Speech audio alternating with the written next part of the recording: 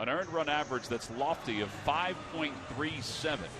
And since the All-Star break last year, Ben, his earned run average is 4.98. But that doesn't matter against the Philadelphia Phillies. When you look at the Budweiser scouting report, whatever he has, the Phillies have a lot of trouble with it. Yeah, the bottom line is he's 4-0 with a 1.35 career ERA against the Phillies.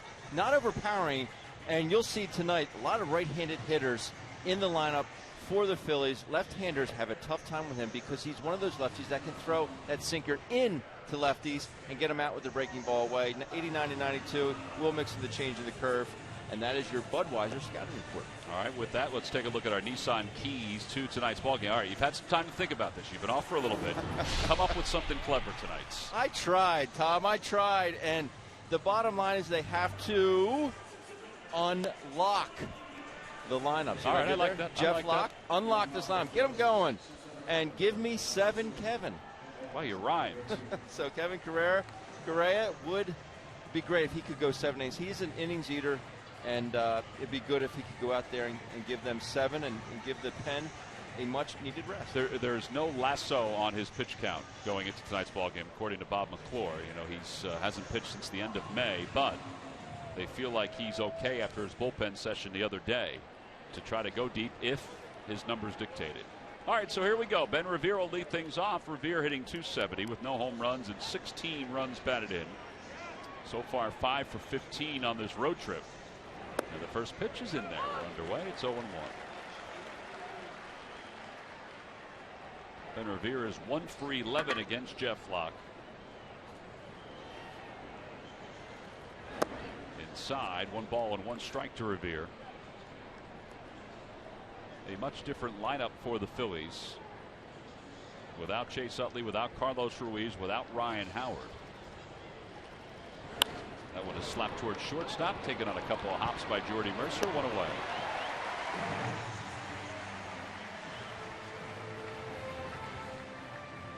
Pirates have a pretty strong defensive team on a number of different levels. Their problems are the cornermen. Clint Hurt will know that. Harrison with 8 errors and Pedro Alvarez with 8 errors over at first base. A lot of his errors are throwing errors from first base. Yeah, Jordy Mercer. He's just everyday Eddie. He's steady as she goes. He makes the routine plays. Will be make a flashy play from time to time, but he is good. Here's Andres Blanco takes strike 1. Blanco getting a chance to start. He doesn't start all that often. He's the Phillies' best pinch hitter. But Ryan Sandberg's trying to get right-handers into this lineup against Jeff Locke. Swing and a miss, 0-2.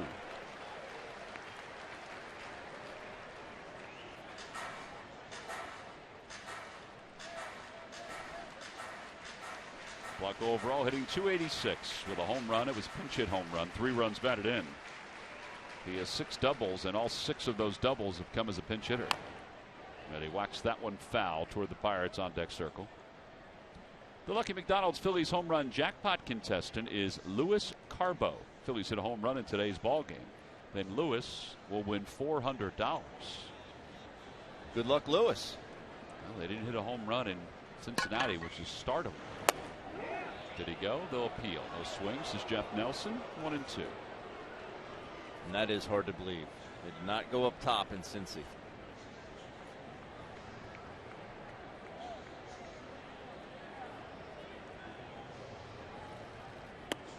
Little high. 2 balls and 2 strikes to Andres Blanco, the man they call Whitey.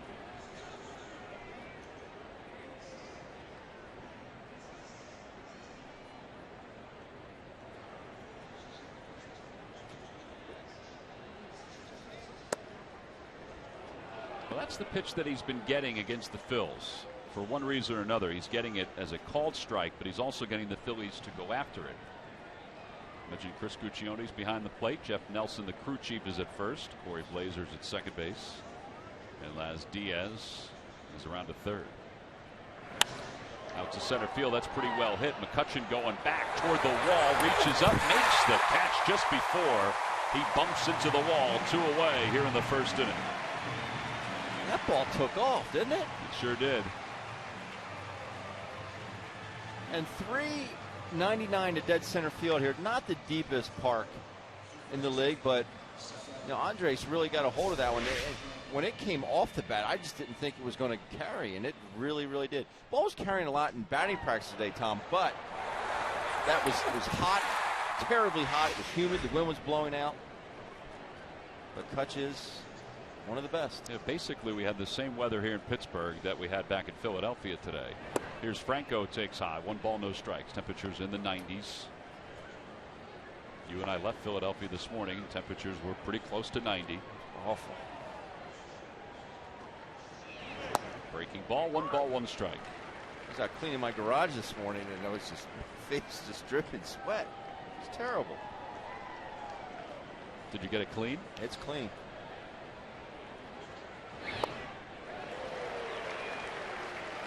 I actually wrote a note for the kids. I said it better look like this when I come home. Yeah, and they chuckled after seeing that note.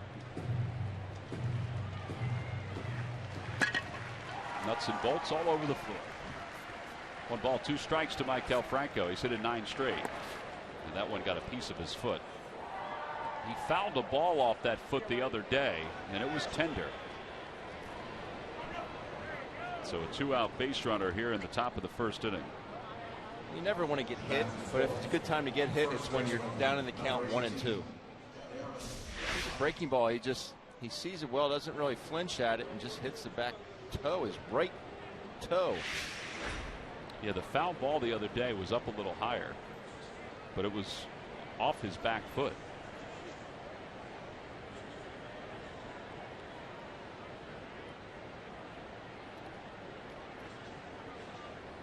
Darren Ruff with 3 home runs, 10 RBIs, and he'll bat here with 2 men down, top of the 1st inning. After about an hour and 25-minute rain delay.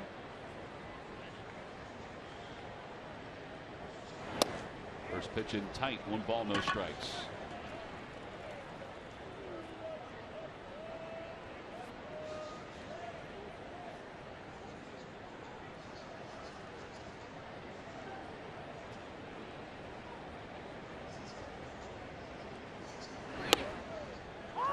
Pirates pitching staff has been very good. In fact, the starters have the last 18 wins for Pittsburgh, and that's a staggeringly good number considering this day and age in baseball. Ray Searage knows that. He's the pitching coach. Bullpens are so much in play, and tight games are so much in play, that for the starters to have the last 18 wins tells you that they go deep into the ball game, and that Melancon's been very good as the closer. Yeah, they definitely have. And the Phillies, we talked about it in the open, they have their work cut out for them with this 3-game series here in Pittsburgh. It's not going to be a cakewalk. 1 ball, 1 strike to Darren Ruff. Franco short lead. And that one's hit sharply through the middle, a base hit. And Franco's limping up to second base. The Pirates, and we neglected to show this, had the shift on with the right-handed batter up. We've never seen that with Darren Ruff, where there are 3 infielders closer to the pull side. You know, Tom, everyone's doing it. They do it more than everybody else.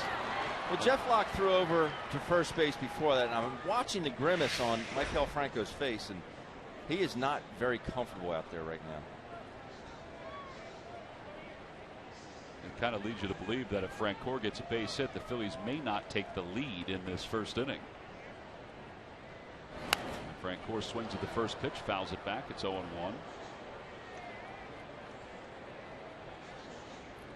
Jeff Locke making a concerted effort to pound inside. And he'll run that 4-seamer. That's what you just saw there. The 4-seamer in, and also run the one that comes back that starts at the right-hander's hip, the front door sinker, and run back over the inside part of the plate. Way inside, 1 ball and 1 strike to Francoeur.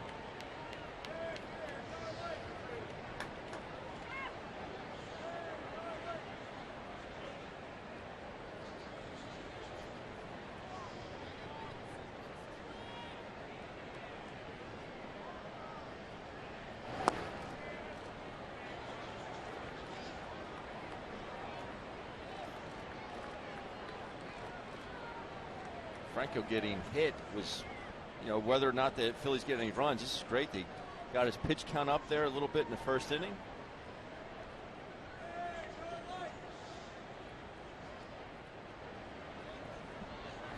That one's pulled toward third. Harrison has it. And the side is retired. So Francoeur hits it sharply, but he hits it to the fielder's choice. 21 pitches for Jeff Locke after an hour and 25-minute rain delay. Kevin Correa's Phillies career is about to begin.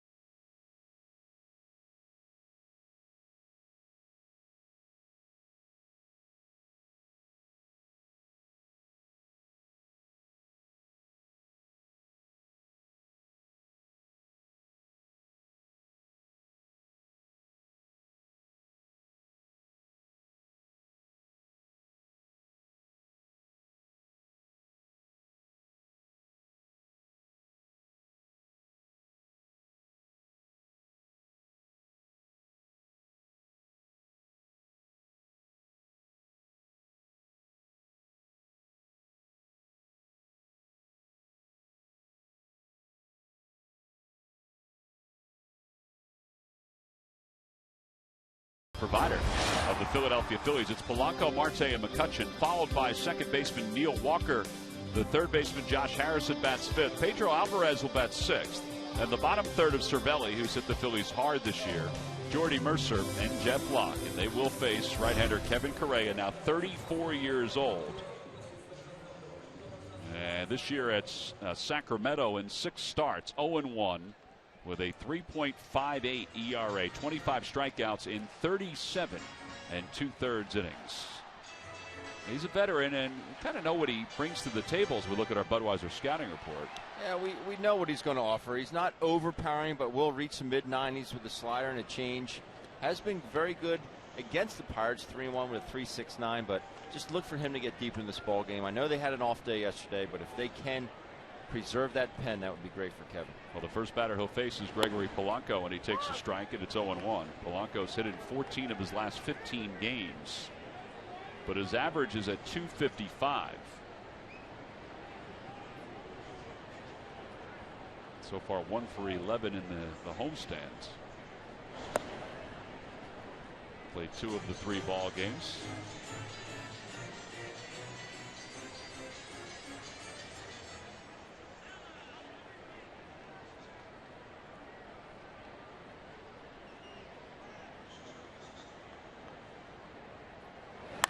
And that one's hit sharply to center field. Revere is there, and 1 away. And that'll bring Starling Marte to the plate. So Correa has his first out under his belt. He obviously didn't seem any more nervous than you would think. Just talking to him on Wednesday, he was excited about the opportunity to be back in the big leagues after pitching in the minor leagues to start this year. Sacramento is the AAA affiliate of the San Francisco Giants, and he had, and a lot of veterans had this, an opt-out as the calendar was moving close to June, and he opted out, obviously recognizing that the Phils might need a little assistance. Well, it's great for him. Be back in the big leagues, and absolutely starting here against the Buccos tonight. In the dirt, and it's 2 balls and no strikes to Marte. He's overthrown a bit, but nerves are going to be a factor a little bit. You want to impress your new team and make them realize, hey guys, I'm here.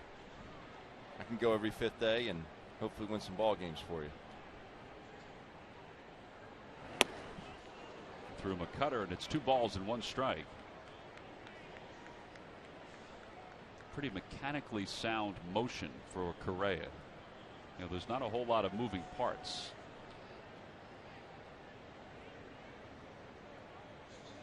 Back to the box, off Correa, and that'll be a base hit. Marte runs well, and it caromed far enough away from Franco that Marte was able to get across the bag. So an infield hit. That'll bring Andrew McCutchen to the plate.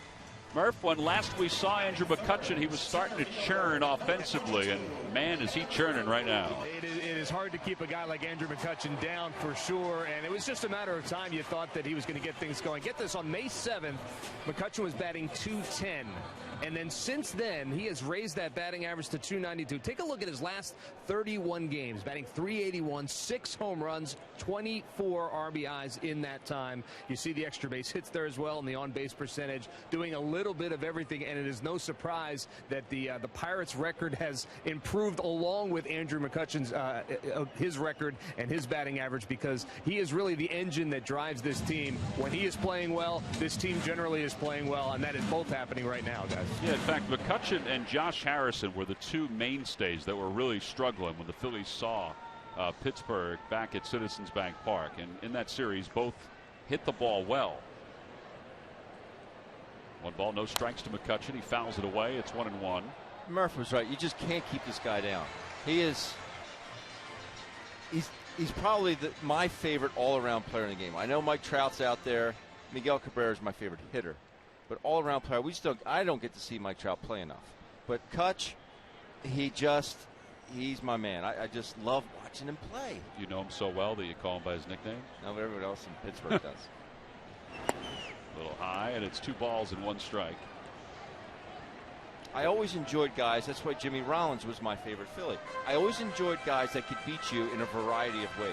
Jimmy could beat you 5 different ways. Andrew McCutchen can do the same thing. Well, I think we even saw that on the ball that was hit in the top of the first inning, how sort of casually he was able to track it down in center field. On the inside corner, it's 2 balls and 2 strikes.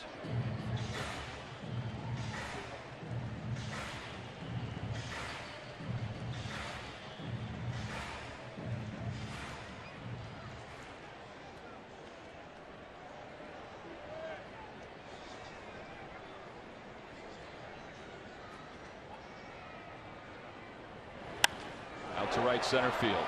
Revere on the run toward the track, gets there, makes the catch. And there are 2 outs. Marte goes back to first. Well, fortunately, McCutchen just missed that one toward the sweet spot of the bat. You talk about a ballpark that's custom built for his swing. His power really is to right center. The way that his swing plane of his bat, and it's not very deep to center and right field is, I wouldn't say it's a joke, but it's pretty short. Yeah, they have the 21-foot wall that helps it a little bit. And that ball is up and just hits it just off the end of the bat.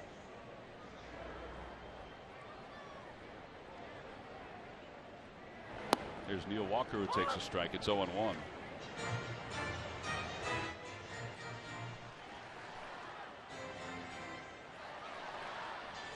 Walker 0 for his last 7. A switch hitter, batting left-handed against the righty Correa.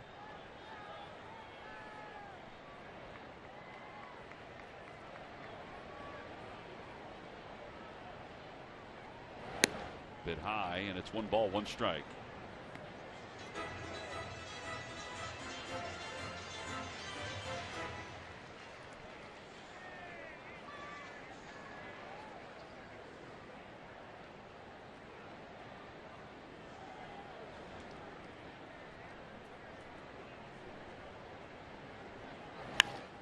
Down the left field line, that'll be out of play. 1 ball and 2 strikes to Neil Walker. Correa can't throw to himself.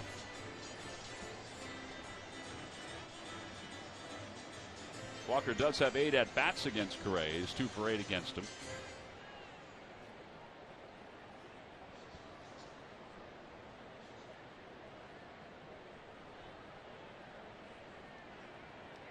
I thought we were going to be a lot higher than this, Tom. You said we're way up there. It's not too bad. We are way up here. And it's fine. You get used to it. I don't know how much higher we can get, though. I mean, we could probably ask him to build something up on the roof. I'm good here. I mean, this is pretty high. What I'm saying, from our vantage point looking down onto the field, it doesn't seem all that high. Yeah, it's high.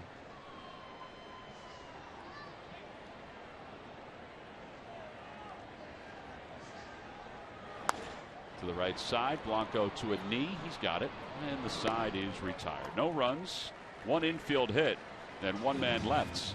We'll go to the second, climb some stairs, and be back after this.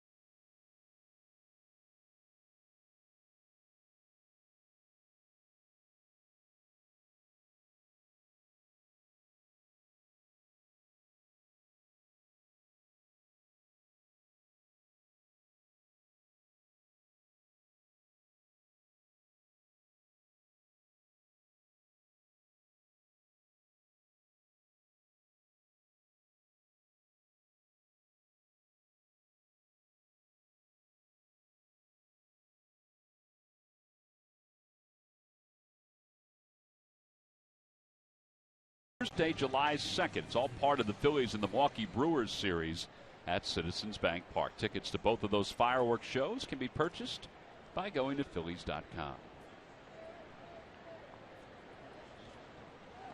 On to the second inning, Cesar Hernandez, who starts at shortstop for Freddie Galvis. Leads it off and takes high. 1 ball, no strikes. Cesar overall hitting .221. He was 1 for 3 in the series against the Reds.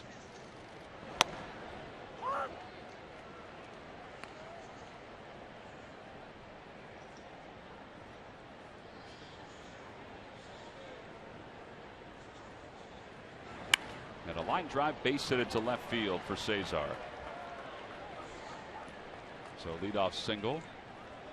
Tonight's game is also available in Spanish. Just use the SAP button on your television or change the language through the menu on your cable box. There's Freddie Galvis. Everything's fine with Freddie. You know, they're just giving him time off during these struggles. You know, right-handed it is his best side, so I think a lot of us anticipated that he would start tonight against Jeff Locke. But Ryan Sandberg said that he wants to get Cesar Hernandez some at-bats. He's comfortable with him at shortstop, and he just felt like the matchup was better having Cesar in there. Here's Kobayashi. Plus he gets 2 days off in a row. You know, playing shortstop every day is tough. A lot of running around, backing up throws.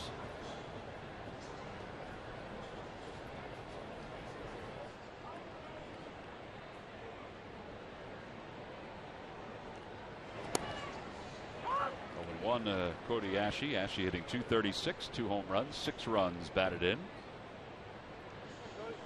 I would say obviously catcher is the most physically demanding, but shortstop and second I think would be the next 2 physically demanding positions.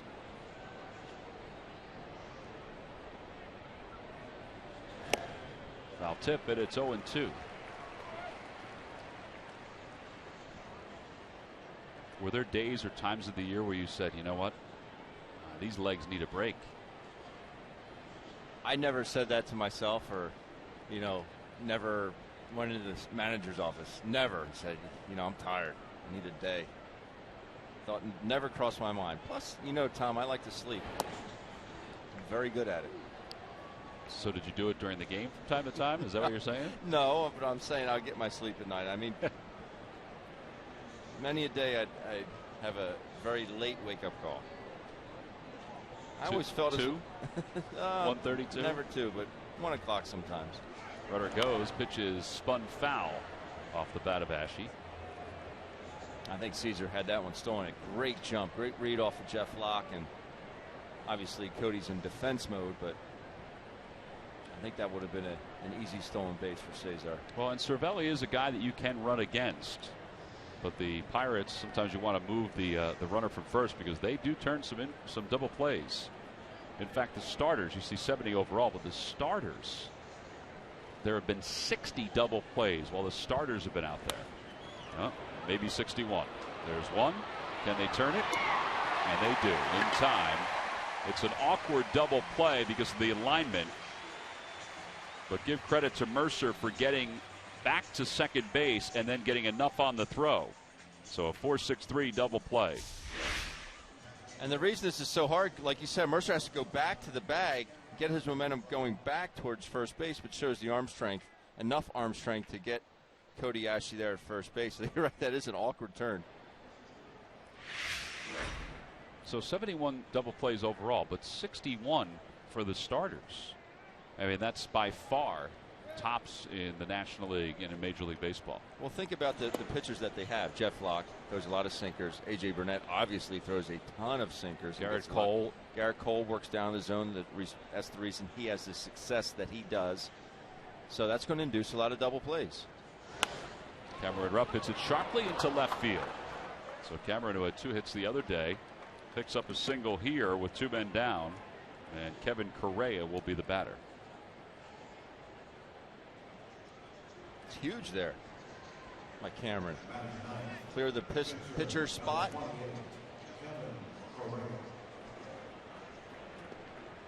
You got a scouting report on Kevin Correa as a hitter? No. He does have a home run this year. Really? Yeah. 2 for 8. Down in AAA. You just saw his numbers overall.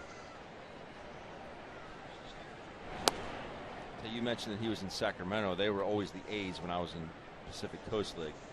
The thing I remember at the field, the silliest things I remember, in right center field or right field, there was a glass skyscraper in Sacramento. If you're batting right-handed, you could not see. The glare off the windows would blind you in the right-handed batter's box. Really? Yeah. First thing that came to mind when I heard Sacramento. So you batted lefty when you were there? Not if a lefty was on the mound.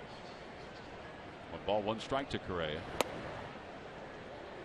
Inside, 2-1.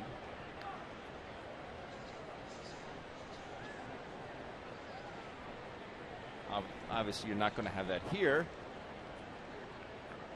But you do see the sun shining off those buildings. It Yes. just doesn't glare in the eyes of the hitters. 2 balls, 2 strikes.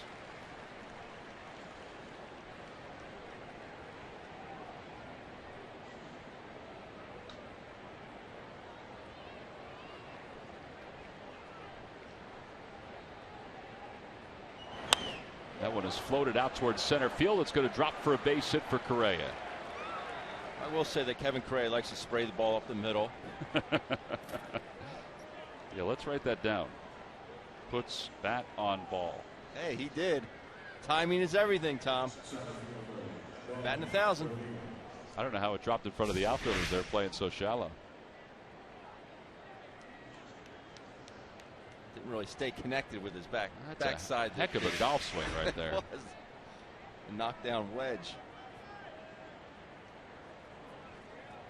Ben Revere was retired by Jordy Mercer his first time up. So the Phillies had 2 base runners in the first, and now they have 2 here in the second.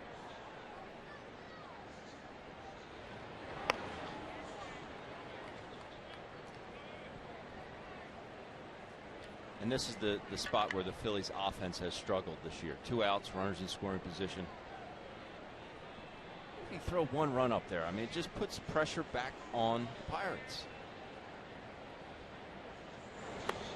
pretty good pitch. He slowed it up a little bit.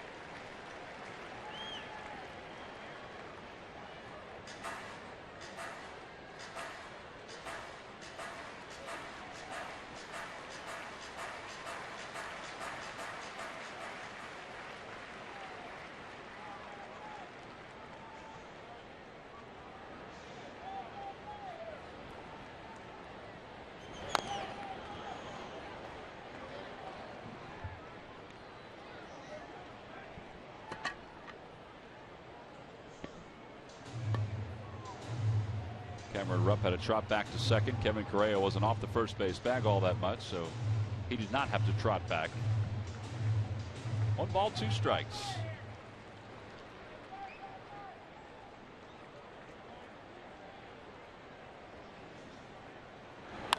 Out toward right center field. McCutchen on the run, and he gets there.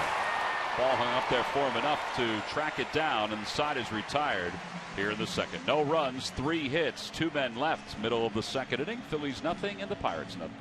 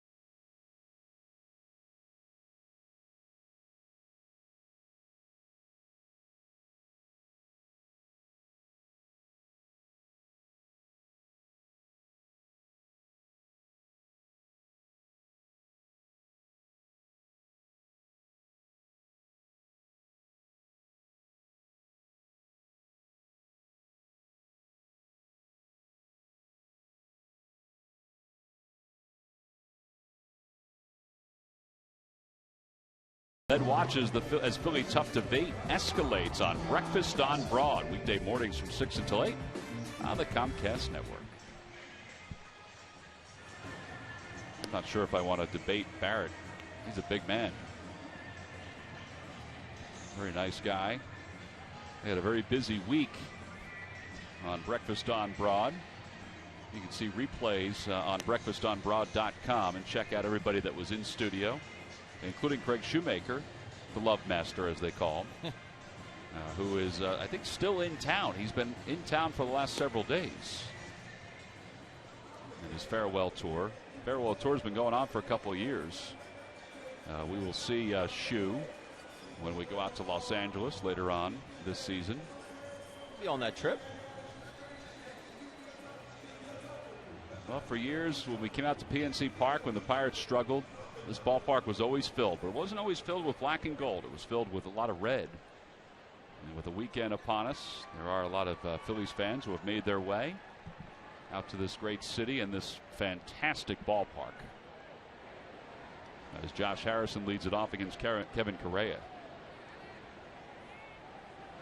And he bunts, and it's caught out of the air by Cameron Rupp.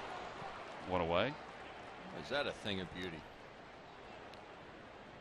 Here's Pedro Alvarez, who will be the next hitter for the Pirates. And Murph, Pedro Alvarez not in the middle of the order as we expect, but he still has middle of the order power for the Pittsburgh Pirates. He certainly has power. You know, they had a game the other night, Wednesday night, before their off day against the Brewers, where he hit one out of the ballpark. It was estimated to go 438 feet and hit the walkway behind the right field stands. However, that is not the furthest home run that he has hit so far this year. And, you know, it was talked about all around Major League Baseball when he hit it, and we even talked about it in the Major League Notebook. Here it is back on on May the 20th. He hit one 461 feet out of the ballpark, over the stands, and into a boat on the Allegheny River.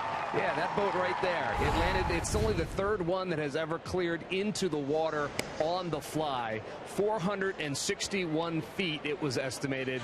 So Alvarez, he has some power, no doubt about it. All right, so the ball landed in the boat. Yeah. And as he's trotting around the bases, and see those folks getting it, that's not their boat.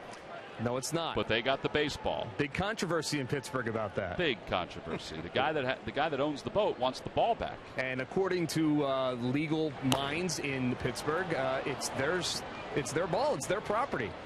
So wait, whose ball? It's the boat's ball. The owner of the boat's ball. Oh. That's at least what the one legal expert that I vetted earlier today. Not really. I just read about it, but but that's what I read, and I'm going with that. Apparently, it's their property if it lands on their property, and they're saying the guy that got on the boat and took the baseball off had no right to do that. Should not have done that. Which makes sense. Yeah. So that'll just probably be in the courts for years to come. All right, Murph. I don't know if your concentration was being tested or not, but what was Odubel Herrera throwing into the stands while you were discussing the boat? I don't know, Tom. I was locked in on my report. Oh, okay. I can't multitask. You know that. Well, there was a kid behind you who said, "Throw some more. Throw some more." I don't know what it was. If it was gum or if it was seeds. If I had to bet, it was gum. Okay. Herrera likes to play with the young folks in the first couple rows. He always does. All right, Murph. No balls and 2 strikes to Pedro Alvarez. And a change up outside, 1-2. Well, Murph, you be careful down there now. We saw some errant throws from shortstop during batting practice, so you be careful down there, buddy. Thank you, Ben. Thank you for looking out for me. I appreciate that. Yeah, Sean Rodriguez almost hit Scott Fransky and Ryan Sandberg today during the radio interview. It's very dangerous, life on the radio. As Murph and I will find out later on our roundtable discussion.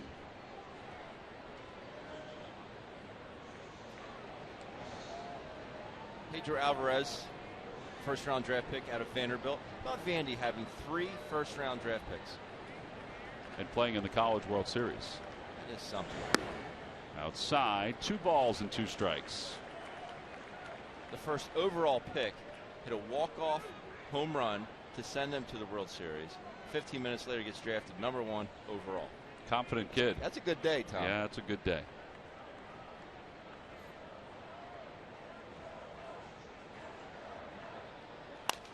Over to shortstop, played perfectly by Cesar Hernandez while everybody else was on the right side of the diamond. Toyota Major League Scoreboard. How about what went on in Houston? The Astros blitzed Felix Hernandez for 8 earned runs in a third of an inning. Now they lead at 9-0 in the top of the third. Is that two outings in a row for him, or is it 2 out of the last 3? That's a good question. I know he got lit up by the Yankees, but I want to say that was maybe 2 starts ago. Either way, it's either 2 out of his last 2 or 2 out of his last 3. Yeah, that was the game where Teixeira hit the grand slam. Yes. Francisco Cervelli takes a strike. It's 0-1.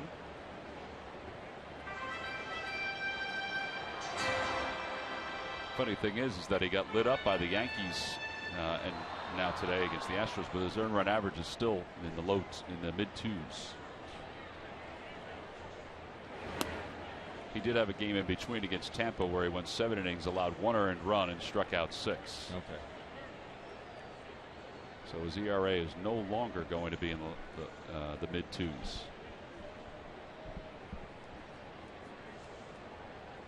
One ball, 1 strike to Francisco Cervelli here in the bottom of the second.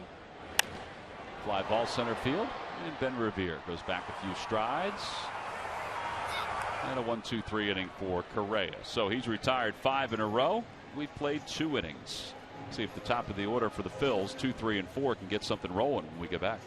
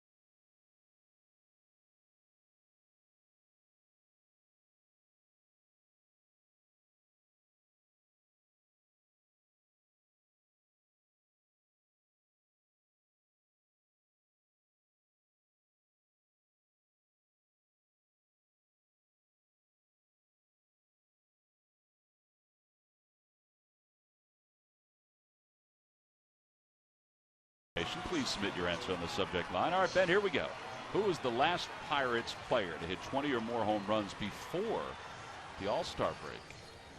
The last Pirates player to hit 20 or more home runs before the All-Star break. Answer will be revealed a little later on. I told the production cabinet, I said, no matter what the question, I was going to say Danny Murtaugh was the answer, but yeah, go with that. I don't think it was Danny Murtaugh. No, go with that. Jeff Locke has thrown 49 pitches. No, I'm sorry, 40 pitches through the first 2 innings. I can't read my writing. As we begin the third, he'll face Andres Blanco, who flied out to the track in center field his first time up.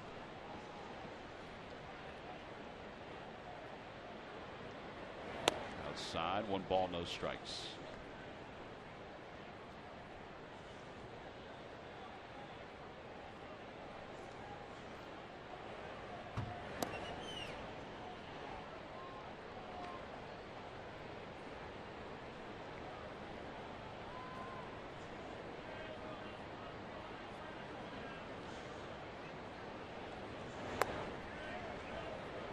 Balls and no strikes. Cervelli going down to that Tony Pena, Benito Santiago kind of look, trying to get as low as possible for Jeff Locke.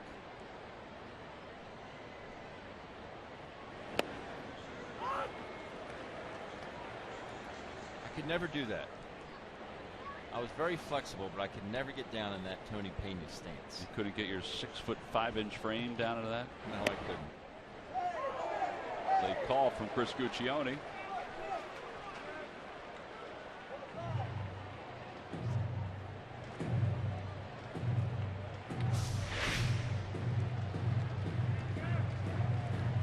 Missed his spot. Inquiring minds from the Phillies dugout. Larry Boa. We're wondering, hey, what's going on? Where was that? May have been a little up, but I still think that's a strike. Yeah, I think the issue is, and it was a delayed call. That was it. Yep. So anytime you leave yourself open with a little bit of a delay, you're bound to hear something. There's a line drive, base hit it to left field for Andres Blanco. So he's aboard to begin the third. What do you think he'd rather have, the walk or the knock? I think the knock. Third baseman, Maikel Franco. And here is Maikel Franco, who was hit by a pitch his last time up. Great story on Maikel on CSNPhilly.com by Jim Salisbury, talking about his maturation as a ball player, but also his evolution as a third baseman. You get a chance to check out the story. It talks about how, because of Franco's speed, and he's not the quickest cat, there was a thought of making him a catcher. No offense, Ben.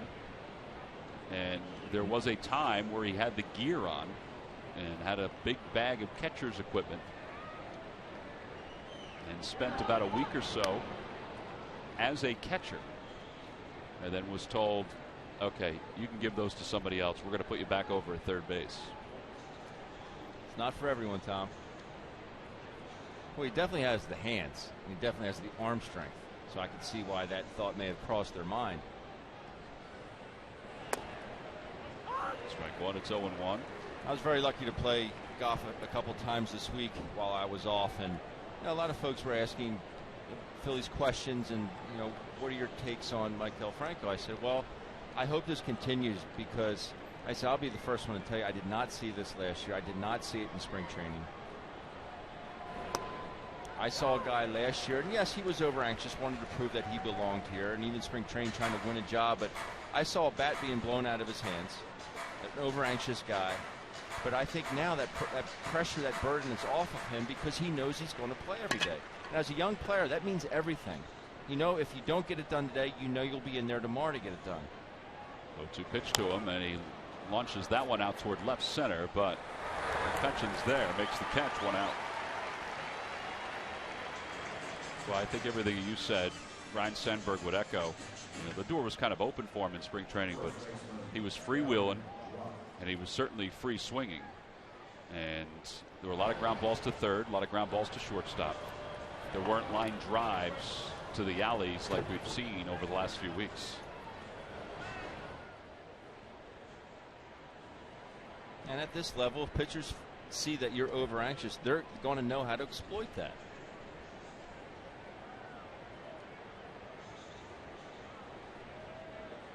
Here's Darren Ruff, and Ruff singled his first time up.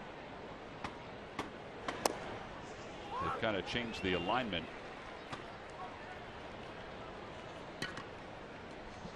Because where Walker is now is pretty much the exact spot where Ruff hit his single his first at bat.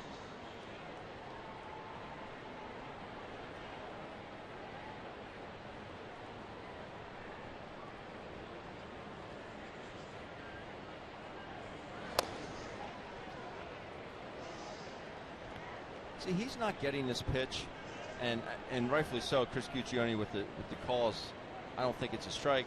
But as a catcher, I'd like to see, if you're not getting that call, why continue to set up so far inside? Francisco Cervelli should move over a little bit more and give him more part of the plate to throw. No, just don't keep pounding it in. Oh, look, I can pound balls inside. Well, that's great. I don't care if it's a ball, it's a ball. So move in a little bit more on the plate and give your pitcher a better chance.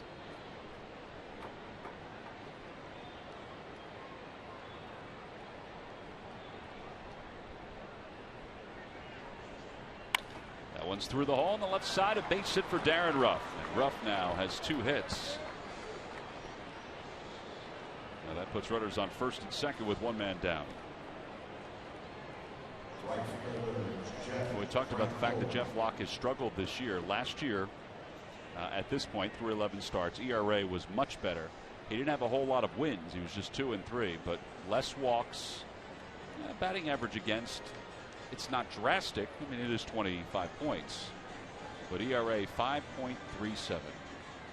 Well, the 2 things that stick out are the ERA and the walk, or the batting average against and the walks. So that is drastic in your eyes? In my mind, yeah. Okay. You can't continue to put runners on base, especially in this division. Well, that's a good point, because if you couple it with the extended walk total, then it is significant. Yeah, because the on base percentage is higher. Yeah, and the walks go up and the batting average go up. Those walks are going to be knocked in. 0-1 to Frank Core.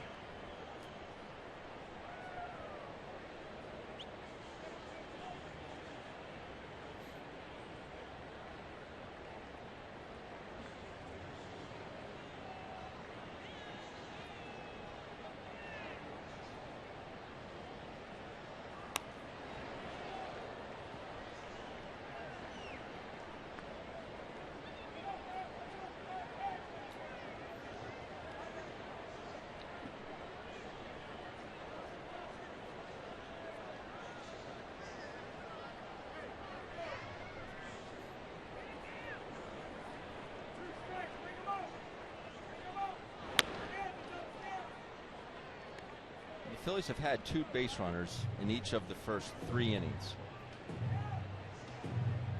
Just use a gapper here. But I'll settle for a single, Tom. Yeah, they certainly play the gap tight in left center field. So it kind of leaves that line wide open in left field. Marte and McCutchen look like they're a little tighter just by the cutouts of the grass than Polanco and McCutchen.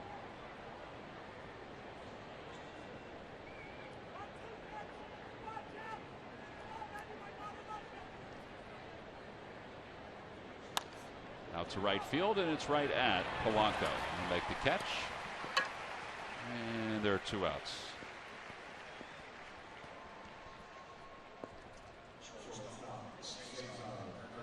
It's not often that he goes the other way like that. No, it's not.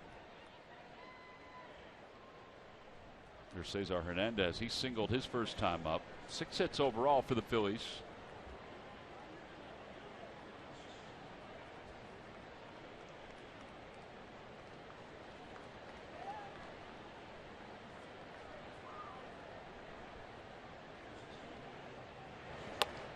They throw behind Blanco, and he's back easily.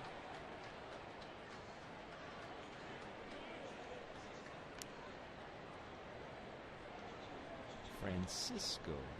It's fun to say. Great line, great movie.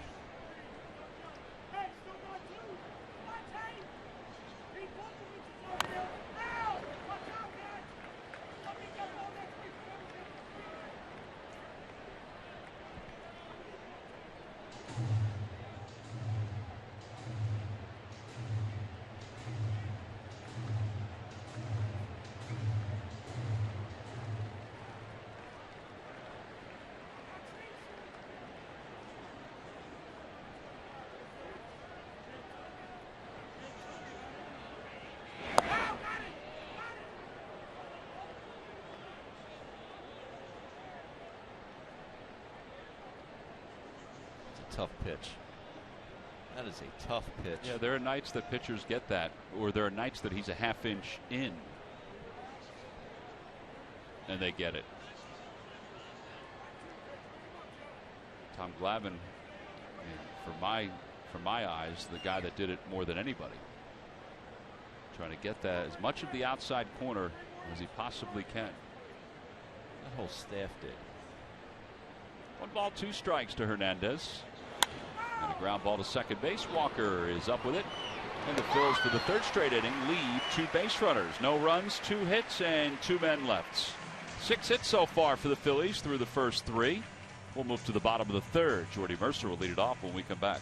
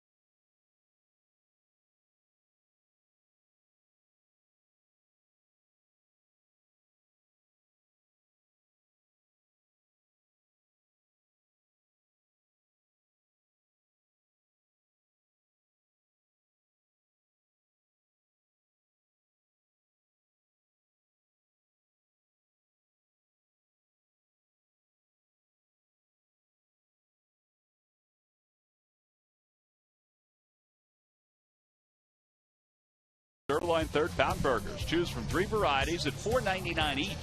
McDonald's, I'm loving it. Buy Chevrolet. Visit your local dealer at ChevyDealer.com.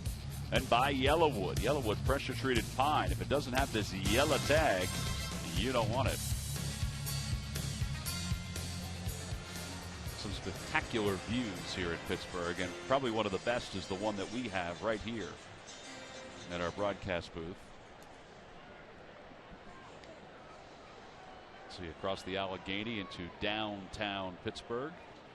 Buildings all lit up.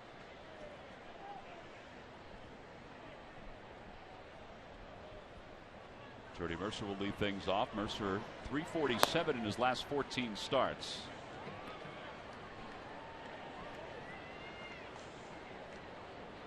Four for 9 in the series against the Brewers. The Pirates lost 2 of 3 to Milwaukee.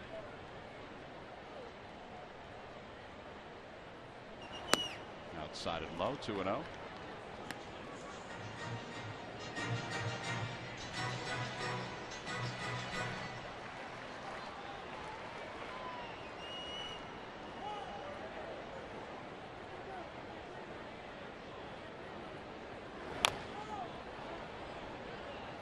topper foul. It's 2-1.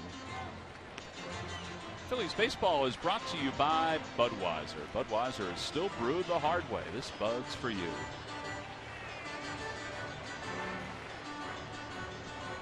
I sent Matt some Budweisers tonight.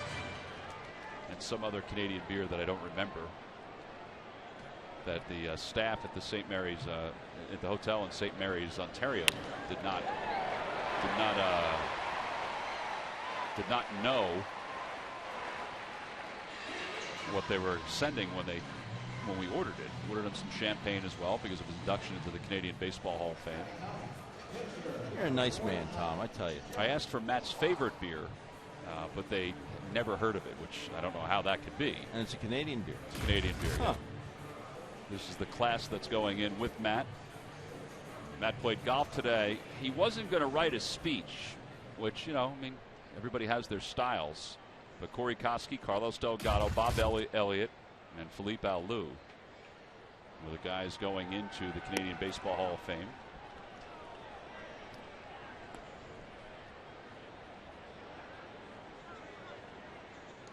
Yeah, he had all these different goals that he had listed. Mm-hmm. Make sure he introduced his daughter before she cried, and he wanted to take a selfie. And then he was trying to learn how to, do that periscope thing as Rupp comes out from behind home plate, fires to second, not in time, and everybody is safe.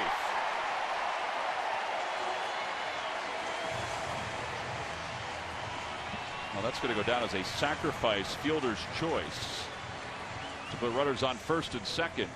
Well, Ben, you've been in that position before, the one that Cameron Rupp was just in. He felt like he had enough time to get Jordy Mercer. And it's all his decision. There's nobody else telling him what to do. Yeah, the play is right there in front of you, and I don't have a problem with it because he erred on the side of aggression. He may have gotten him. He got him. He's out. And Ryan Sandberg now is out to talk to the home plate umpire, Chris Guccione, and they are going to review this. The foot from Mercer, I don't know if you agree with this or not, Ben, looked like it came up before it hit the bag, and that gave the Phillies the opportunity to make that play. I think this is a good review from a Phillies standpoint. Phillies lost their last review. I mean, it's early in the game to have one. You have to be sure of yourself, and I think they're right on with this one. I think he was out. Larry Bowa on the phone. They're taking a look at it underneath the stadium. So Jeff Nelson and Corey Blazer. Corey Blazer's the one on the left who looks like he's still in high school. And Jeff Nelson is the crew chief. Either way this goes, I was saying, I don't mind him making an error on the side of aggression. If you think you can get him, the play's right there in front of you. He did not hesitate. He came up firing. The only problem is if it's the second inning or the third inning. It's the third inning, so you might think maybe I'll just get an out here, if there is any doubt. But the way he came out makes me believe that, there was no doubt in his mind. He thought he could get him. Oh, absolutely. I agree with you on that. Now, what they're reviewing is where Jordy Mercer's foot was when the ball arrived in the glove. Now looking at it, it's tough to tell. I mean, this may be one of those that may not have enough conclusive evidence to overturn it. I mean, I think he's out, but we've seen this before where they don't have the right angle to see where his foot actually was. Let's take a look one more time. Rupp knew exactly where he wanted to go. He was going to second. And it's a one-hop throw, and I think the throw arrived before the foot hit the base, but it's a little closer than I thought. You see how his foot came up? It didn't go right after the bag.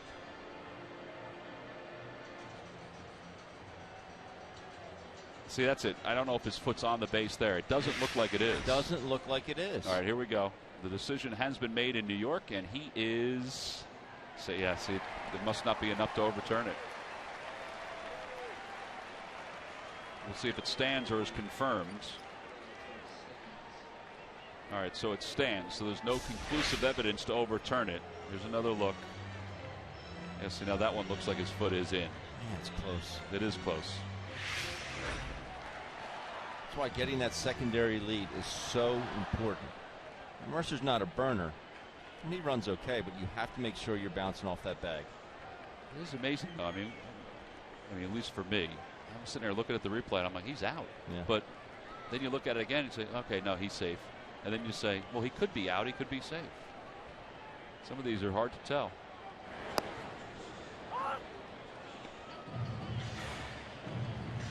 That's why a lot of times, I mean, these guys are really good at their job. I mean, that was all one opportunity at a fast pace to make the right call.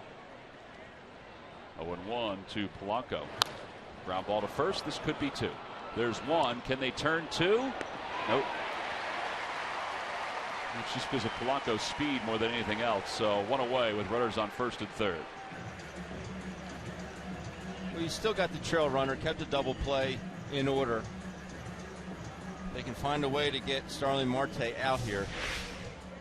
It's a good play by Ruff. It's a good feed to shortstop. Cesar fires it back to first. Good play all the way around.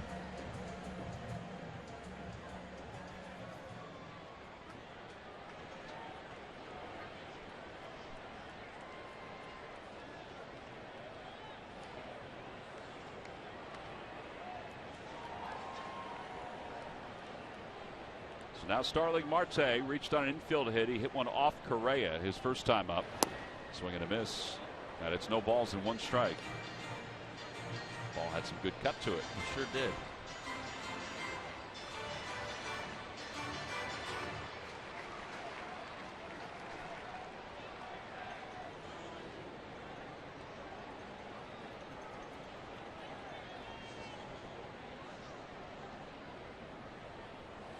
Ground ball to short. This could be 2. There's 1 and 2. A 6-4-3 double play. That's big time right there.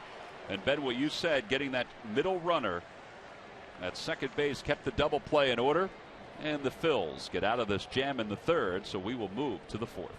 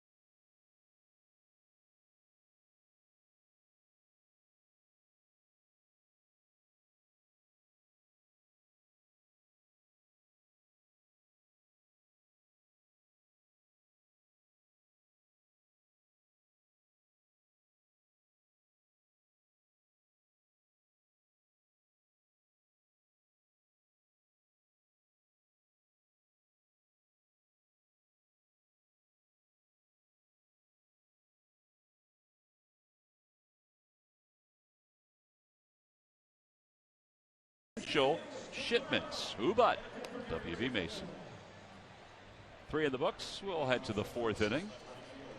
Bottom of the order, Cody Ashe, Cameron Rupp, and Kevin Correa will lead things off. Phillies fans mixed in with the Bucco fans. My flight out here today, I was with a few Philly fans that coming here for their first time. Very complimentary of your work, Tom. Oh, that was nice of them. Yeah. Really nice bunch of folks. Cody Ashe hit into a double play his first time up, and he grounds one to second to his left. Neil Walker one away. I'll tell you more and more, and not because it's close to home, but I do love coming to the city. There's a lot of stuff going on downtown. There's more restaurants opening up. There's obviously more hotels popping up. This area, which features Heinz Field, which is the home of the Steelers, and PNC Park, I mean, it is happening during the summer. It just rains a lot. I never knew that until you pointed it out. You who played in Seattle. Yeah, they had a roof. A retractable one. Oh, yeah, that's true.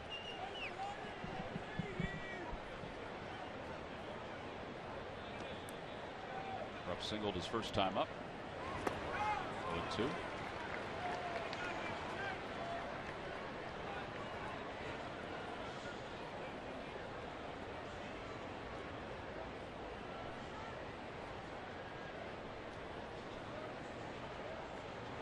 Swing and a miss. Threw it softer and softer to Cameron Rupp, and there's 2 outs. Playing fantasy baseball, MLB.tv serves up real-time highlights and pitch tracking info on your out-of-market fantasy players. Live or on demand on over 400 devices. Blackout and other restrictions apply. Get MLB.tv today.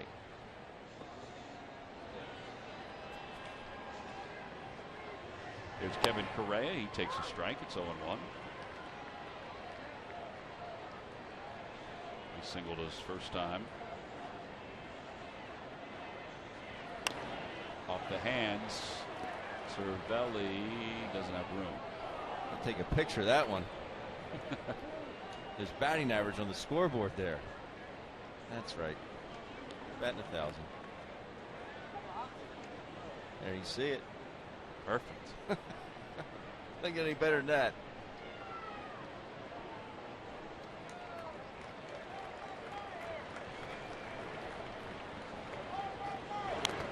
Be great if he took a camera out right now. Did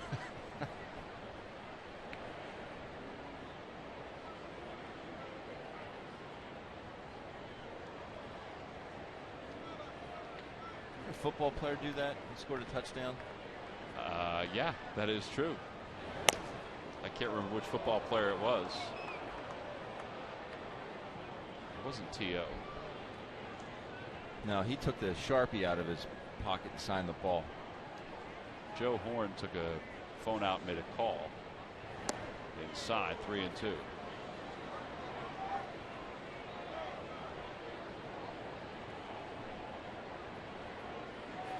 Maybe that's what I was thinking of.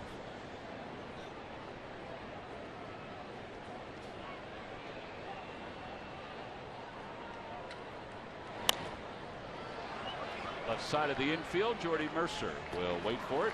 And it's an easy inning for Jeff Locke. 1-2-3 go the Phils. We played 3.5. That guy right there will lead things off for the Pirates when we come back.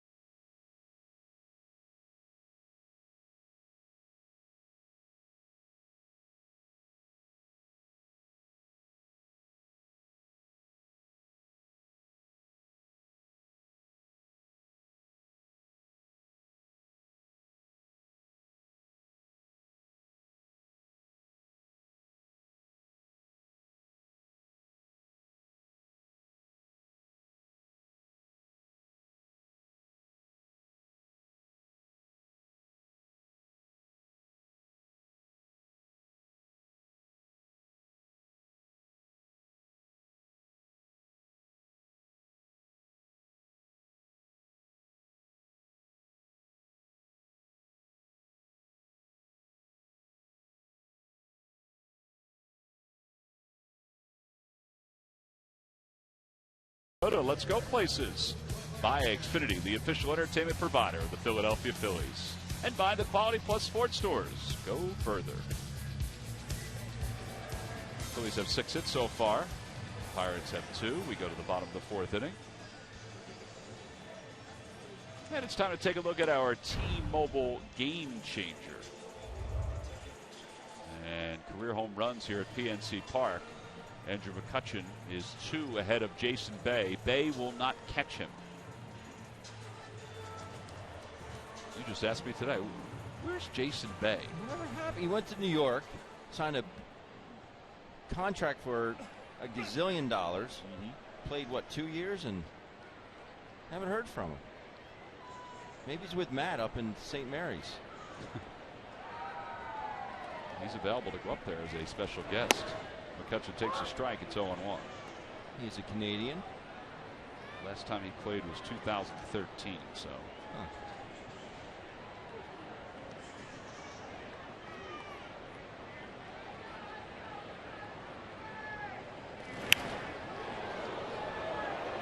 Hot shot going right into the stands.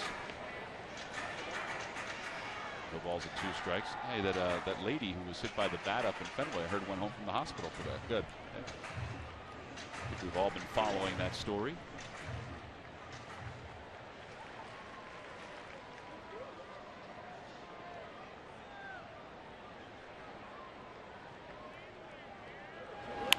Over to third base, backhanded by Franco. And 1 out here in the 4th. Saturday afternoon, Maikel Franco talks about his recent clutch home runs. We'll break down the Phillies' first-round pick, and we've got the best moments from the annual Phillies Festival to strike out ALS.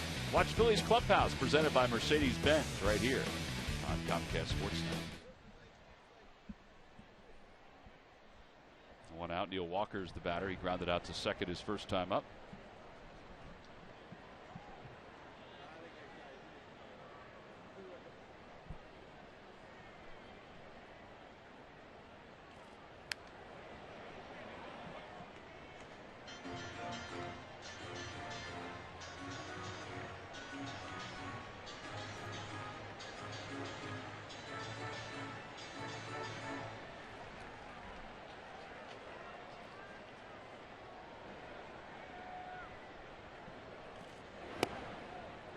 Two.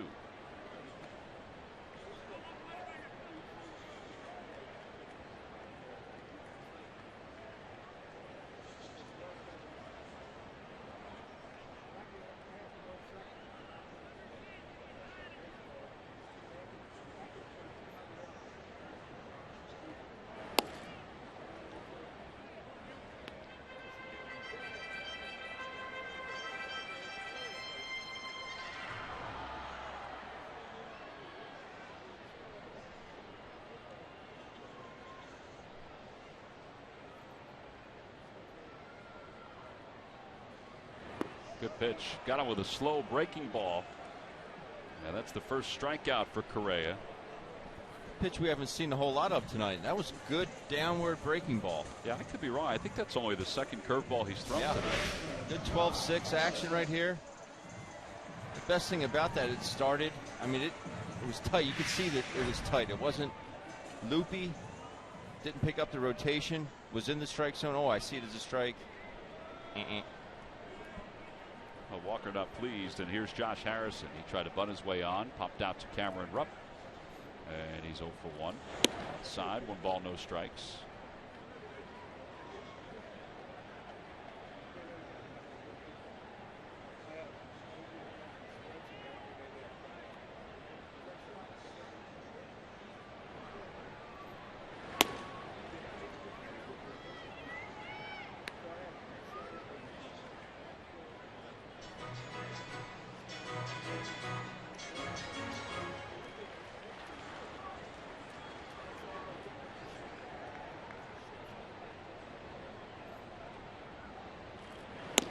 Harrison hit over 300 in the month of May, which was good because back in April he was hitting just over 200. In fact, his batting average was nearly 100 points higher in May compared to April. He's ahead 2 balls and 1 strike here.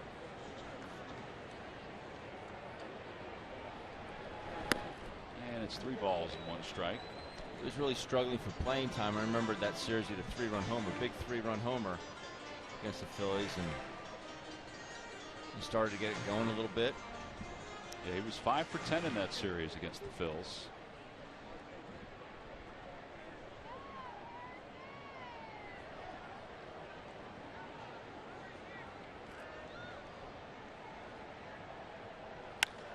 Line drive toward the alley in left center field. That's going to split the gap.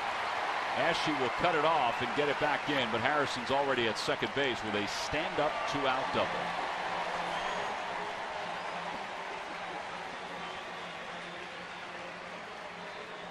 First extra base hit of the night for the Pirates.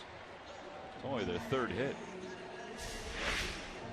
You get into a good count, 3-1. You know he's not going to walk you. Don't try and do too much. Left center gap is just so big.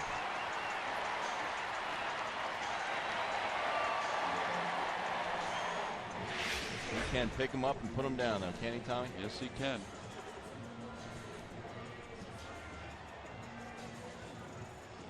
He thought the ball, he was just describing, he thought the ball was going to scoot and go to the wall.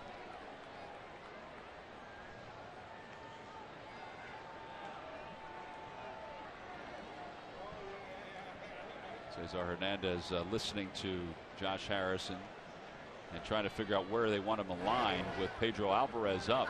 Usually they play Alvarez to pull, but the last time the ball was hit right at Cesar Hernandez, who was the only infielder on that side of the diamond. Well, you can't give him too much because Harrison will just take third.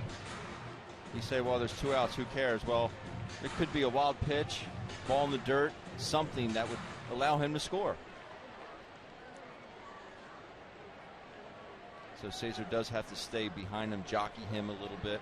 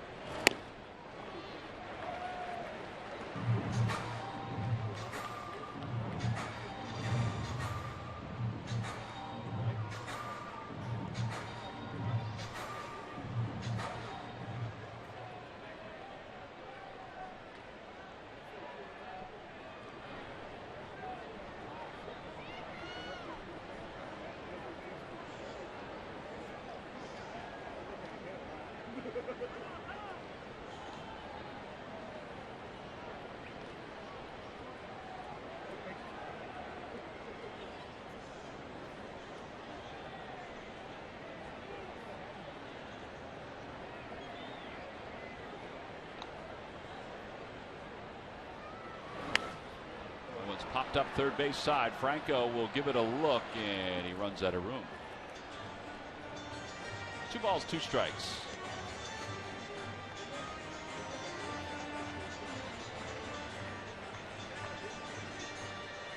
This is where you want to make it happen. You don't want to force a full count. You want to make it happen here. 2-2, 2 outs.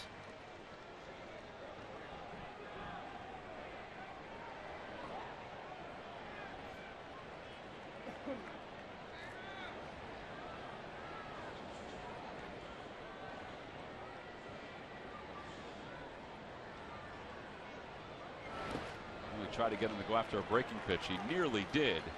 And it's 3 balls and 2 strikes. Francisco Cervelli is the on deck batter. Harrison's at second base.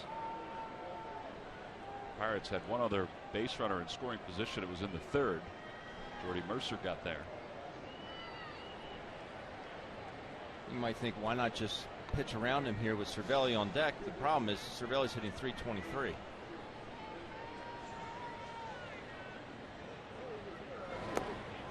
There's ball 4. I did think about that, but then you're right. You glance down and say, all right, well, Alvarez is more of a threat to strike out than Francisco Cervelli.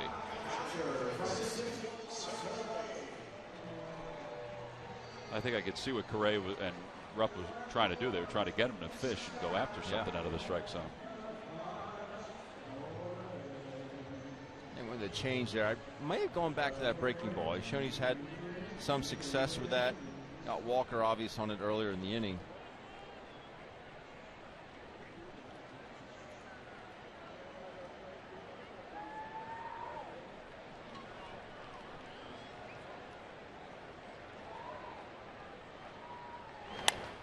Fly ball down the right field line. That'll be out of play. Jeff Francoeur just takes a glance at it.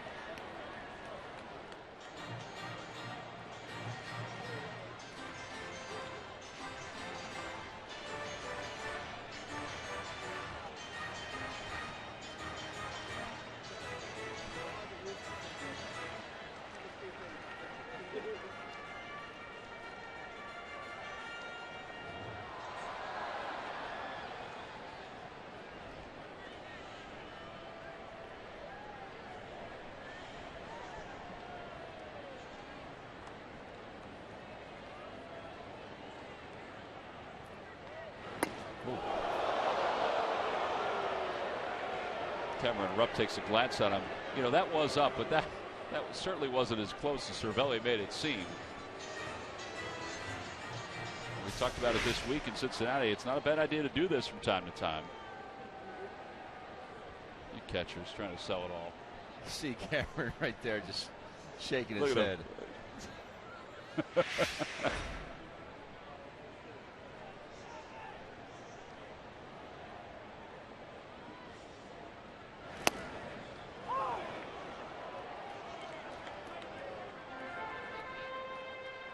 When the opposing bench might yell payaso, which is clown in Spanish. Murph, did you already anybody yell payaso down in the dugout? No, not in Spanish or English, but they may have muttered it. I don't know. Football, 2 strikes to Cervelli. Runners lead off, and he pulls that one up the third base line. It is a foul ball. Great decision by Franco.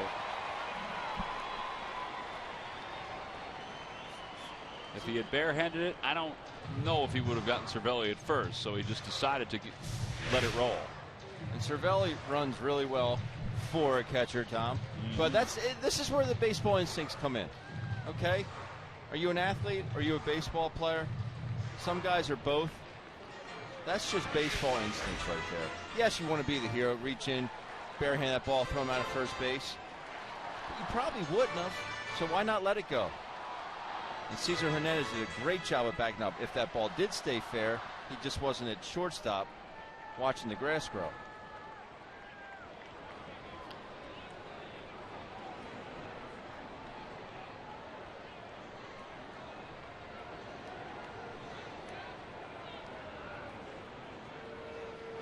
Got nice. it. Yep, threw him a breaking pitch and strikes out Cervelli. Second strikeout of the inning for Kevin Correa.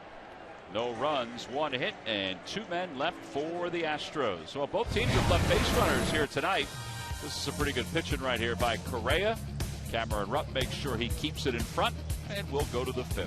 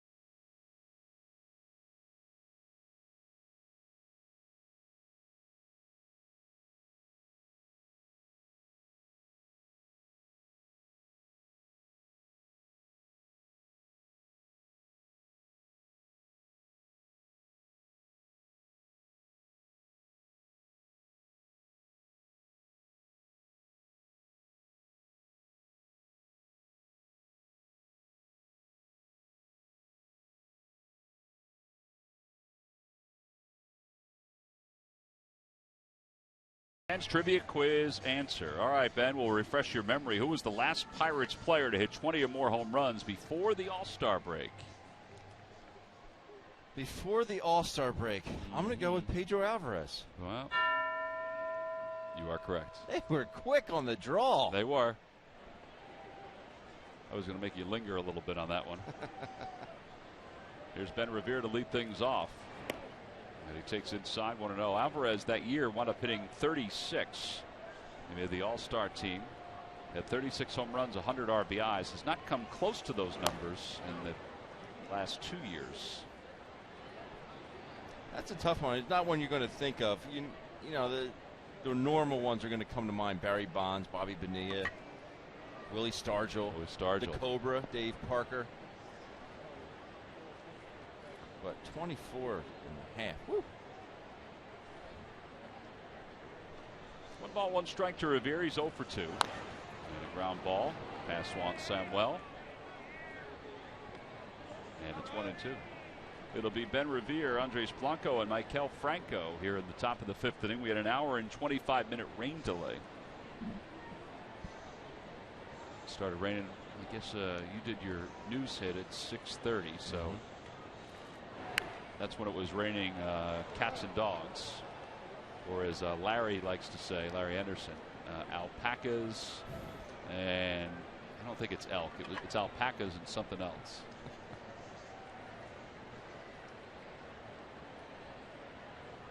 You know, we'll find out on the roundtable tonight. There you go. 1-2 pitch to Revere. Over to Alvarez. And 1 away. Andres Blanco will come up. Let's head downstairs to Greg Murphy. Murph. All right, thank you very much, Tom. Well, we're seeing a pretty good pitching matchup between both guys, Phillies and Pirates today. 6 hits for the Phillies against Jeff Locke. And, you know, in his first 7 starts, he struggled a little bit, but he seemed to turn things around over his last 4 starts. And part of that is because he's been able to control that curveball a little bit better. Take a look at the first 7 starts. Batters .240 against the curveball, .136 in his last 4 starts. And also the whiff percentage way up there, almost double to 44%. He only has the 1 strikeout here tonight, but doing a nice job getting out of trouble when he has gotten into trouble this evening. Guys? Yeah, those are the numbers that Murph's talking about. That's amazing, too, because his last 2 starts, he's allowed 10 earned runs in 10 1/3. So it must be his other pitches that he's failing on. I mean, he's predominantly a fastball pitcher. And we'll mix in a changeup as he did right there. When lefties have it going and they're able to throw fastballs in on righties, and they're able to throw that back foot breaking ball into righties, a la Steve Carlton, you're going to get more swings and misses. Because you tell yourself that you need to speed it up inside and that ball's on the same plane, but then it's not. It's at your back foot. And you swing and miss. 1 ball, 2 strikes to Blanco. Blanco tonight is 1 for 2. Singled his last time up, flied out to center to the warning track his first time up. And down the left field line, and that's hooking foul.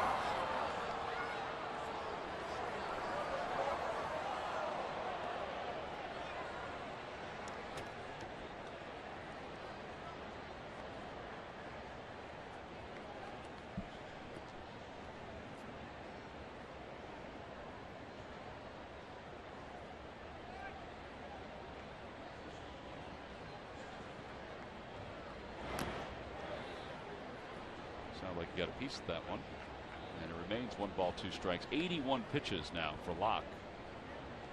He had a 10-pitch 4th inning, and so far a 10-pitch 5th inning with 1 man down.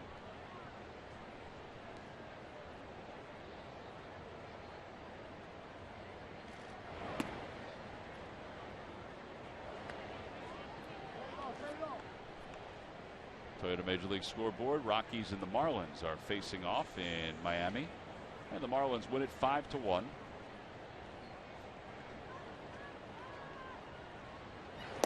Swing and a miss. Got him out front. Well, he's starting to find it here, Ben. That's 7 in a row retired by Locke. 2 strikeouts during that time. Each pitcher with 2 strikeouts tonight. He's starting to go this changeup away. Blanco spin on it the pitch before, but that one started off more as a strike. The pitch before just came out of his hand as a ball.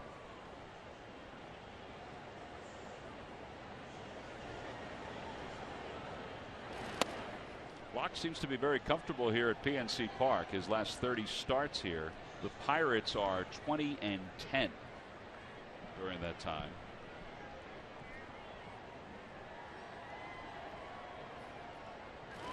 They've won 12 of the last 15 that he's pitched here at PNC.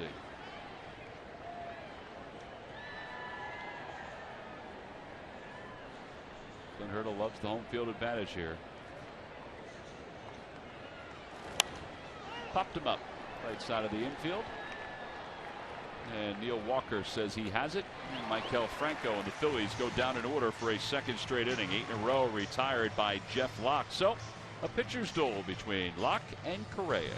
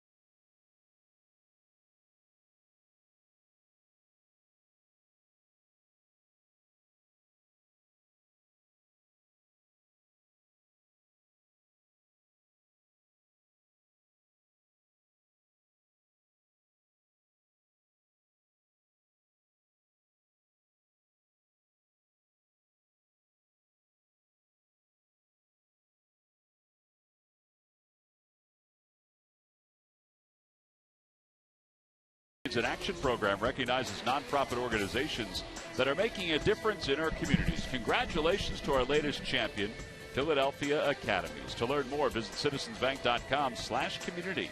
At Citizens Bank, we want to help you bank better. So the next time you have a question about money, don't keep it to yourself. Ask a citizen. Last of the 5th inning, both pitchers have kind of settled in here now. Correa's looked pretty good through 4. We mentioned that there's no real restriction for him tonight, but, you know, Ben, his last outing was on the 28th of May in AAA. He went 7 innings, allowed 6 hits, struck out 5. And now he's set for the bottom of the 5th inning to begin. First pitch he delivers as a strike. I mean, in your mind, is there any restriction being off that long? No, it's only June 12th. I mean, it's not.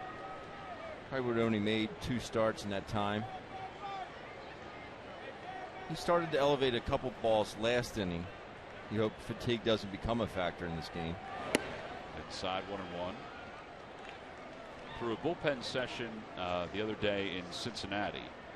He arrived in Cincinnati Monday night through the bullpen session on Tuesday.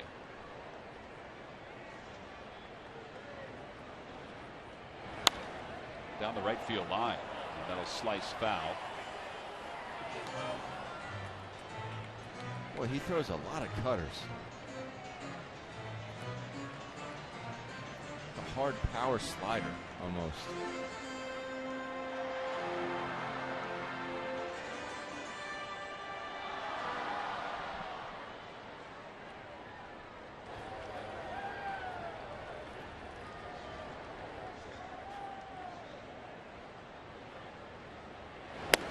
And a called strike 3. I think Jordy Mercer thought that pitch was high.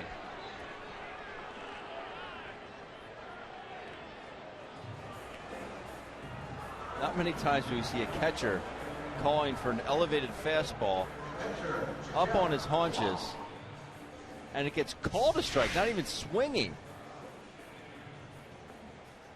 That's at the letters there. But I'll take it, Tom. So the reaction from Clint Hurdle and everybody else in the dugout in the background. Locke taking all the way. It's 0-1. He takes a cutter on the inside part of the plate.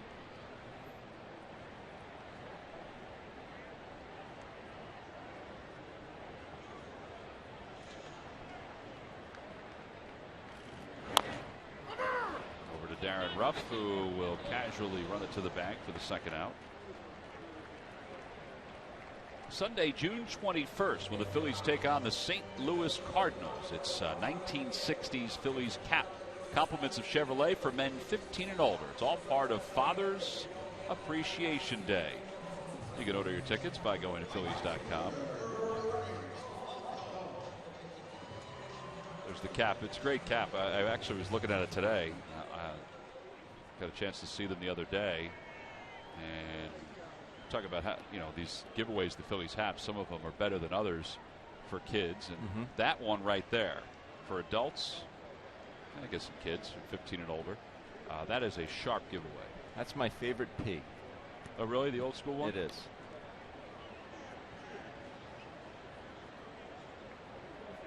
It sounds weird. I still like the maroon cap. I don't know why. Really? Yeah, I have no idea. I have several of them. The older ones, I've worn them out. I don't know what it is. I mean, I love this uniform right now. Right. This look. But I really love the old maroon P. The old maroon cap with the white P. Gotcha.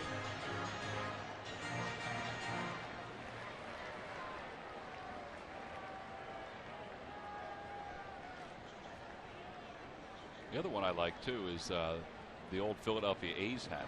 The royal blue. It's kind of like the shirt we're wearing tonight. That color blue. I like that color blue. The classic, A on the hat. This blue brings out your eyes. That's right.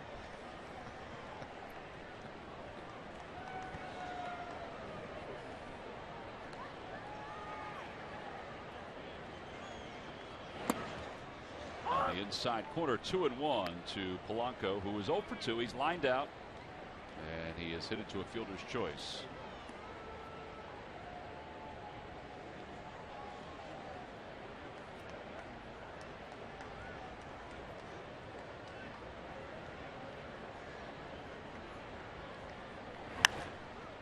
Down the left field line, out of play.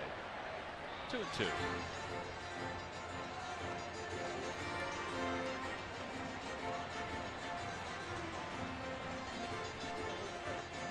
Correa 15 first pitch strikes, which is a big deal for any starting pitcher to get ahead.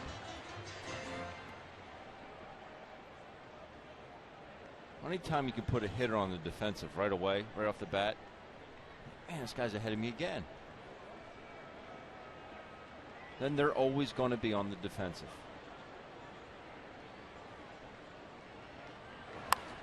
Ooh, off Correa again and caught by Andres Blanco. Wait, did he catch it out of the air? I don't think that ball hit the ground. Yeah, now they're saying it's a line drive off Correa. It's a live ball, and now it looks like all of the umpires are in agreement. I think that's the right call. It never hit the ground. It just hit Correa and caromed out toward Andres Blanco. So the side is retired. 1, 2, 3 go the Pirates. Here we go. Correa has been hit twice tonight. Here's the second time, and off his leg. Look how far that ball shot once it hit his leg. It must have hit his spike. Kick saving a beauty.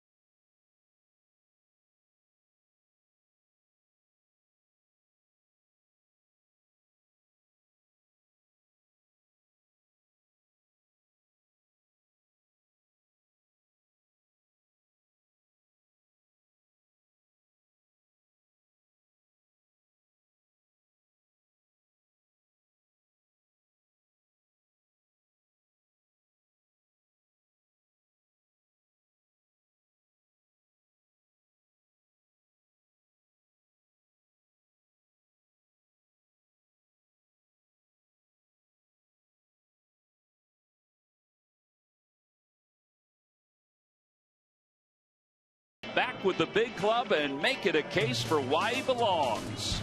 Michael has been hot at the corner with his glove since his return and has defended the left side of the infield with his strong arm. At the plate, he has got into the swing of things in a hurry, and his power has definitely been on display, depositing 4 home runs, 8 extra base hits, and 8 RBIs in the first week of June alone. Franco's contributions are indeed welcomes and are brought to you by Independence Blue Cross. Live fearless. Kevin Correa and Cameron Rupp chatting it up in the dugout. Ryan Sandberg came over and asked Correa in between innings if he was okay.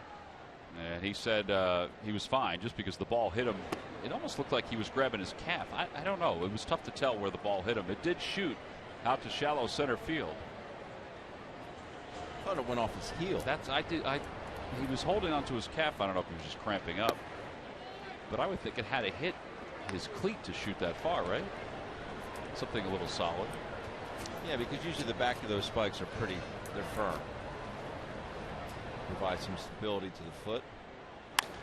Over toward the hole again. They were playing that way, and Mercer surrounds it, throws Rupp out. So 1 away. It's time now for our Hyundai defensive play of the game, and here it is. Gregory Polanco with the line drive.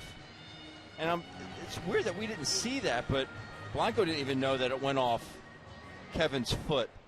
But we see it here. Oh, yeah. Yeah, it may have been off that calf. He deflected it perfectly to Andres, how they drew it up earlier. And that is our Hyundai defensive player of the game. There's Frank Gore, who takes low 1-0. See, now you're saying that it could have hit off his calf. I'm thinking that it hit off his spike. I've changed my mind.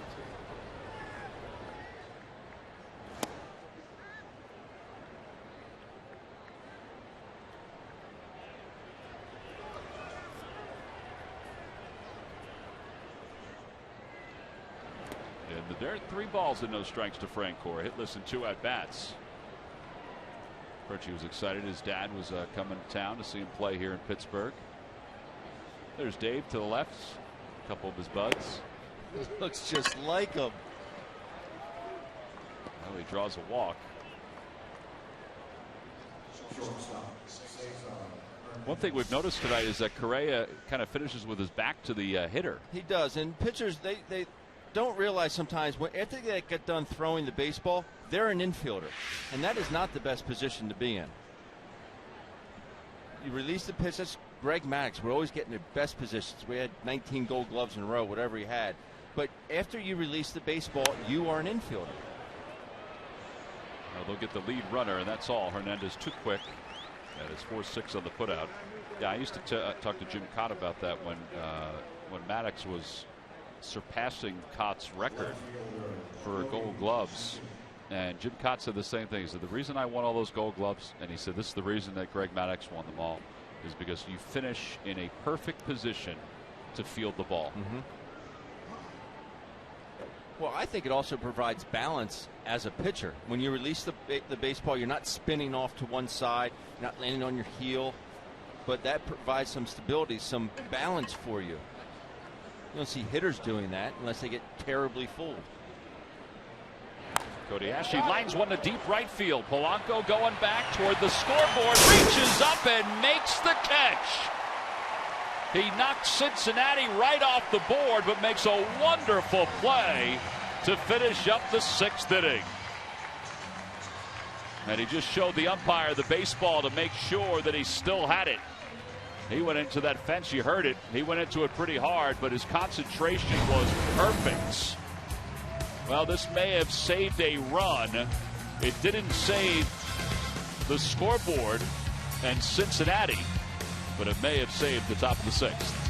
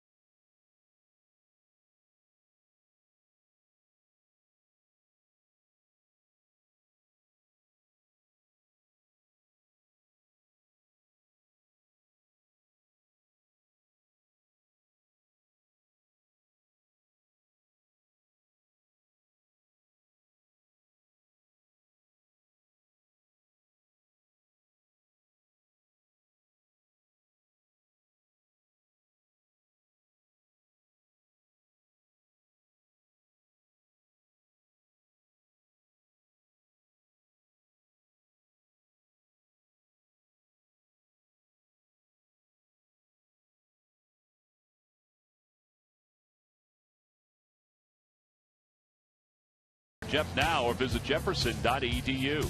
Buy Nissan. Choose Nissan today for great offers on our most exciting lineup.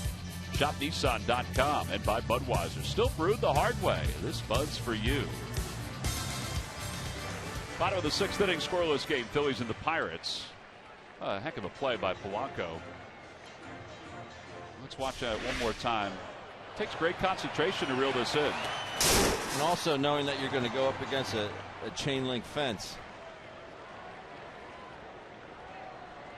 It's knowing when to time the ball and how to collide against that fence. Great sound effect, too.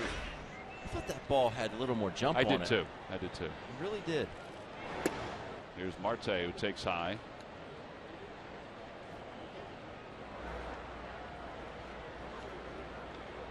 The red sign is still down. Yeah, we got to get somebody to go out there and fix that. People are going to be wondering, well, who did Chicago lose to today? Well, I don't think it's like Fenway where they have the man out there adjusting it manually. Have you ever been into that scoreboard? Not this one here, the one in Fenway? Yes, I have. Yeah. That's like going up the pods in the arch in St. Louis for you. Which I'm still mad at you about. Why? Oh, it's fine. I mean, it's small, but it's not that small. You'll be fine, Ben. Liar. Swing and a miss. 1 ball and 2 strikes.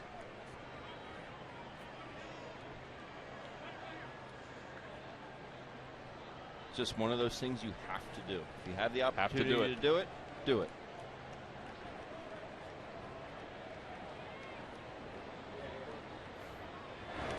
In the dirt.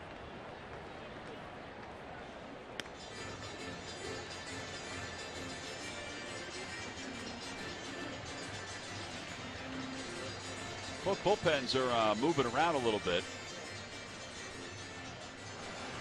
Justin DeFreitas and Elvis Araujo warming up for the Phillies. And Archimedes Caminero warming for the Pirates. Swing and a miss. Another strikeout. I don't know what that was. Was that a high changeup? Sure looked like it. Of course, it didn't have any lateral movement that he usually has with that cutter/slider. It had to be a changeup because you could see it start on the outer half and move back over. Larry Boa on the phone. Just checking to see if everybody's ready to go out in the bullpen. Here's McCutchen, who is 0 for 2. Rod Nichols, Phillies bullpen coach. Outside, 1 ball, no strikes. Well, apparently there is a limit on his pitches tonight. Yeah, he's at 78 right now, and giving up 3 hits, no runs. A high fly ball to left center field. Ben Revere is under it. So 2 outs. Neil Walker's coming up. Let's check in with Greg Murphy. Murph. All right, thanks, Tom. It's time for our Coors Banquet Timeless Moment. And on this date in 1939, June 12th, former Phillies pitcher Grover Cleveland Alexander is among the first group of players inducted in baseball's Hall of Fame. He was joined by an executive in baseball, Alexander Cartwright, and a writer, Henry Chadwick, as well. Well, that happened on this date, June 12th, 1939. Oh, one of the greatest honors any person in baseball could ever have. Is to be recognized in the Baseball Hall of Fame. Unless you're from Canada, then they for Matt Stairs, the greatest honor is to be recognized for the Canadian Baseball Hall of Fame. That's right. By the way, they had a softball game today, apparently, tonight. I didn't know he was he scheduled to participate in the softball game? Did you guys know that? Did he know that? Well, that's what I'm wondering. He might not have showed up till tomorrow if he knew that. Outside, 1 ball, 1 strike.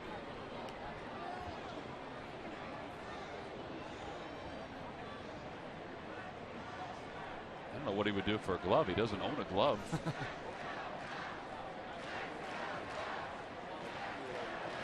If he did play, I can guarantee you he swung hard. On the outside corner, it's 1 and 2. Well, we asked for plenty of photos. We have yet to receive any. Although maybe he's going to wait till he does the selfie. And it sends him along with that. There's no way he has one of those selfie sticks, is there? No, he didn't even know what that was when somebody. Did he know what that was, Murph, when somebody mentioned it to him? I don't think he did, no. 1-2 pitch. Outside 2-2. Although he's a little more tech savvy than we give him credit for, I have to say. I would agree with you. He plays possum with it. Yeah.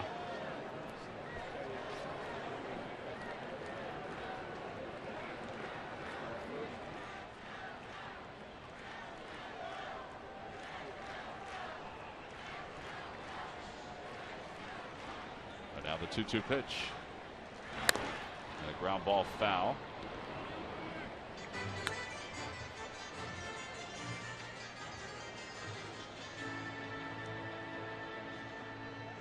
.84 pitches, and can just assume that this will be his final inning.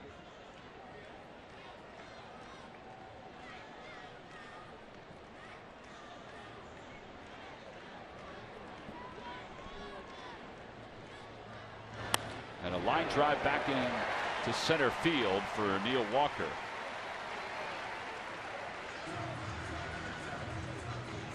A 2-out single. Josh Harrison's coming up. Thursday, July 30th, relive history at our 6th annual Phillies Alumni Luncheon. We'll recognize Pat Burrell, who will be inducted into the Phillies Wall of Fame on Friday, July 31st. Enjoy lunch in the Diamond Club. Photos with the 80 and 2008 World Series trophies, an auction benefiting Phillies charities, optional tour of Citizens Bank Park, and a number of surprise guests. On sale now at phillies.com/alumni luncheon.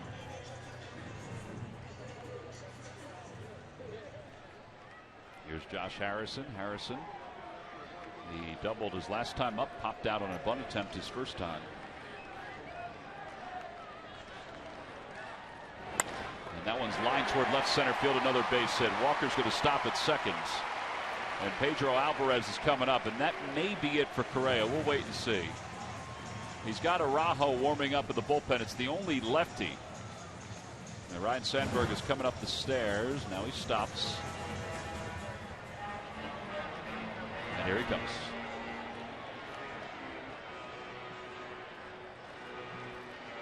And there's the signal to the pen. So 86 pitches and a couple base runners with 2 men down. And Correa has reached his limit. With the left-handed hitting Pedro Alvarez coming up, they'll bring in the only lefty the Phillies have in the bullpen, Elvis Araujo. A pitching change here at PNC Park in a scoreless game.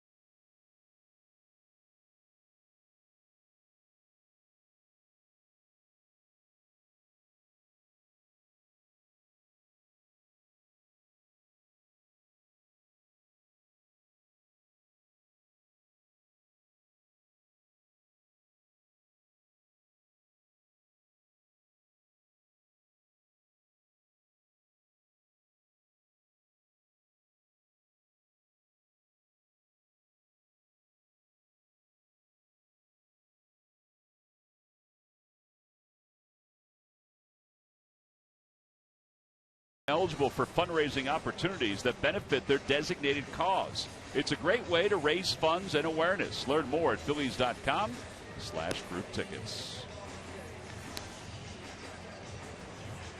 No score, bottom of the 6th inning.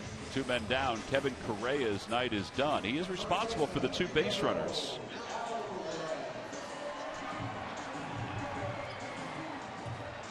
Correa not bad here tonight. 5 2/3, and he's charged with 5 hits. And here is Araujo, who is 1-1 with a 2.53 ERA.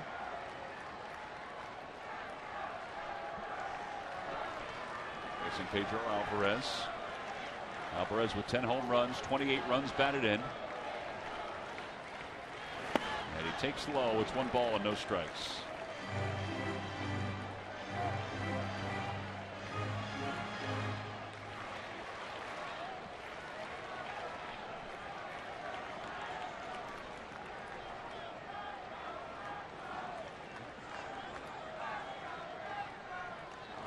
Swing and a miss.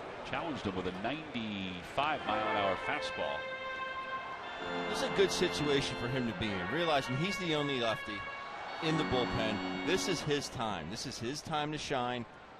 Rise up to the moment. The guy that's swinging a hot stick obviously has some power. We showed you what he can do earlier, but it's a good time for him. Fly ball left field. Cody Ashe started back. Now he comes in. He's under it. And the inning is over. So Araujo faces the lefty and gets the lefty. The Pirates leave a couple. Correa's line is complete. And we're on to the 7th.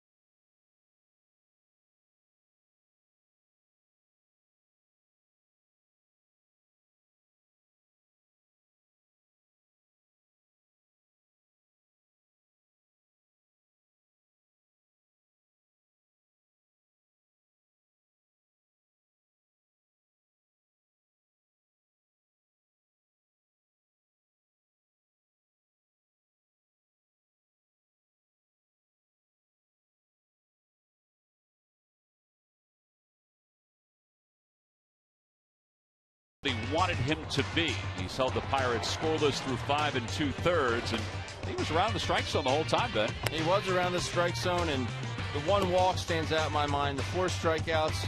Got away with a couple pitches that were elevated.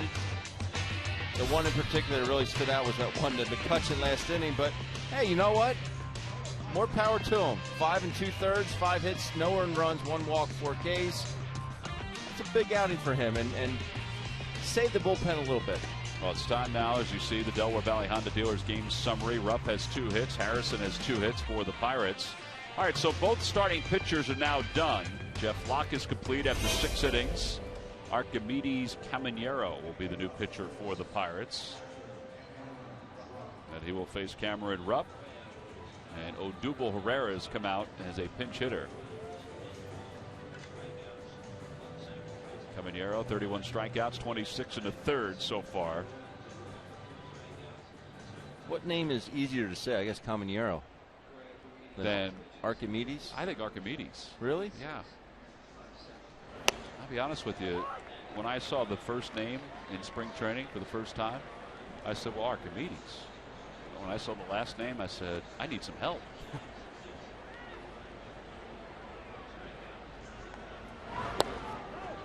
Ball cuts a little bit. 1 ball, 1 strike. I have no idea what Matt Stairs would call him because he goes with the easier of the 2 names. 37.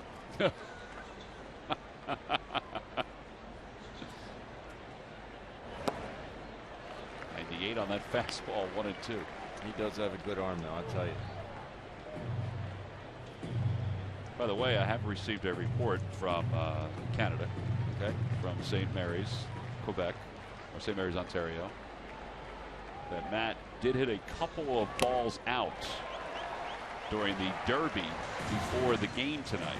You see Luis Garcia warming up in the pen. Rupp goes down on strikes. And here is Odubel Herrera.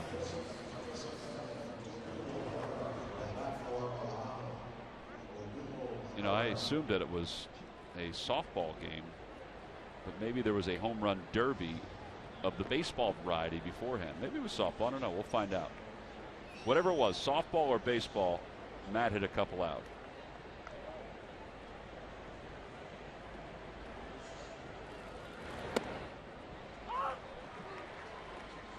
Folks back in the production cavity back home were having a debate whether Matt could still hit a baseball out of the ballpark.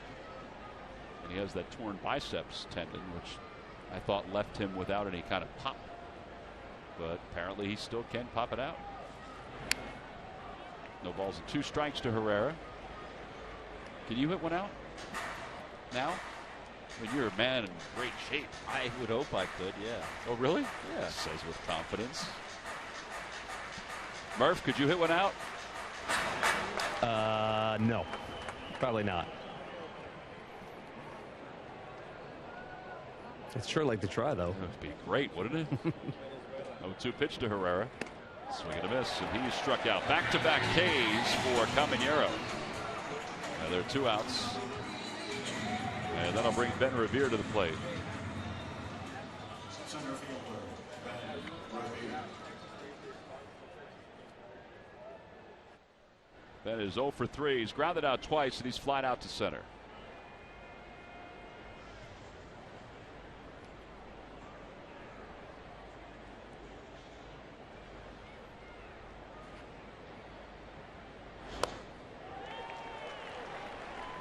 Now, if you're going to take a pitch, and you know you're going to take a pitch, do it the right way. This is not the way Odubel Herrera takes a pitch. You know, if you're going to go through that routine, you're going to take a pitch in your mind. Well, go through the big leg kick and get your timing down. Just don't go up there and just watch it in the glove. Fly ball to right field, and it's a 1-2-3 inning for Archimedes Caminero in relief of Jeff Locke. So it's time to stretch here at PNC Park. Neither team has scored a run. We'll be back after these messages.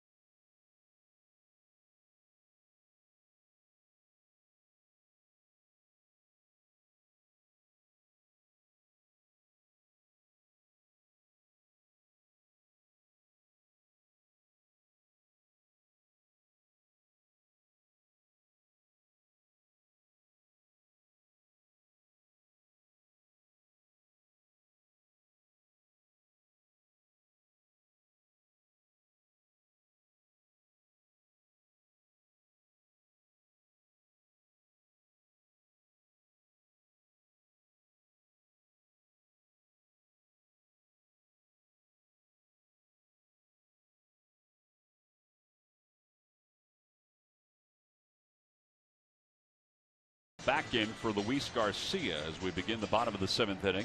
Every time the Phillies pitchers retire the opposition 1-2-3, which Kevin Correa did twice tonight, Comcast will make a contribution to Phillies charities. Phillies baseball is brought to you by Xfinity, the official entertainment provider of the Philadelphia Phillies.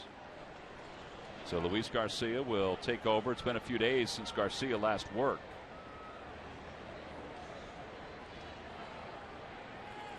First pitch to Cervelli is a strike. It's 0-1. Garcia worked on the 5th of June, which was last Friday. So it's been a week. His ERA at 4.33.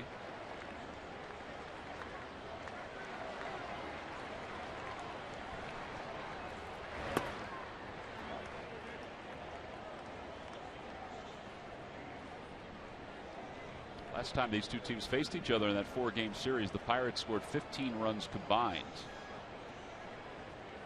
They won 2, the Phillies won 2.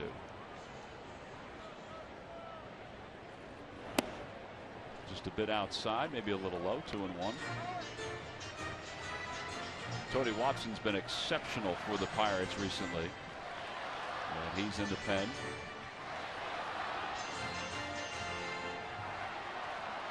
Clint Hurdle, Dave Jouse.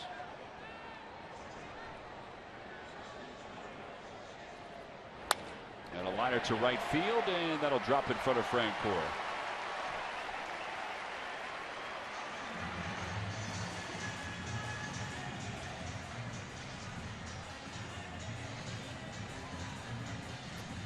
All right, so the Pirates will use a pinch hitter, at least I think they will, with the next batter. So it gives Clint Hurdle some options here with Cervelli at first base in a scoreless game in the bottom of the 7th inning with Jordy Mercer coming up. A couple things they could do here. Either bunt Mercer and bring someone on deck, or see if Mercer can get a hit and then keep Locke in the game and bunt Locke. Caminero. Oh, Caminero. I'm sorry. Yeah, Caminero. But being a bullpen piece, I'm not thinking he's very adept at bunting. So. And Mercer squares, bunts it foul, 0-1.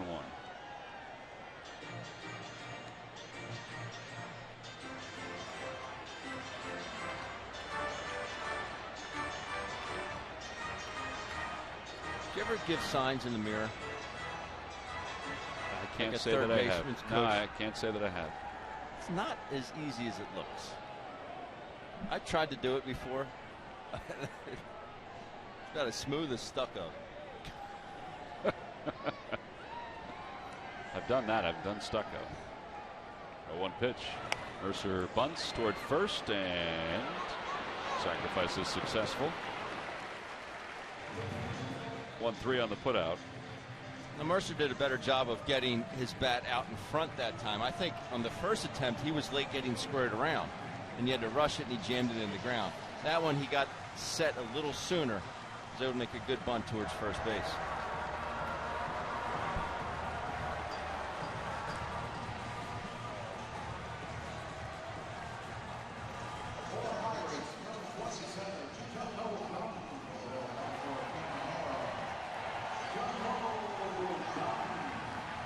Well, Gong is going to be the guy to pinch hit for the Pirates, and here comes Bob McClure to talk to Garcia. Got a little scouting report. Last time we saw the Pirates, this guy was hitting the ball all over the place. In fact, was playing a lot of shortstop, was playing a lot of third base for Josh Harrison. They were utilizing him a little more often.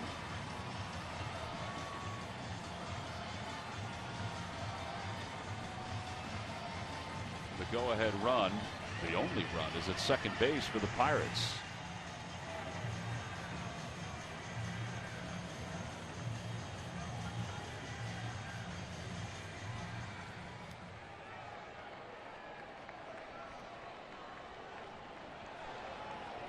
Just 1 for 9 as a pinch hitter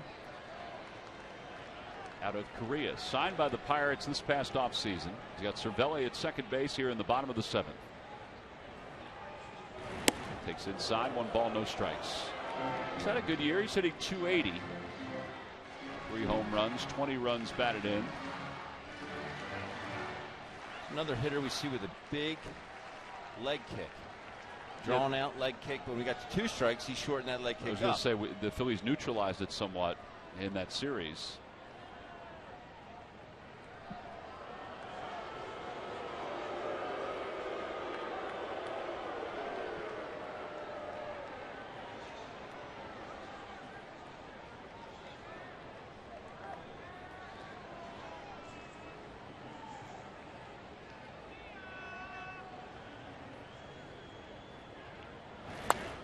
Down the right field line at a play. 1 ball, 1 strike. So this is where Luis Garcia needs to realize his runner. Giving multiple looks back to Cervelli. He's just out there dancing around. He's not going anywhere. I'll take my chances with Cameron Rupp, the way he's been throwing the ball this year. With Garcia, with the velocity of his fastball at throwing out Cervelli at third base. Make a pitch here, Luis.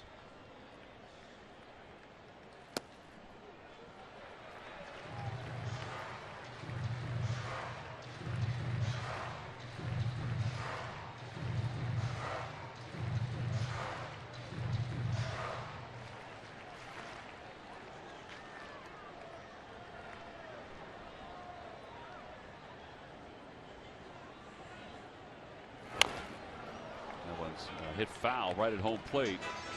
It evens the count up. 2 balls and 2 strikes.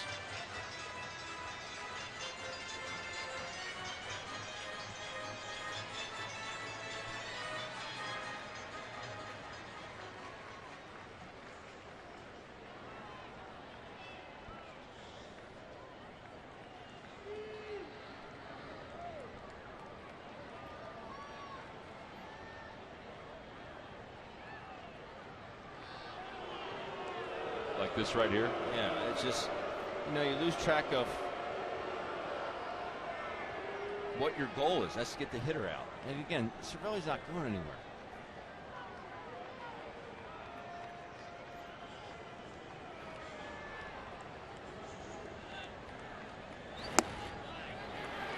Boy, that's a tough pitch to take right there. And it's full 3-2.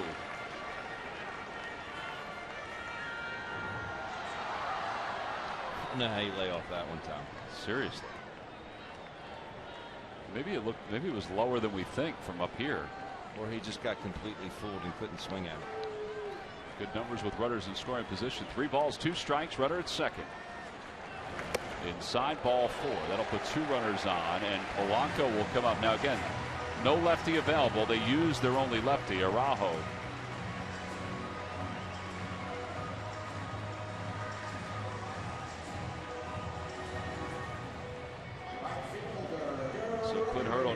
Gregory Polanco.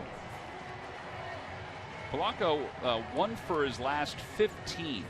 Prior to that, he had been hitting at a 400 clip during a 10-game hitting streak, but has cooled off since. His average is back down to 251.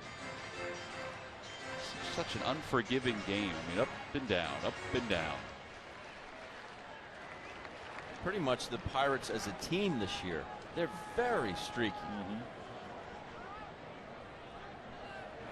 First pitch is a strike, 0-1. And that's something they'll have to eliminate if they have any hopes of catching the Cardinals.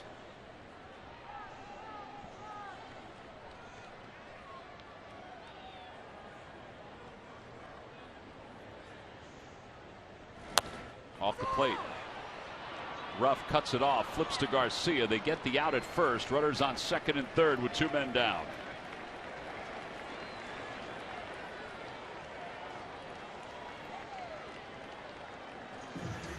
Good play all the way around. We know Polanco can run. Ruff's speed was a little behind Luis, but still able to get the out at first base. Now you have 2 outs, so we have to leave him out there. Well, Ben, you talked about how up and down the Pirates have been, and this is a great indication of it right here. 1-4, and that's what we mentioned before. They haven't been in first place at all because they started 1-4. They haven't been able to catch up to the Cardinals. So they're on a 14-5 stretch right now. 5 games over 500. Way better place than they were last year at this time. And don't forget they went on to get the wild card. Marte fouls the first pitch off to the right out of play. It's 0-1. And that's just a case of we can't beat anybody, and then it's no one can beat us. Last year this time Clint Hurdle's team was 4 games under 500. So he said, yeah, I mean, we're 6.5 games back, but he goes, but we're in a really good spot. He said, I'm not worried about the Cardinals yet. We've got them 13 more times this year. 0-2. Marte didn't get his foot down soon enough. that fastball. Last 2 pitches at 97 miles an hour for Luis Garcia. Always nice to be able to go into the tank and reach back, if you can.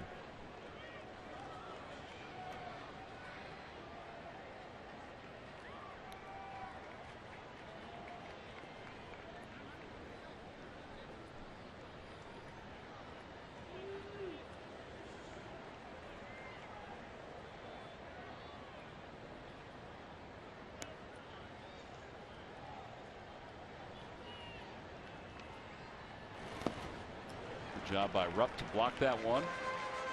1-2. Very nice play. Trust your catcher.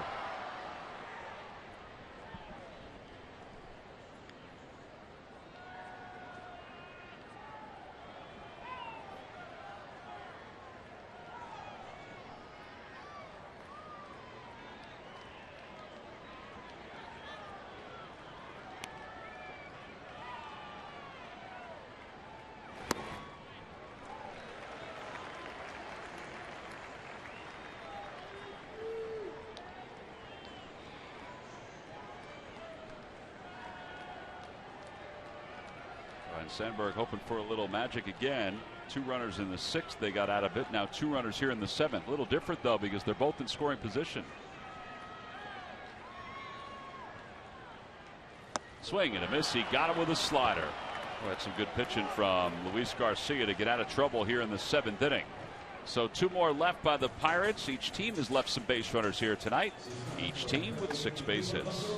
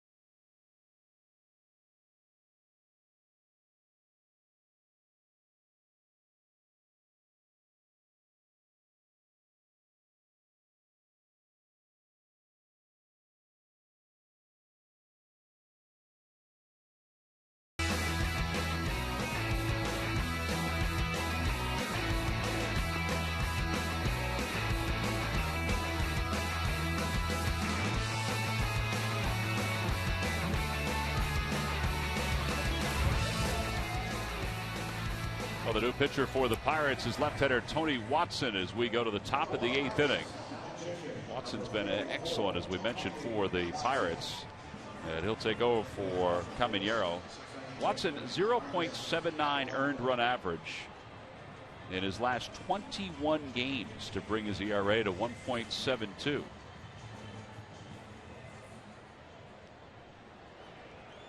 And he will face Andres Blanco to start things off. A little delay as there's a baseball that came loose down the left field line.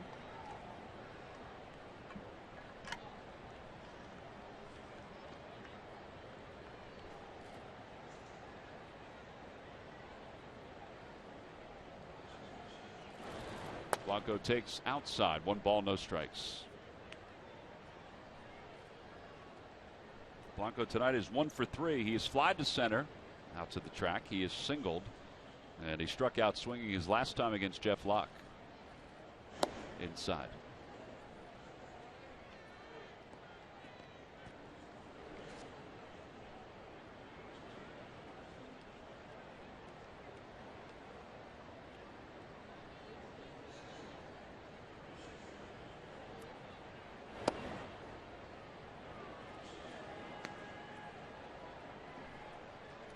Got to make him throw 2 strikes here, Tom.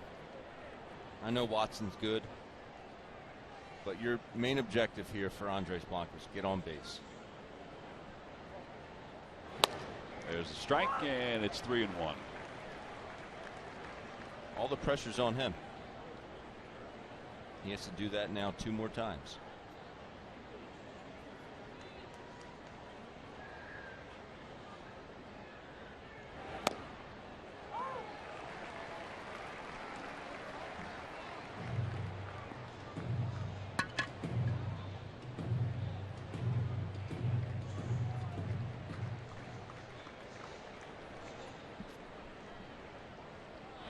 Off the hands, popped up right side. Walker, the second baseman, says he has it. And there's 1 out here in the top of the 8th inning. Oh, with 1 away, Michael Franco's coming up. Let's check in with Greg Murphy with the Major League Notebook. Murph. All right, thank you very much, Tom. Brought to you by St. Joseph's University, and the Washington Nationals took a step closer to getting their starter Steven Strasburg back off the DL. He threw a live batting practice today. He threw about 60 pitches. He mixed in all of his pitches, according to his manager, Matt Williams, and he said that he came out of it feeling very well. He'll obviously be checked again tomorrow. If he feels well after that, they do expect him to be able to go down and start a rehab game. And you guys remember Pat Venditti? We told you about him, the switch pitcher that started in Major League Baseball last week. The ambidextrous pitcher. Ambidextrous Not pitcher. amphibious. Not amphibious, as they've reported in some newspaper across this country. Well, he's headed to the DL with a right shoulder strain. So, it, of course, begs the question, why can't he just pitch with his left arm? And he was asked that. And he said, well, he actually felt the pain in his right shoulder while pitching left-handed, and it's because his entire motion kind of throws the body, and it's kind of a violent motion, so they think it's best to just shut him down completely. Now, he did say that there could be certain injuries to an arm that he could then pitch with the other arm, but as it stands now, they're going to go with the cautious move, and after just a week in Major League Baseball, he's headed to the disabled list. That's confusing, isn't it? It's a little confusing. All right, so when he was on the Italian team in the World Baseball Classic, as Franco fouls that one over Murph's head, he was strictly a left-handed pitcher because he was coming back from right shoulder surgery. So I didn't know that explanation that you just gave, Murph, because he threw left-handed. So that's why I thought, oh, why can't he just do it here? I guess it's the nature of this particular injury, Tom.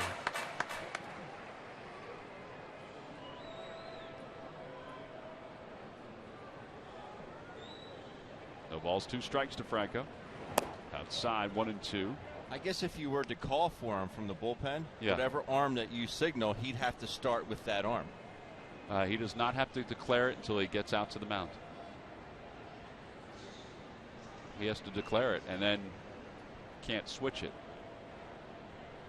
How about that? For that hitter. For that hitter, exactly. I remember one time in Chicago, Ozzie Guillen came out, signaled for the wrong. He wanted a lefty, but he went to his right arm. They had to bring a righty in. Really? Yes. Boy, that's a great. I'd never heard that before. Yes. I So never that's knew what that. I'm saying. I'm thinking they have You may be right then. That ball's hit well out toward left center field. McCutcheon's on the run. He's going to get to the spot, make the catch. 2 outs.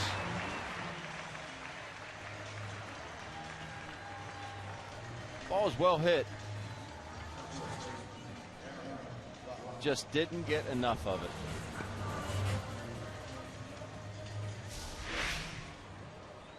It's a very good swing here by Mike Hill. Strong.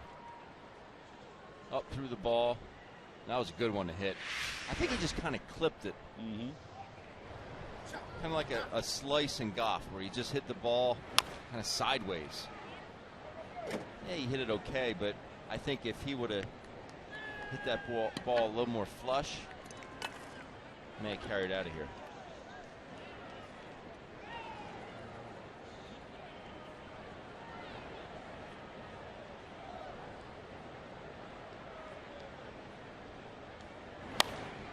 Out of play down the right field line. So it's 0-2 to Darren Rupp.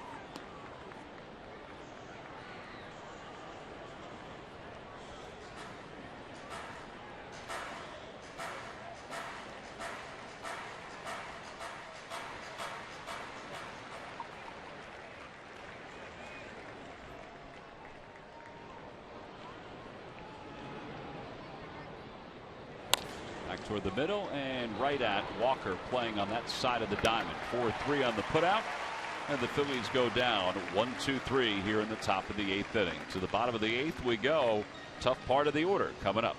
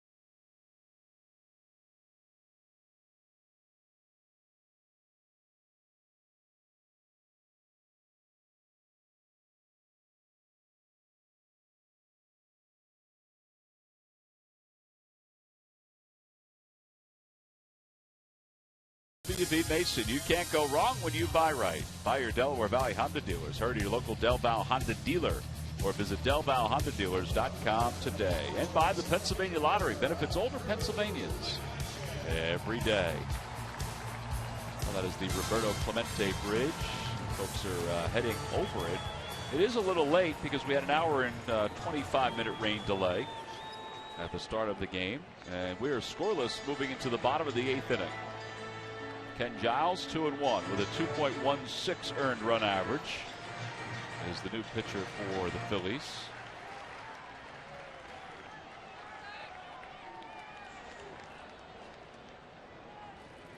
And McCutchen takes a hack at the first pitch and it's 0-1.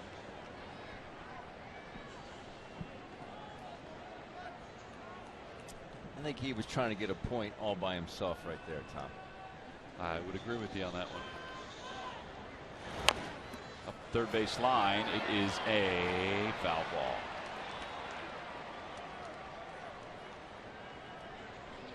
So Rupp let it go, and now McCutchen comes back. Giles today, he wore a shirt that I'd never seen him wear, and I'm sure people have seen him wear it.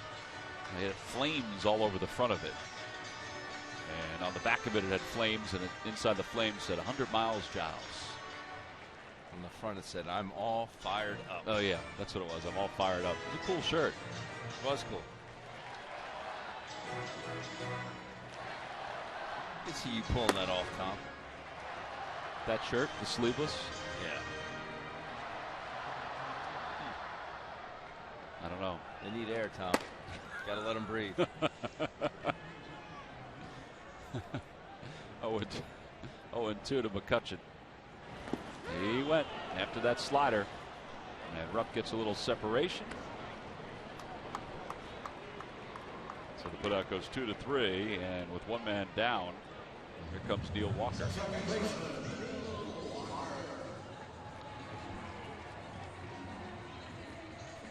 Well, speaking of T-shirts, the Together We Fight T-shirt, designed by Cody Ashley and his wife Angie, is available at the Majestic Clubhouse store and Phillies.com shop. Net proceeds benefit ALS Association, the Greater Philadelphia chapter. There's a look at the T-shirt right there. Great material. And for a good cause. $24.99 is the cost. 1 ball, no strikes to Neil Walker.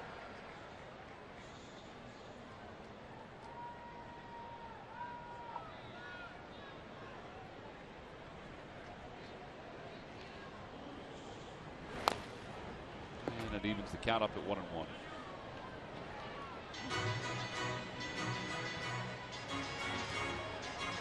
Walker's grounded out. He has struck out. He singled his last time up.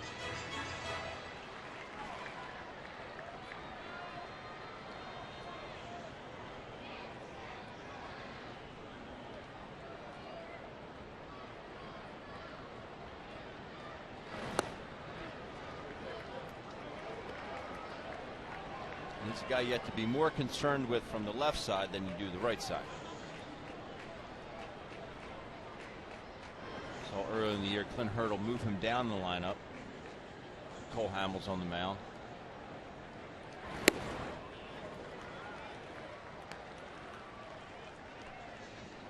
So we got a Major League scoreboard. It's gone final at Citi Field. The Mets have defeated the Braves 5-3. Bud Mayberry Jr. a home run, 2 RBIs. Wilmer Flores also homered for the Mets. That gave them 1-0 lead. Foul ball. It's 3-2 to Walker.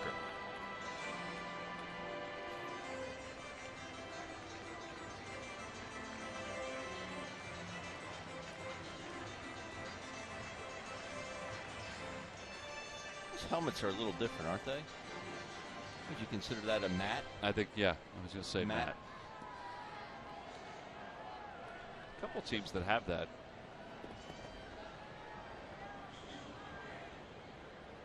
Three-two pitch coming to Walker, and down the left field line. That'll be out of play. Remains 3 balls, 2 strikes. Crowd of more than 33,000 on hand here tonight. 33,749.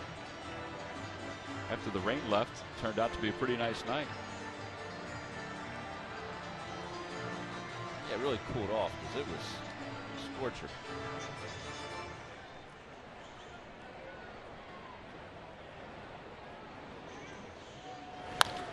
To the right side again, and Andres Blanco juggles it, throws, and in time. 2 outs. Oh, way to stay with it. 4-3 on the putout. That was a base hit a couple different times. After he bobbled it the first time, I'm thinking, oh, okay, you know, it's tough to get to. But he gets there, bobbles it once, bobbles it twice, and still gets him. That is some concentration right there. It's hard to do. But he stayed with it.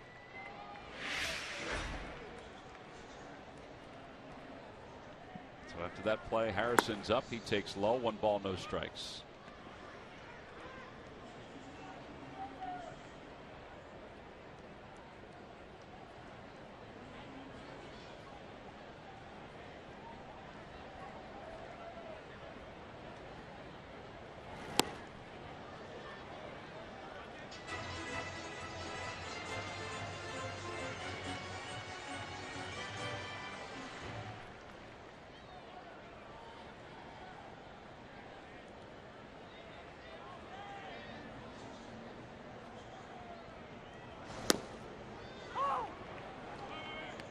Got a pretty good slider going tonight.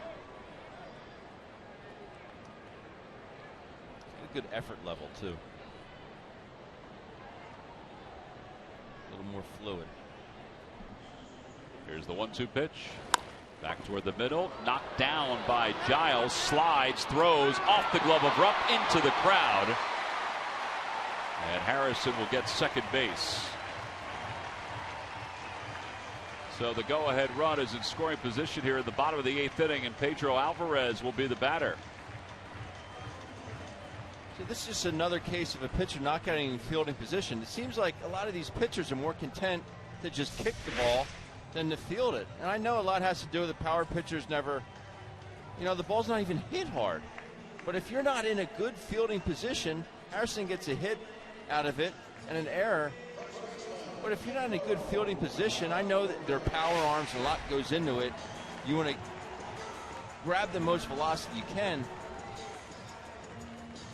But these guys are more content just to try and kick it to someone than they are to field it. Well, Sean Ficazzi's coming out to check on Giles. I think Giles is okay. Bob McClure also coming out. Pedro Alvarez, the batter. That was an E1 all the way, according to the official score. It can't be. Ben, it's the power of the official score. All right. I thought it was going to be a single he won. He made no attempt on the ball except to kick it. And then slid to get it. Yeah, I would have gone single E1. I'm going to hold off on writing that in.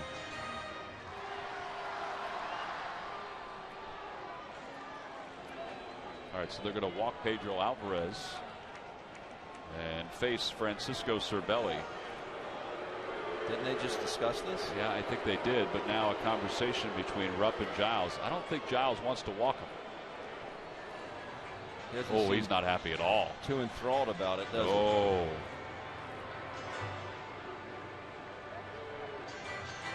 He is not pleased about that. I think he was upset that they even came out to check on him after that ball went off his feet.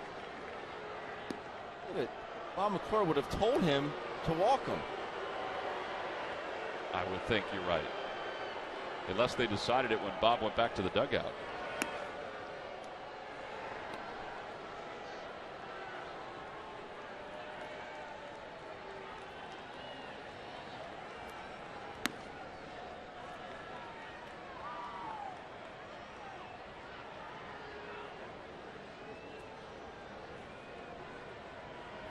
There is ball 4, so Alvarez is aboard. Francisco Cervelli, who singled his last time up, will be the batter.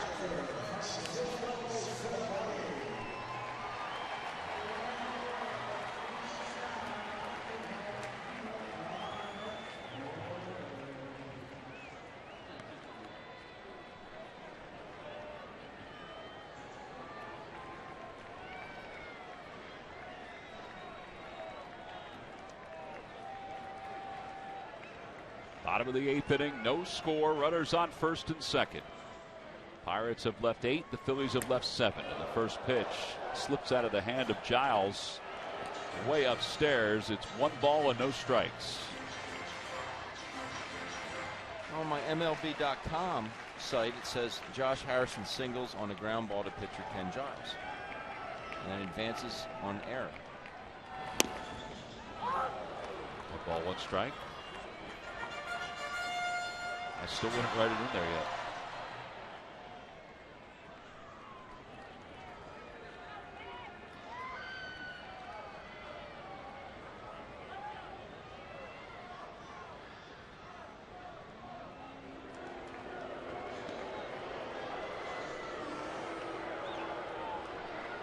Well, they must have changed it because there's 7 hits up on the board now.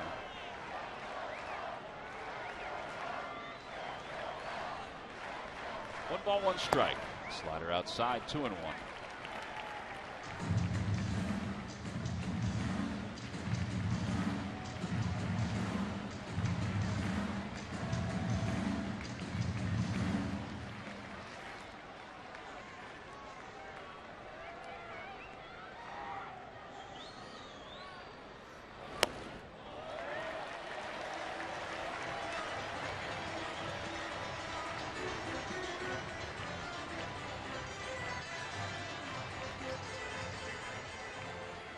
Jordy Mercer on deck.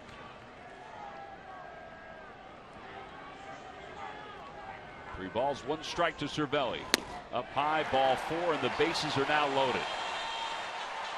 And Rupp is going to go out again to talk to Giles. Got to calm him down a little bit here. Yeah, this is what I was hoping would not happen. He would let emotion get the best of him. You know, him glaring into the dugout. There's a time and place. Yeah, I understand that you want to go after Alvarez. But the bottom line is, he's your manager. He makes a decision. If you want to go talk to him after the game and say, you know what, Skipper, I'd like to have that opportunity to get him out myself.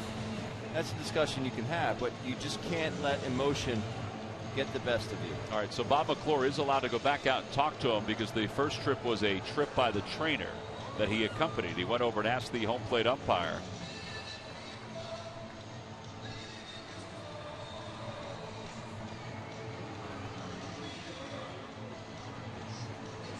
Sean Rodriguez is going to come out and pinch run at second base for Pedro Alvarez.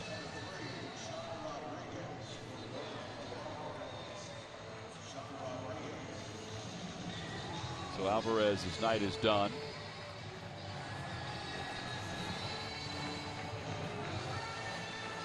Well, Jordy Mercer, you would assume, is taking a strike here.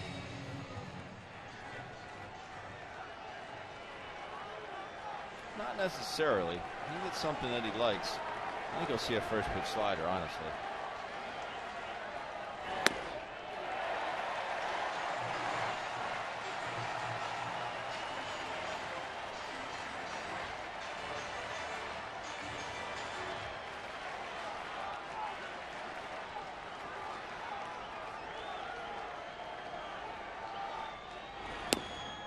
Two balls and no strikes. This is Giles' inning. Nobody else is up. He's thrown 25 pitches. That includes the intentional walk. He's got the bases loaded and 2 men down. Phone's going to ring in the bullpen momentarily. Well, the go-ahead run is 90 feet away.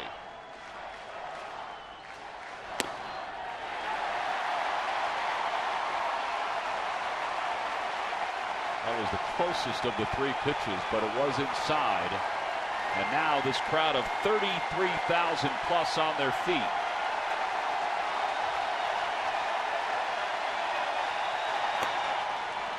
That'll quiet them for a moment. It's 3-1.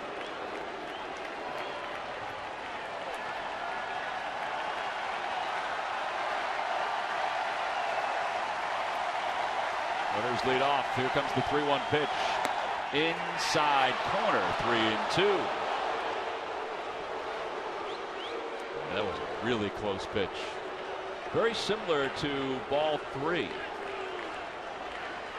Remember, Mercer was the one earlier who Cameron was trying to get the high fastball on it and it called high strike for strike 3. Well, the runners will be off on this pitch. 3 balls, 2 strikes, 2 outs. There they go. And the pitch is swung on and missed. He got it with a high fastball. And the side is retired.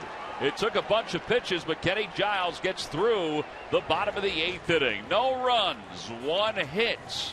3 men left. There was 1 Phillies error, and Ken Giles with 97 on the gun.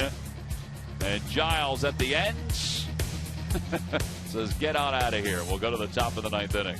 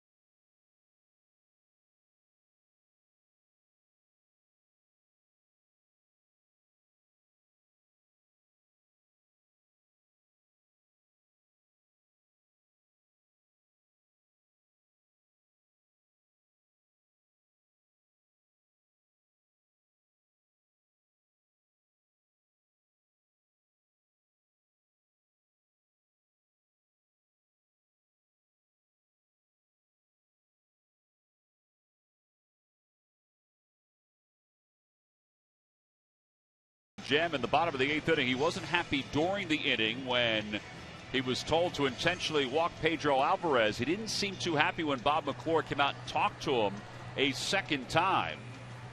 And now as we go to the top of the 9th inning, when he went into the dugout, he wasn't happy. Rhino wasn't happy, nor was Bob McClure. There's Rhino talking to him right there. And Rhino keeps his emotions in check. But there was a point during this conversation where Ryan Sandberg got his point across to Ken Giles right there. As well he should. Yep. As well he should. You don't show up your manager on the mound on 3 separate occasions. Yeah, there's Bob McClure, who had a very heated conversation with him right there too. In fact, Cole Hamels came over and pulled him away as the conversation went on. Here's Mark Melancon to pitch the 9th inning, and Francoeur greets him with a single to center field. So a leadoff single here in the top of the 9th inning.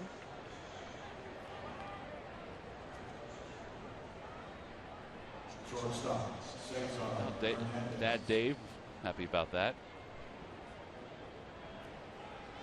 Jeff's always talked about how supportive his mom and dad have been. And we were talking to him when we were in Atlanta, where his dad didn't really show too much emotion, gave a thumbs up at one point. He said, yeah, it's just the way he is. I can't believe how much they look to see. Harrison's creeping in at third. Hernandez already squaring.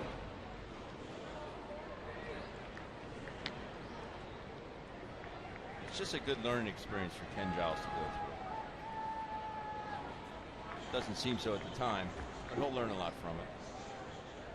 Yeah, there's a time and a place for your emotion and your anger. And Hernandez bunts it foul. Nice grab by Guccione, the home plate umpire. And it's no balls and 1 strike. And we just saw it recently with the Red Sox with Wade Miley. He and John Farrell were heated in the dugout, arguing because Miley was lifted from the game where he was awful. As we mentioned, Sean Rodriguez in at first base holding on Francoeur, and the bunt goes back toward the mound. Melancon's got to play at second. There's one, and they get the lead runner. Well, just poor execution on the part of Cesar Hernandez on that bunt. Putout goes 1-6 at second base. And it now is a fielder's choice for Cesar Hernandez. He just bunts it too hard. Cervelli, you can see it right there. Giving the order to Melancon. 2-2-2. That's a no-brainer. Cody Ashew flied out to the wall in right field. A nice play by Polanco. His last time up is the batter. He's 0 for 3. He's grounded into a double play, grounded out, and then that fly ball to right.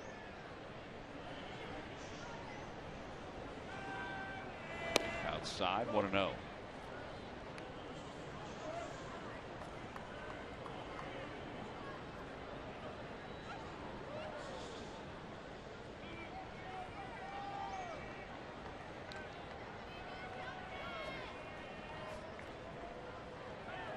Spin one out into the seats, Cody.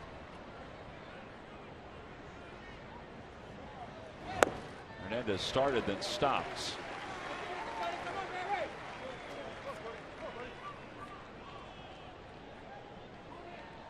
You have no choice as a catcher but to come out thinking, you hear it's going, he's going, he's going. It's coming from the first baseman, and you can't see that runner because you're blinded by the left-handed hitter.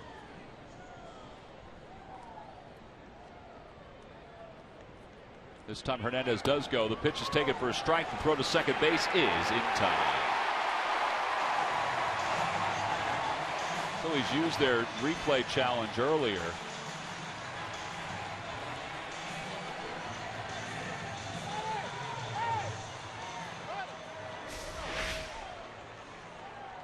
It's a very good pitch to throw on. You did get him. Oh, a good throw. Now they could go out, and that's what Ryan Sandberg wanted to do, was just have the home plate umpire pause for a moment. The umpires could look at it. 1 ball, 2 strikes to Ashe, and that's in the dirt. 2-2. That was a short one, wasn't it? Yeah, it was. Well, now with nobody on, they put the 3-man overshift on against Ashe. Larry Anderson talking today, goes, as many sliders as I threw, I don't ever remember throwing breaking balls that short. Giving it away so quickly.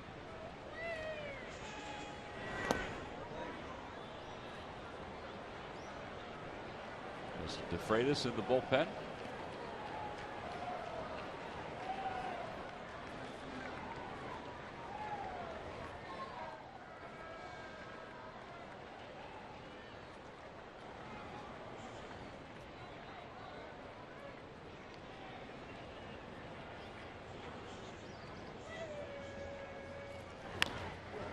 Popped him up. Cervelli off with the mask, and he's going to run out of room, fortunately for the Phillies, and the count remains 3 balls and 2 strikes.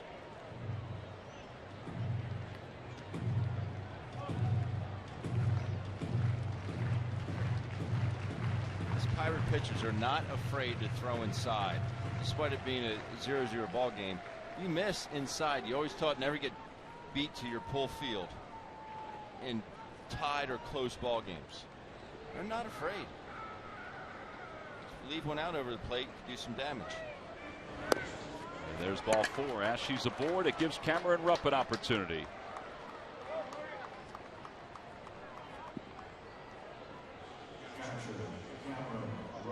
Rupp is 1 for 3. Singled his first time up, but has struck out the last 2 times.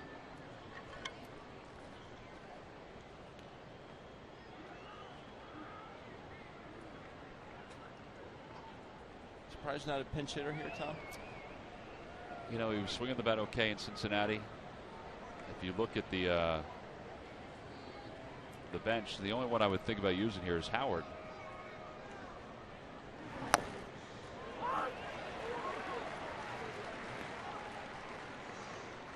Saw the other day at Citizens, but no, in Cincinnati, where they didn't use Howard. Ryan has hit at one point, so I'm going underneath the dugout or underneath the stands. Utley is in the on deck circle. Outside, 1 ball, 1 strike. Which one would you have used here?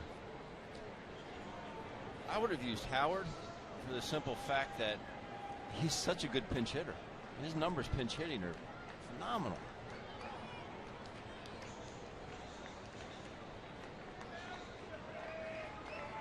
One ball, 1 strike. And in the dirt, 2 balls, 1 strike. Utley is .328 career pinch hitter as well. But I'm just thinking if you can get a 2-run cushion on a long ball. Yeah.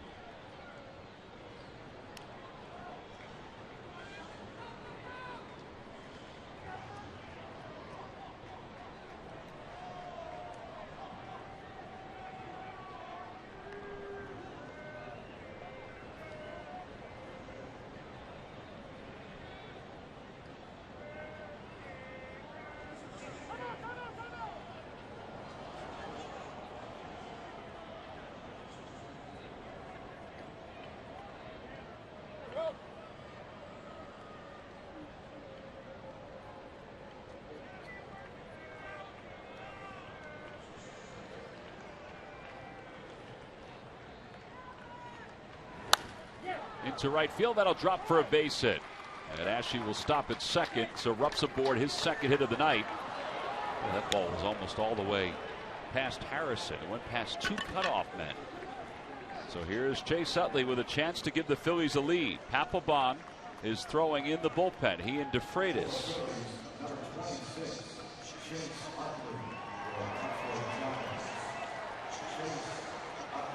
So he'll bat for Kenny Giles. Pirates have left 11. The Phillies have left 7. You see Utley's numbers as a pinch hitter. The Phillies as a team are tops in the National League in pinch hits, tops in the National League, or I should say in baseball, in average.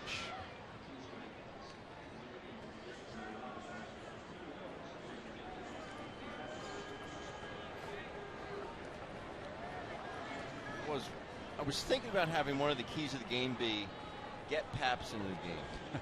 Get Paps a save. Something along those lines. He's only had 1 since the end of May.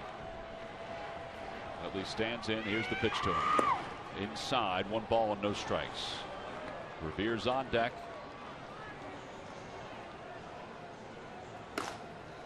There is warm-up action for the Pirates as well. Melanson, this is not a save situation, but he has 17 straight saves in those opportunities. He's been that good. Outside, 2-0.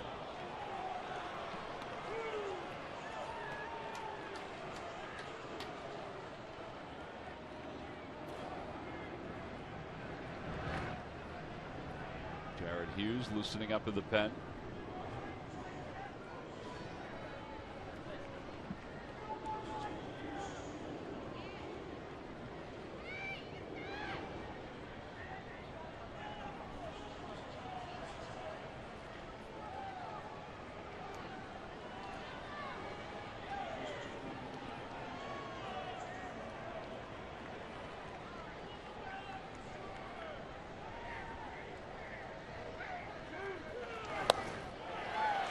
threw him a breaking ball. Boy, Cody Ashe was way off the second base bag. He is trying to get as good a secondary lead as possible because the arms in the outfield are good all the way around. They've combined for 9 outfield assists on the season, with Marte leading the way with 4.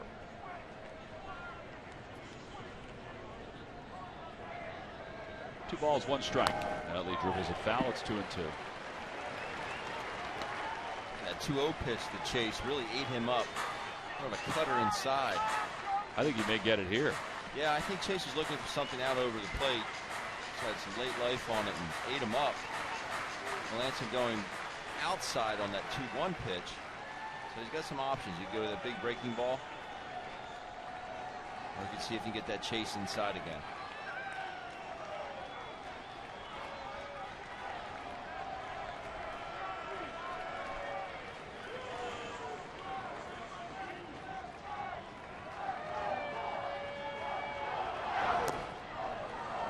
Threw him a changeup. Well, now the runners will start. 3 balls, 2 strikes, 2 outs.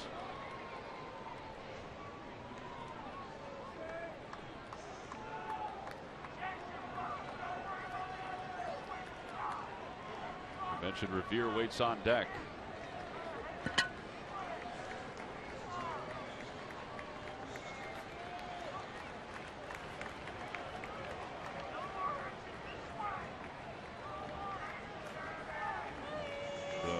Will go back as Melanson turns back towards second base.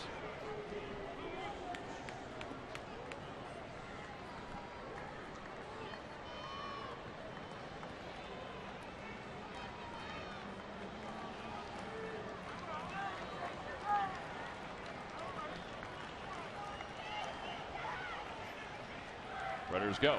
3-2 is punched foul off the left field side, out of play.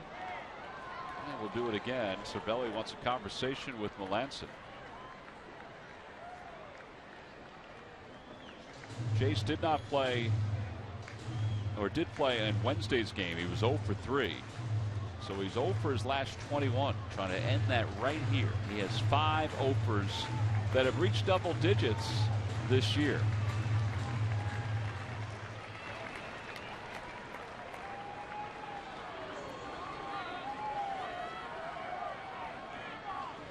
Lead off. They go. And the 3-2 is grounded softly to the right side. Walker charges, throws to first, inning over. No runs, 2 hits, 2 men left, 1 man caught stealing. We'll go to the bottom of the 9th inning here in Pittsburgh. Phillies and the Pirates still locked in a scoreless tie.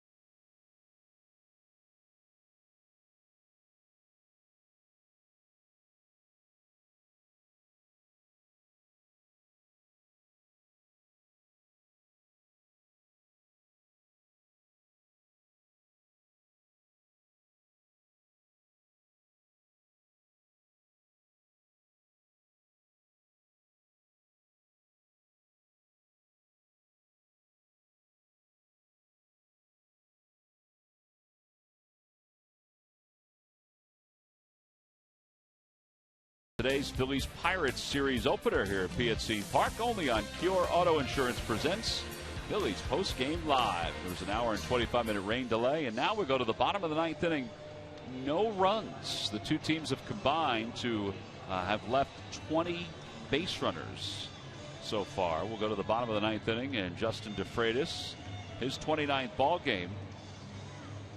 And And he will face a pinch hitter. Looks like Jose Tabata will be the pinch hitter. And then the top of the order for the Pirates. Well, this battle of bullpens, the Phillies bullpen has not been great this year.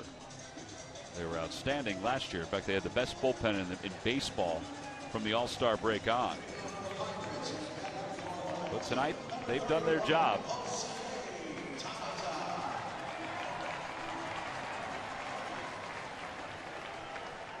Jose Tabata, 3 for 11 as a pinch hitter. As a group, the Pirates have 14 pinch hits.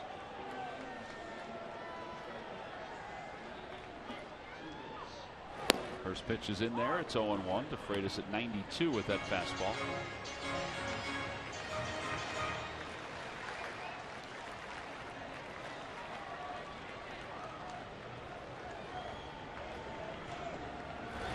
And that's a base hit through the hole on the left side. So the Pirates have the winning run aboard here in the bottom of the 9th inning.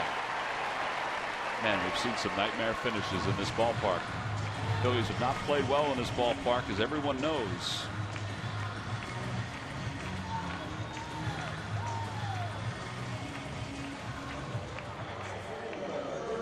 Phillies are 16-28 here at PNC Park. Here is Gregory Polanco.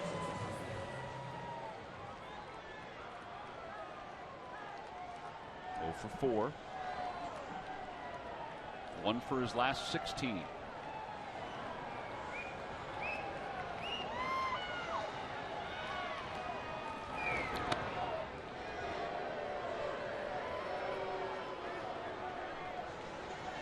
Throw to first, hoping to get some type of read on Polanco, whether or not he's going to square around.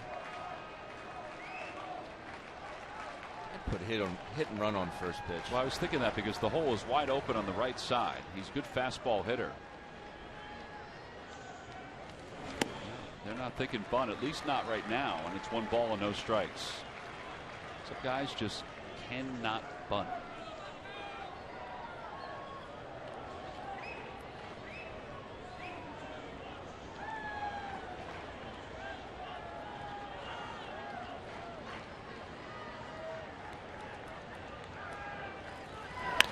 Out to left field. Ashe's there. Plenty of room. And he makes the catch. So 1 out. Back to first goes Tabata. And Starling Marte is the next batter.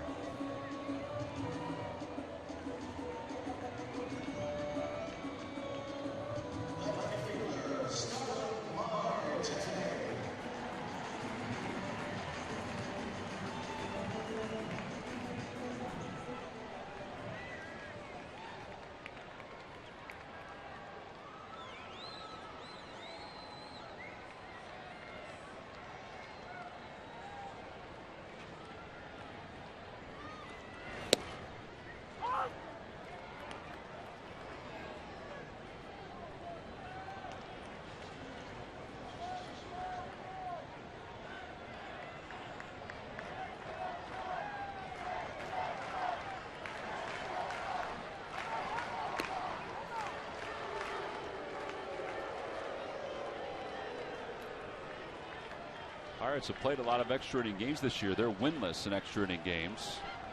And you see Marte leads the way in the National League with game-winning RBIs. Inside, 1 ball, 1 strike to him. McCutcheon's on deck.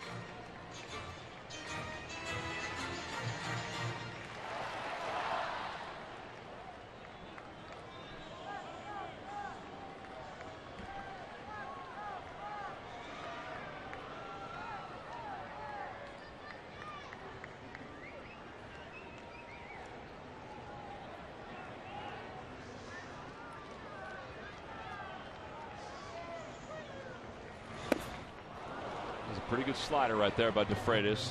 Get him to go fishing. And now Justin is ahead, 1 ball and 2 strikes. I was watching that one live instead of looking at the monitor. He must have missed that by, honestly, 3 feet. Jeff Francoeur told us that Bobby Cox would have said, "You're right on it." Short lead for Tabata. And he fights it off to the screen. It remains 1 ball and 2 strikes.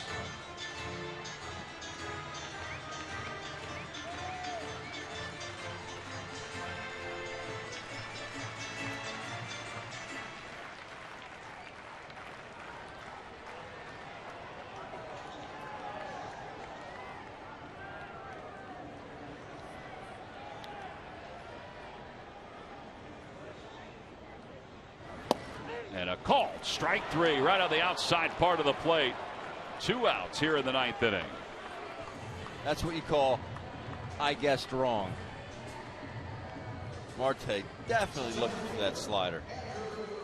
DeFreitas, great pitches, dots it on the outside corner. Paint.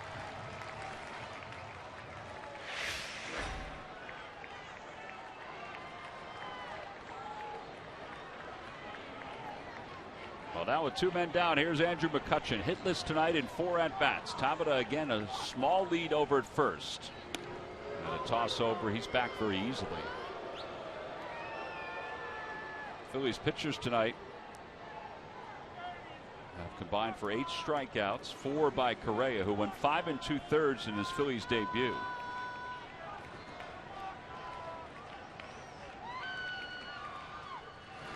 Outside, 1 ball, no strikes.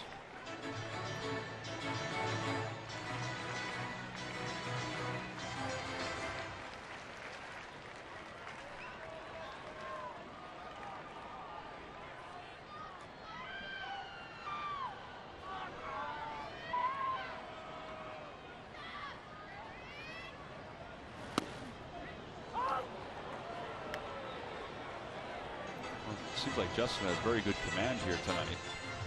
It does, and I tell you what, these Pirate hitters had almost to a man have not agreed with Chris Guccione's strike zone this evening. 1 ball, 1 strike. And McCutchen fouls it off to the right out of play, and it's 1-2. So DeFreitas just 1 strike away from bringing this game into extra innings. Yeah, the Pirates are 0-6 in extra inning ball games this year.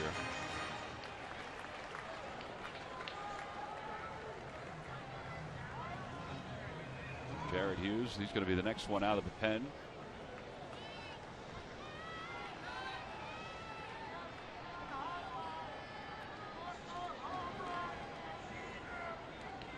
One ball, 2 strikes. Now DeFreitas steps off.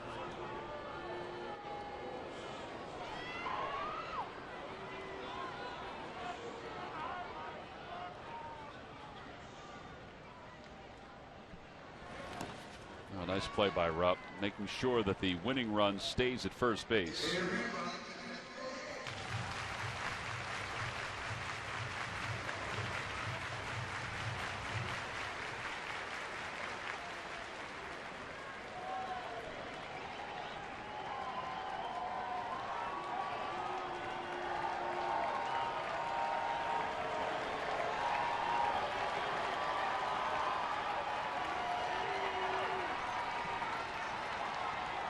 Wants a heater in. That's where Rupp sets up. And now the 2-2 pitch. Way inside, 3-2. Tabata will be off on this pitch. The outfielders are back all the way around from left to right to cut off the gaps and keep Tabata from scoring if McCutchen's able to get one into those gaps.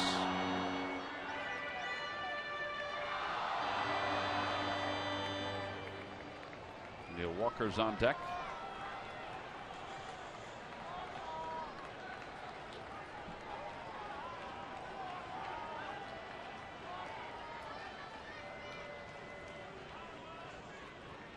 Tabata goes. Pitch is a slider. Did he go? Yes, says the first base umpire Jeff Nelson.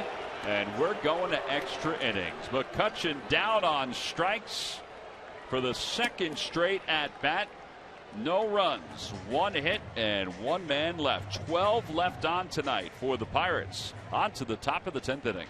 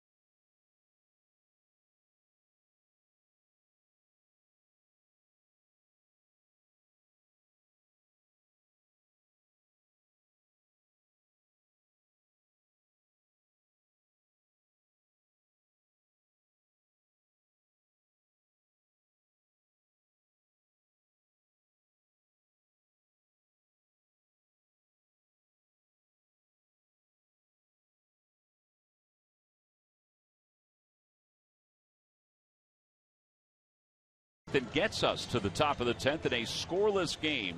Each team with 8 base hits. And the top of the order is due up for the Phillies as we go to the top of the 10th inning. Phillies now in their 5th extra inning game. For the Pirates, it's their 7th extra inning game. Jared Hughes 1-1, a 3.51 ERA. So Locke starts, he goes 6. Caminero goes 1. Watson goes 1. Melanson goes 1. And now it's Jared Hughes.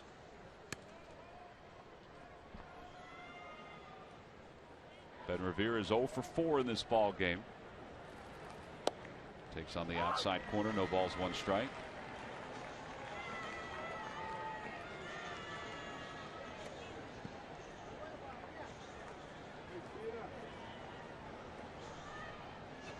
Way inside.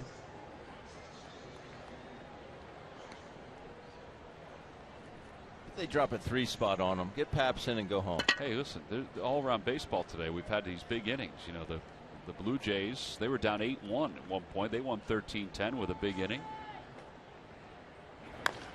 A chopper left side. That's going to be a leadoff base hit for Ben Revere. Got to hit him where they ain't. He finds ways, doesn't he, Tom? Yes, he does.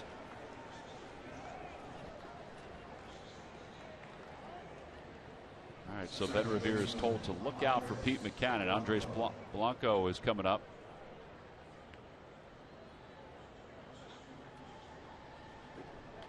All right, manage for Ryan Sandberg here. Blanco sacrificing this spot there, big guy? I guess you have to. You don't want to, though, do you? I don't, because the way they're hitting with runners in scoring position. He does not give it away. Revere, who has 12 stolen bases, is back. Andres handles the bat well.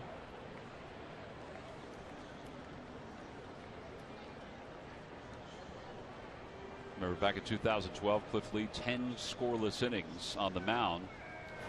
That's the last time the Phillies were locked in a 0-0 game after 9. They lost it 1-0 in 11. I remember watching that entire game. Lee was unbelievable. Oh. He threw 102 pitches in 10 innings. Model of efficiency. 1 ball, no strikes. And he bunts back toward the mound, spinning through the grass. Cervelli hesitates, throws, and just in time, Rodriguez finds the bag. The sacrifice is successful. 2-3 on the putout. It's pretty nifty footwork there by Cervelli and by Rodriguez, mostly by Rodriguez. Yeah, the ball was snaking through the grass, and Cervelli and it looked like Hughes were trying to communicate who was going to have it. And you see your Cervelli coming out here saying, I got it. But Rodriguez didn't know what foot to put on the bag. Ended up throwing his left foot on the bag. That's why it's so much easier to be a left-hander. Left-handed first baseman. Miguel Franco, and that ball gets away. Cervelli can't handle it, and over to third base goes Ben Revere. It'll be a wild pitch. And now the go-ahead run is over at third base for the Phillies. So I know a lot of folks would disagree with me. A lot of managers would disagree with me. I would walk Franco here. And what, face rough? Face rough. He's already hit 3 ground balls tonight. You know, one, if they didn't have the shift on, would have been a double play. Nothing you can do on that. It's a sinker in the dirt, but. Infield is in. Franco, a big, healthy hack. It's 1-1. I mean, it sets up the double play, but Darren has 2 signals, but he's hit all 4 balls on the ground. I'm on the short. 2 to second. In the dirt again. This time Cervelli is able to handle it. And that's 95 in the dirt. It's people say, "Oh, you got to block that ball." You can't block a fastball. You can't do it. Ben, I was about to say he's got to turn his glove the other way, but you can't do it. You can't.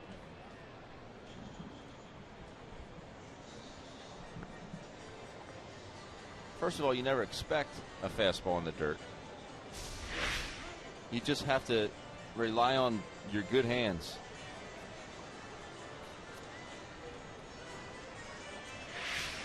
There's just no way you could get to both knees and smother a 95-mile-an-hour fastball. I think you could do it, Ben. I think you could do it. Thanks, Tom. Now they are going to walk Franco intentionally. Look at him. He's climbing over the plate. 3 balls, 1 strike. Darren Ruff waits on deck.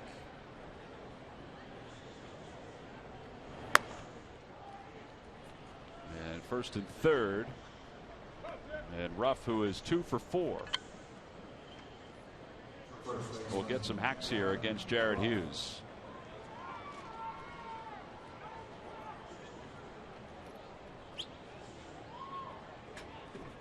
Ben Revere, get a good secondary. Obviously, it's how you got to third base in the first place.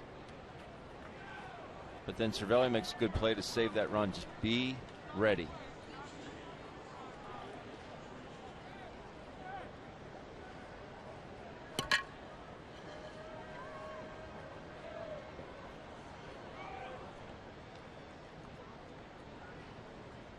Infield a double play depth, and Ruff takes low. 1 ball, no strikes. It'll be Ruff, then Francoeur. With 1 out here in the top of the 10th inning, the go-ahead run is 90 feet away.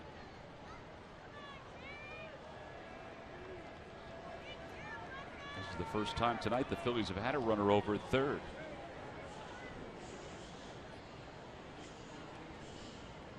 He tied him up. A hard sinker in, 94 on that one. And it's even 1 ball, 1 strike. Well, you can see he's got some life on that sinker. I mean, I still think Mercer's too deep here at shortstop. He creeps in a little bit. 0-2 or 1-2. Because if there is, I know Ben Revere is fast, but you know, you see him out in this region out here. I'm thinking if you get him up or in this region, you could be able to eliminate that run if there is a slower roller. You can still get Ben Revere at home plate. Revere takes his lead, so does Franco. The 1-2 pitch. Low, 2-2.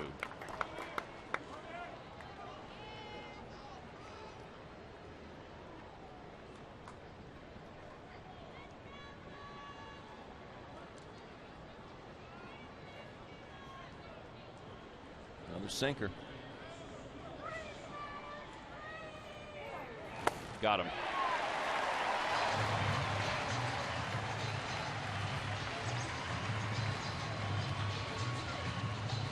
So Ruff is struck out, and here is Francoeur.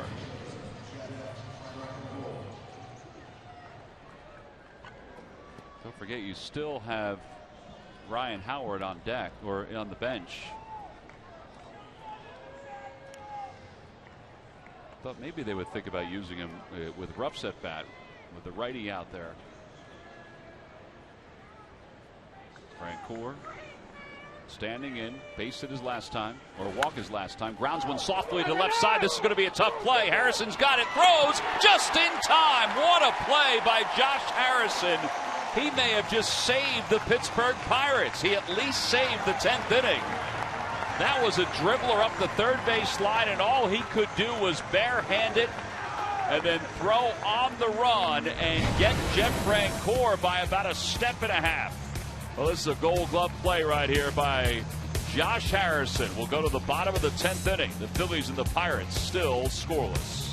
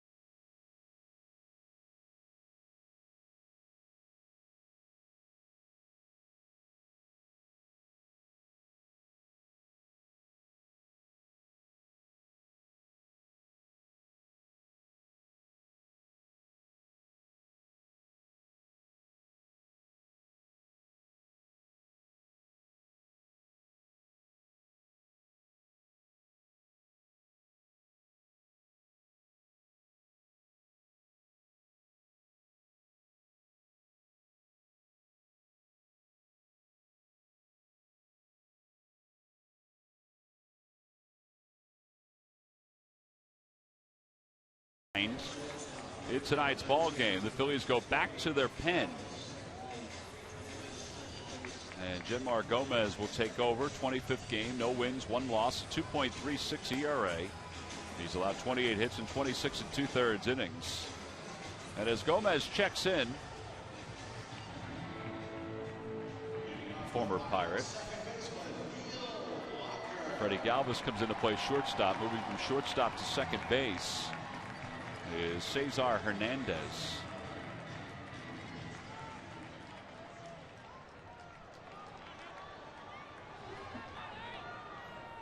So Walker will bat against Gomez.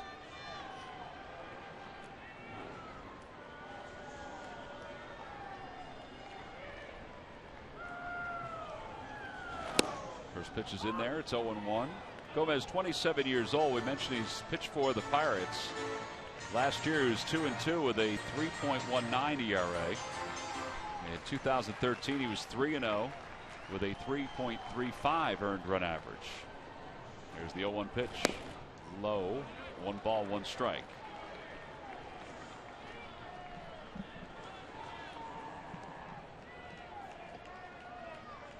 I thought it was a good pitch, Tom. I hesitated for a moment. I wasn't sure where Chris Cuccione was going with it. It looked pretty good from way up here. Back toward the middle. Galvis is there. And behind the second base bag, throws him out. 1 out. Well, the guy coming up is provided our WB Mason, delivery of the game. This was an outstanding defensive play. It really was. Josh Harrison coming in, barehanding the ball, making a very accurate throw to Rodriguez at first base. Nothing Frenchie can do but walk back to the bench, and that is your WB Mason delivery of the game. So Harrison is up. He's been on base 3 times. He has 3 hits tonight. His average up to 269. His average has risen 10 points tonight. And he fouls it back to the screen. 0-1.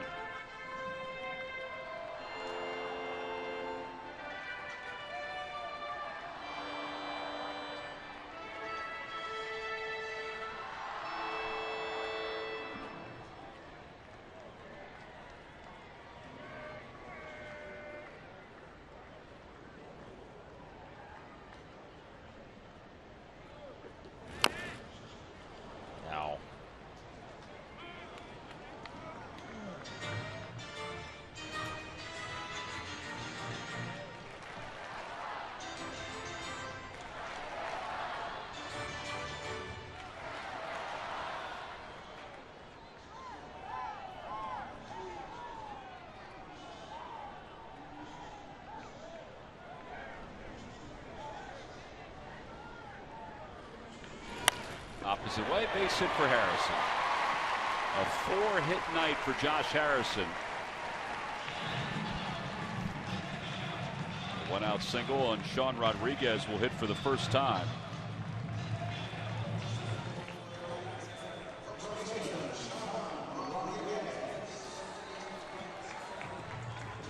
Last 3 pitchers for the Phils have gone 1 inning. Last one was DeFreitas, who went an inning and struck out 2. In fact, struck out the last 2 guys he faced. 9 strikeouts overall.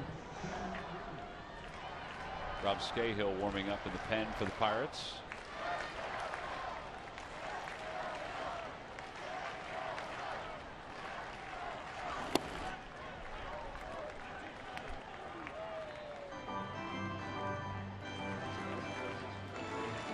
Wouldn't be surprised if they did put something on here. Rodriguez does handle the back and shoot that ball to right field, and Harrison obviously can run, so the sinker ballers are hard to do it against.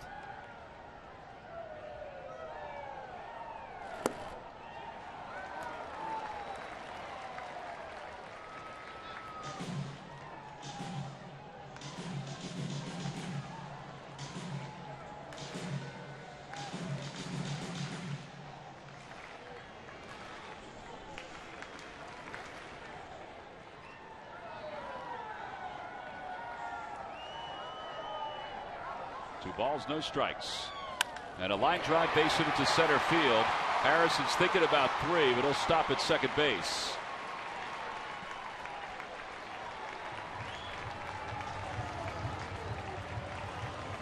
So 2 on, 1 out. Francisco Cervelli will be the hitter. Rodriguez really scalded that ball back up the middle. I'd have been forced out at second on that one, Tom.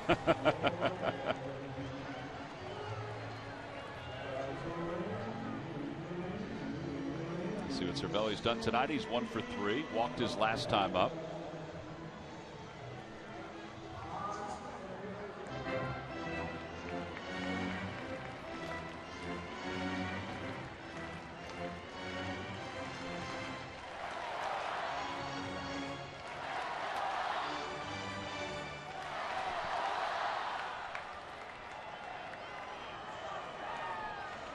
Then Revere in center field playing Cervelli to go the other way.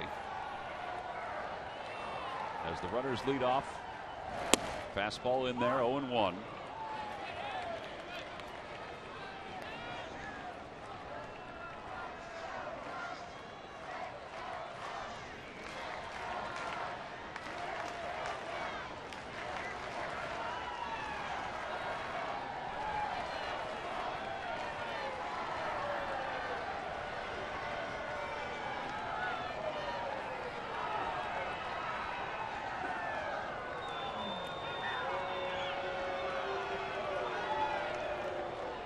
How are those speed up rules going, Tom? Boy, they're really moving along now.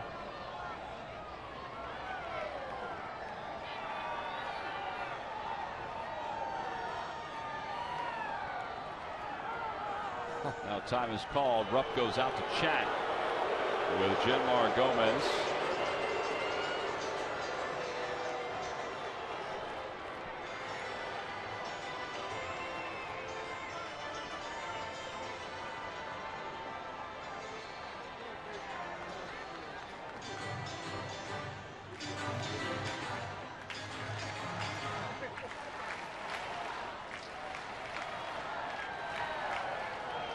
Lead off, and Cervelli fouls it off, and it's 0-2. Jamar going with a changeup there.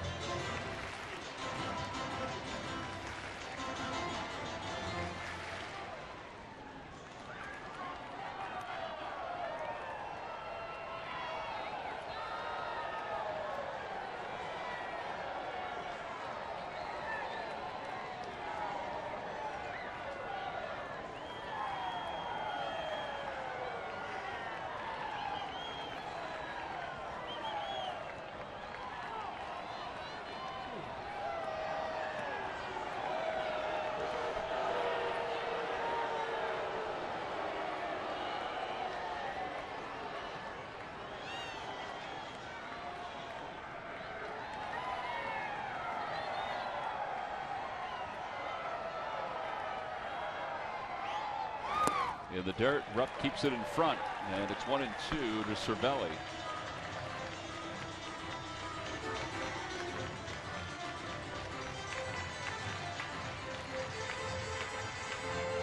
St. Louis has already beaten Kansas City.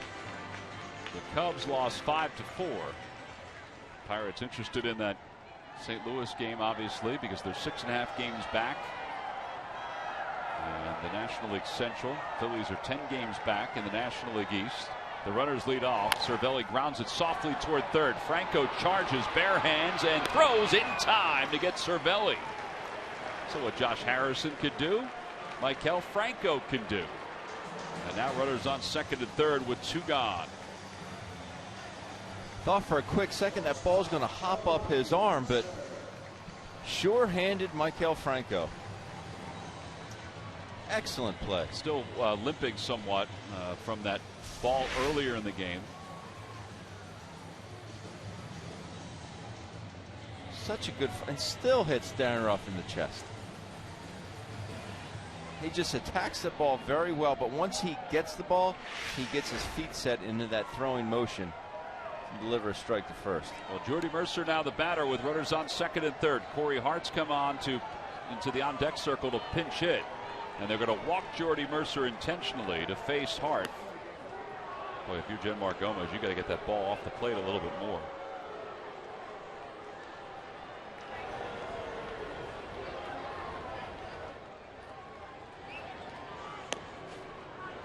Two balls and no strikes.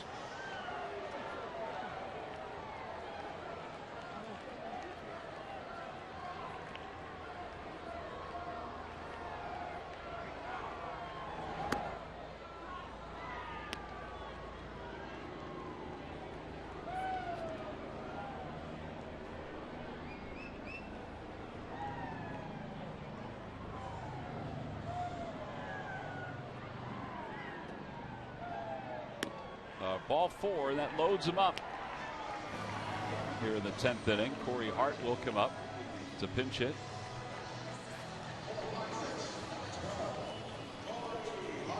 Bob McClure come out and give a scouting report on Corey Hart. The only one left for the Pirates is Chris Stewart, their backup catcher. Corey Hart, who was a thorn in the Phillies side for a number of years when he played for the Milwaukee Brewers, is 7 for 20 as a pinch hitter for the Pirates. He's been a good addition for them. Those are his numbers with the bases loaded during his career.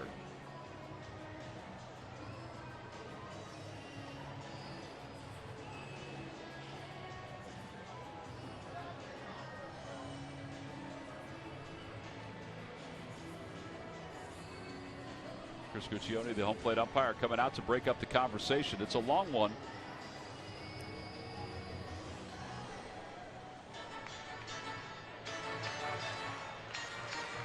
Two outs, bases loaded, a scoreless game here in the bottom of the 10th inning. Both teams will walk away from this one saying, yeah, we had opportunities. Pirates have left 8 in the last 4 innings alone. They've left 12 overall, and Hart takes low, 1 ball and no strikes.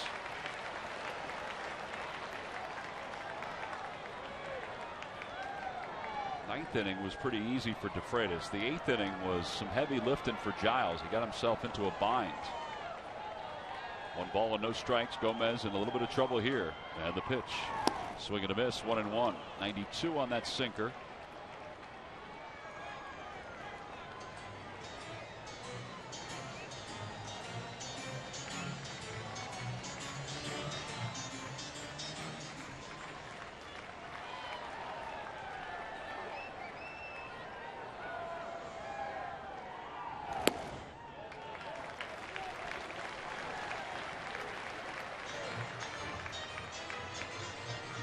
Toyota Major League Scoreboard, top of the 7th inning. The Giants, who no-hit the Mets earlier this week, are being no-hit by the Diamondbacks as Chase Anderson.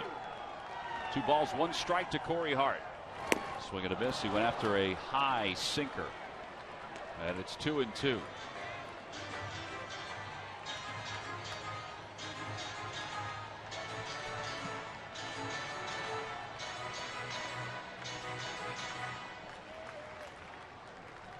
Josh Harrison is the only runner that matters. He's over at third. The potential winning run. 2 balls, 2 strikes. Swing and a miss. He got him. Hart's down swinging, and that's 15 runners left on base for the Pirates here tonight against the Phillies. Genmar Gomez gets into trouble, gets out of it. We're going to get to the top of the 11th inning when we return to PNC Park.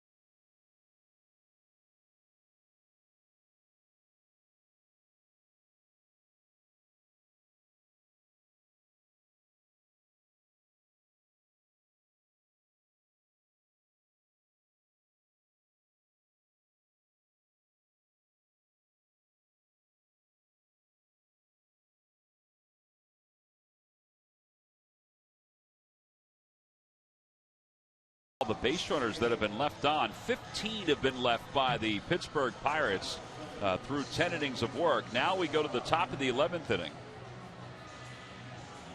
Phillies have left 11 so far. And Rob Scahill will take over. This is his 20th ball game, 1-3 with a 1.71 earned run average.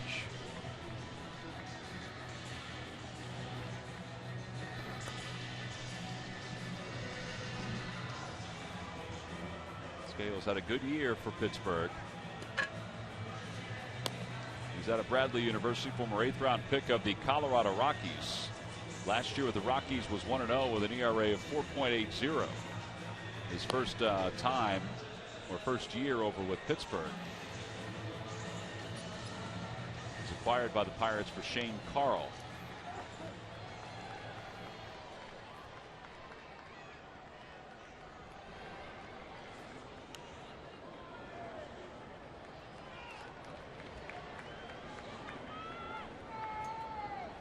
Cesar Hernandez will lead things off. It'll be Hernandez, then Cody Ashe. Those are the first two.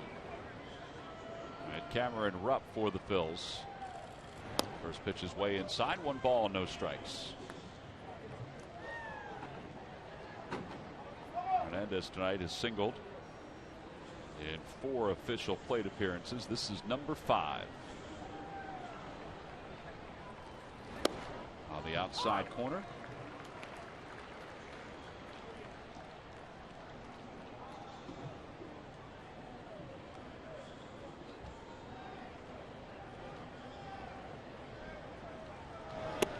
Breaks over. It's 1-2.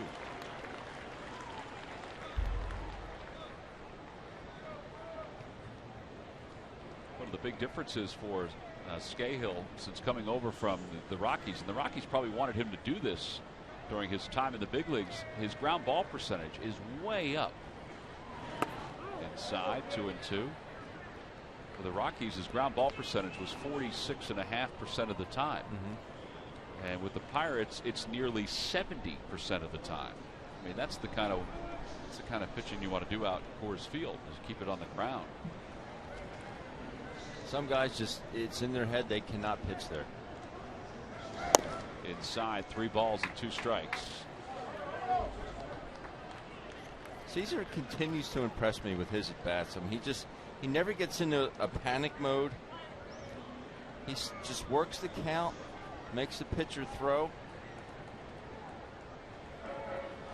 And that one's right back toward the middle. It hits the mound, which slowed it up for a bit, and Mercer throws him out. 1 out here in the top of the 11th inning. And these guys have some good scouting reports, I'll tell you. They do. Off the bat, I'm thinking it's a hit. Well, last night also in extra innings, Brock Stassi is having such a great year offensively. He was 4 for 8 with 2 RBIs last night. Well, he also pitched 3 innings and had 3 strikeouts for the Reading Fightins. They had a lead tonight and lost in extra innings. How about that? A position player throwing 3 innings.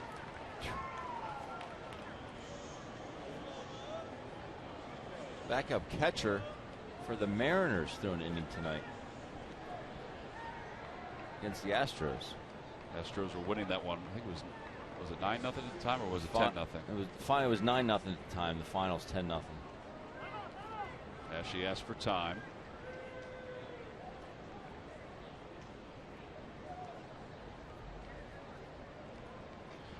Harrison moved closer towards second base. The 3-man overshift on for Cody Ashe.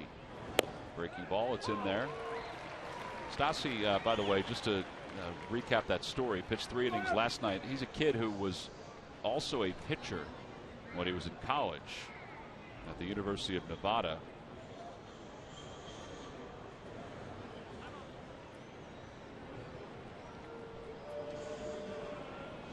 In fact, he won 19 games as a college pitcher. Now, that was some time ago. It's the 5th time, or I should say 4th time that he's pitched. No, it's the 5th time, excuse me. 5th time he's pitched in his professional career, but it's the first time he's gone that far.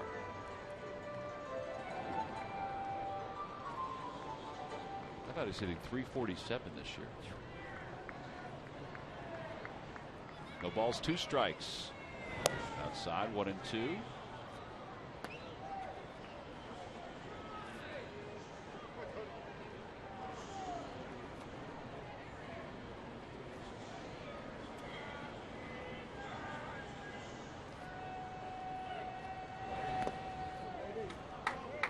Cameron Rupp waits on deck. Freddie Galvis is due up after him.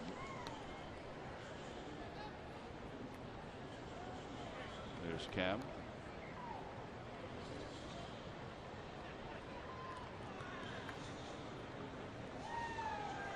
Someone's got to find the seats here at some point, right, Tom? I would think. We got $400 to give away.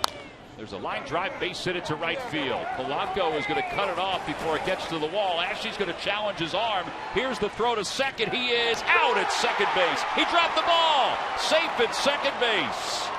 Gosh, I thought he was safe anyway. Harrison dropped the ball. I thought he was safe as well. This is such a heads-up play by Cody Ashley because if I get thrown out, no big deal. I tried to make something happen, put pressure on the defense. Tell you what, it's a heck of a play by Polanco. I thought he missed the tag. Yeah, I think he missed the tag too. Now they've scored a single and an error to Harrison. That's his 9th error of the year. So they give an assist to Polanco. So that's his 3rd. I'm not writing that one in either, Tom. That may be another week or so before it's you not change an error. I would agree with you on that. Oh, thank you, sir.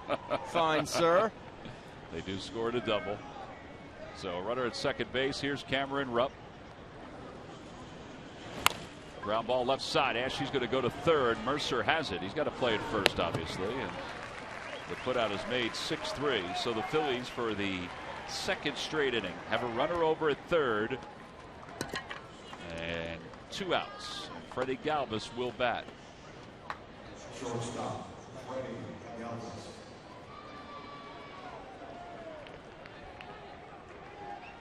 Phillies have Ruiz and Howard on the bench.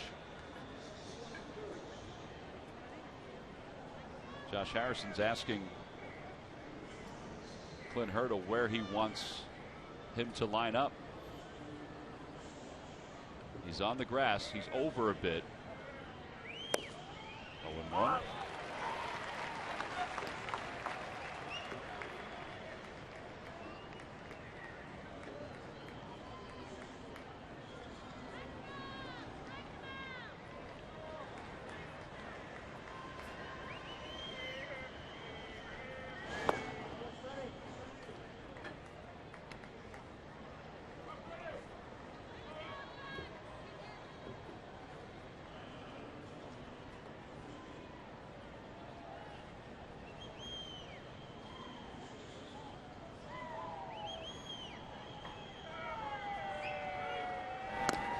Outside, 2 balls and 1 strike to Galvis.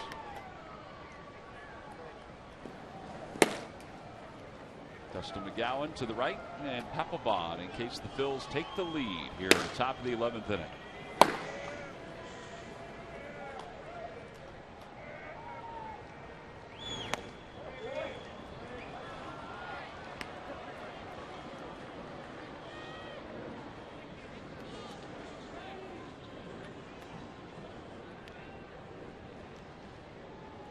Cahill just dragging his arm and leaving these pitches arm side up and away. 3 balls, 1 strike to Galvis. And he takes a strike. It's 3-2. Decides to go with a breaking ball with the count 3-1.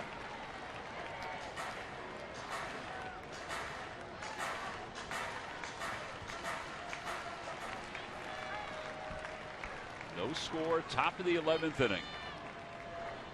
Phils with a runner over at third and 2 men down. The 3-ball, 2-strike pitch. Swing and a miss. He got him with a high fastball. And Galvis is struck out. And we will go to the bottom of the 11th inning. No runs, 1 hit, 1 man left in scoring position. 12 left on base for the Phillies.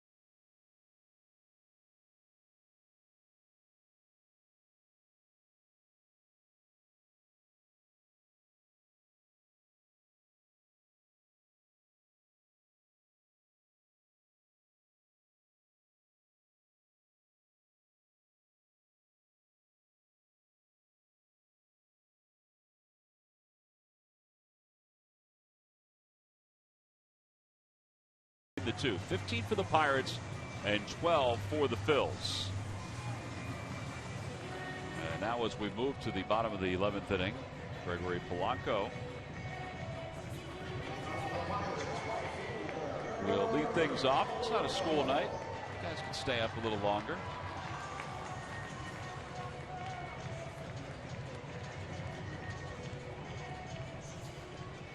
School out in Jersey yet? Not yet. Not in my neck of the woods. Later on this week. Polanco swings at the first pitch. Galvis out into shallow left field. He's there for the one-handed catch, one away.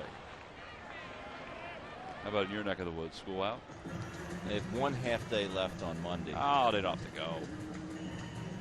Longest 0-0 game back in 1965 against the Mets.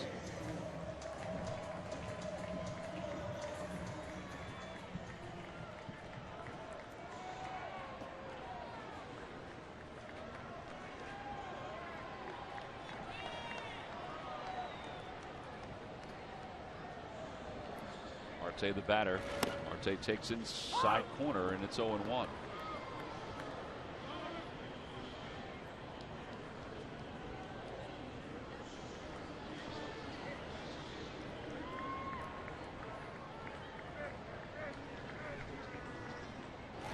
Outside, 1 ball, 1 strike.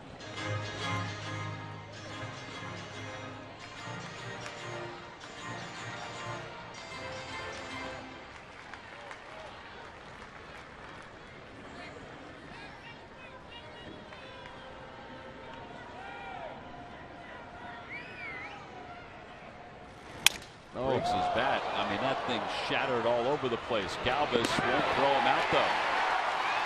Freddie kind of backed up a little bit. Look at the pieces of that bat all over the infield. He's fearing for his life out there.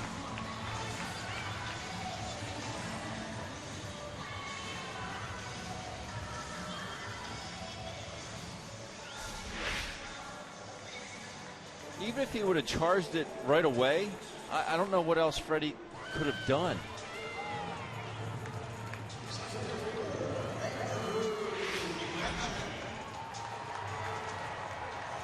All right, now Andrew McCutchen. Galvis picking up pieces of that bat.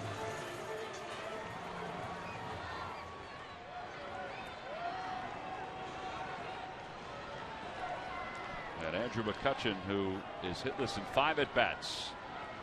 The outfielders deep. I mean, they are way back. Francoeur's the shallowest of the 3. He doesn't have too far to go before he's at the wall. First pitch is in there, 0-1.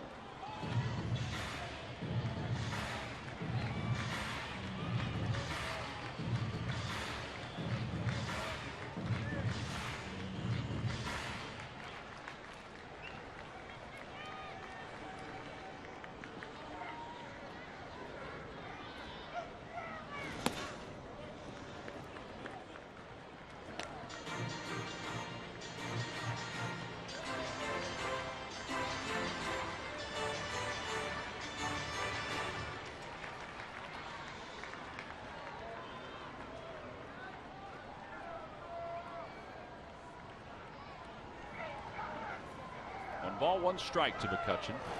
Inside, 2-1.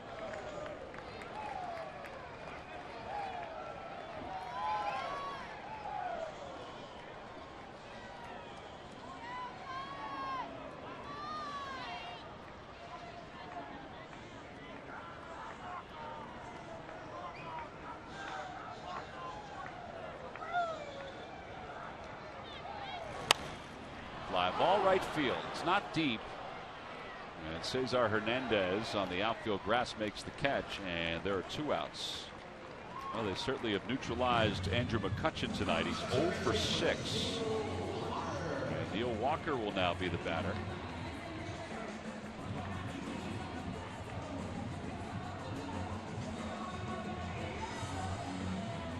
Walker has 1 hit. That came back in the 6th inning.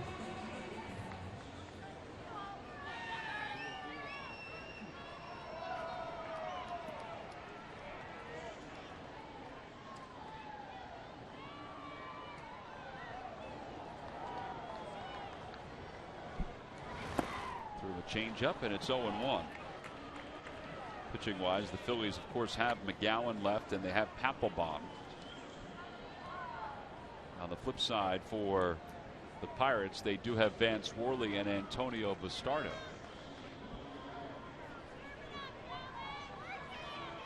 Trying to make this game longer. The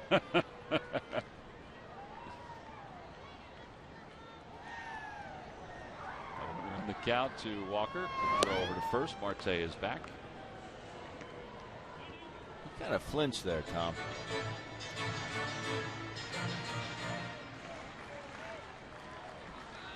Marte has 11 stolen bases, been caught 3 times.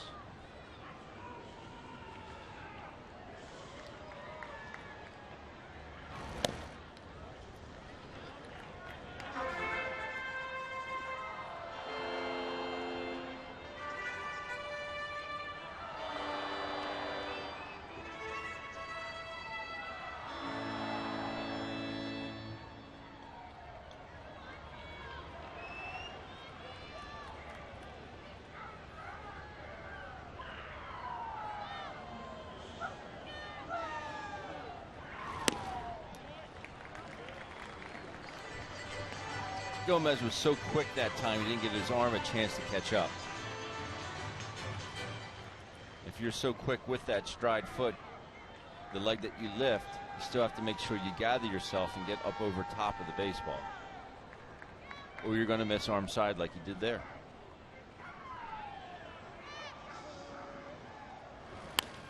Out of play, 2 balls, 2 strikes. Phillies 12th inning. It'll be the top of the order that is coming up. The Ben Revere. And Mark Gomez trying to make sure that the Phillies get to the top of the 12th inning. I'd assume it'd be Ryan Howard.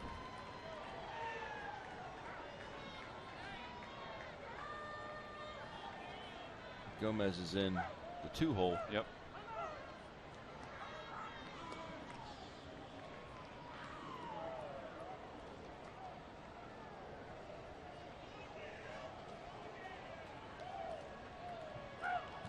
Two balls, 2 strikes. That one's hit sharply to short. Freddie Galvis is up with it, and the inning is over. So the Phils will go back to work offensively in the top half of the 12th inning. After no runs, 1 hit, and 1 man left. Top of the order is due up, and that means Ben Revere will start it off.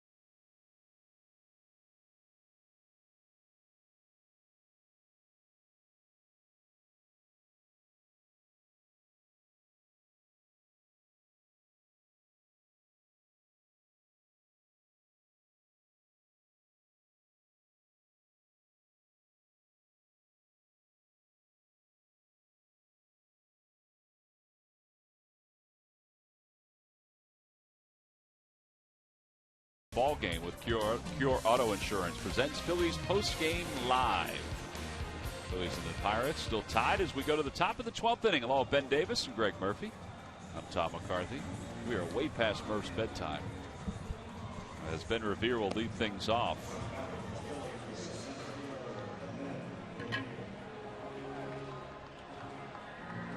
.32.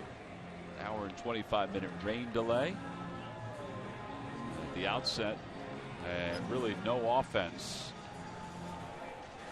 I still have 10 of 5 or 10 of 4, Tom. We're going to get your battery fixed tomorrow. There's Ryan Howard out in the on-deck circle to pinch hit for Genmar Gomez.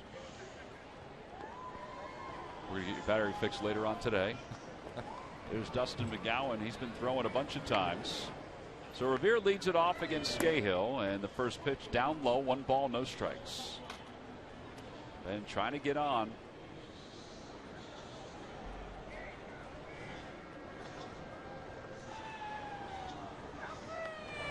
Back toward the box, off the hand of Scahill, picked up by Mercer, has trouble getting it out of his glove, and he is out at first base. Juan Samuel is pointing toward the first base bag. He was wondering if Rodriguez's foot was on the bag. Ryan Sandberg is stepping to the top step of the dugout. That's going to be tough to tell.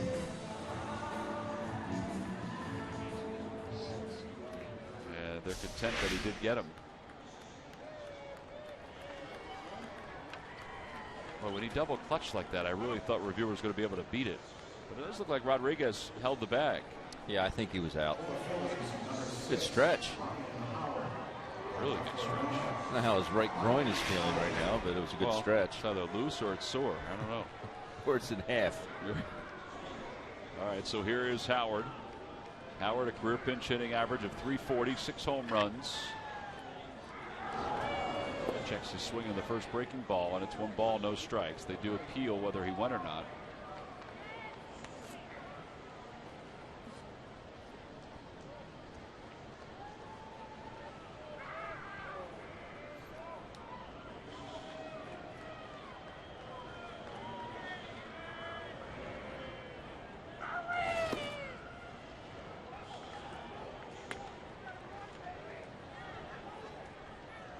Very odd body language from Scahill after that pitch.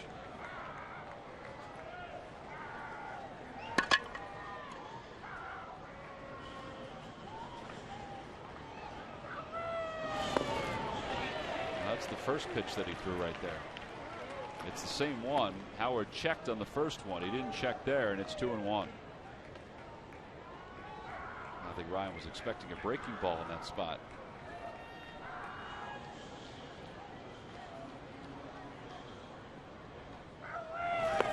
Three balls, 1 strike.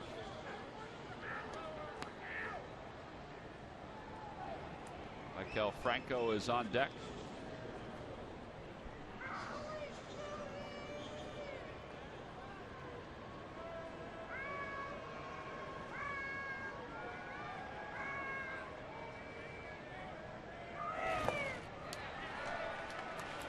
Ryan Howard just swung at ball 4, and it's 3-2. Where you got to realize as a veteran hitter, man has hit a ton of home runs that he's not going to give in to you. Short porch and right, 0-0 ball game. And he cracks that one to the right side. Walker's up with it in shallow right field. 2 outs. Phillies are down to Ruiz off the bench now with Howard. Here comes Michael Franco. Franco is 0 for 3. He's been hit by a pitch, and he's been intentionally walked tonight.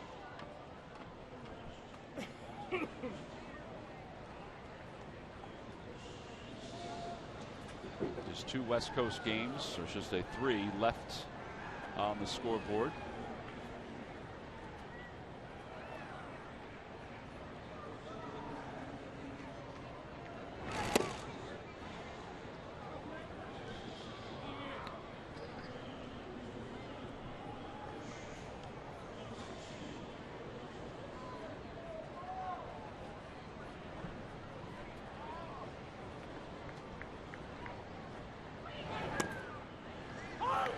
First pitch was better than that one, but it was called a strike. It's 1 ball and 1 strike to Franco. See Franco kind of flinch there, kind of give in to that, succumb to that breaking ball. They're going to set up way outside, and the pitch is way outside. He doesn't bite. 2 balls and 1 strike. He's got a good arm, 94-95. It's almost like he uses his fastball as a show pitch to set up the breaking ball. And we threw a 3-1 breaking ball to Freddie Galvis last inning.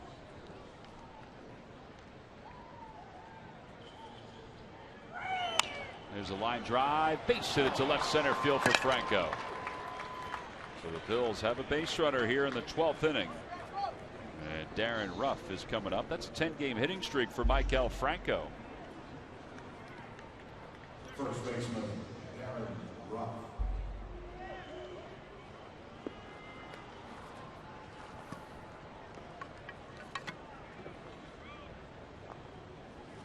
Darren was up in the 10th inning with runners on first and third, and he went down on strikes. After that, Francoeur grounded one up the third base line, barehanded by Harrison. And he threw Francoeur out. That was a huge play. Huge play. Ruff takes low, 1-0.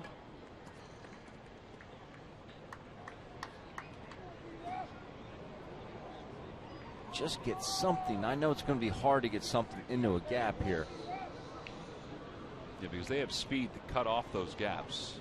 They do, but right center's open.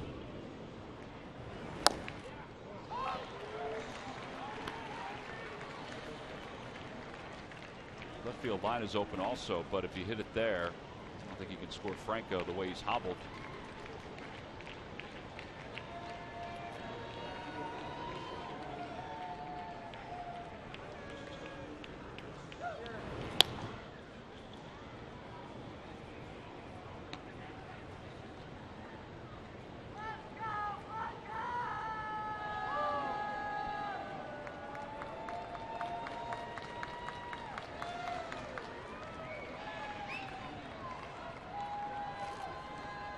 Ball, one strike. Ground ball left side. Here comes Harrison again. Picks it up with his glove this time. Throws him out.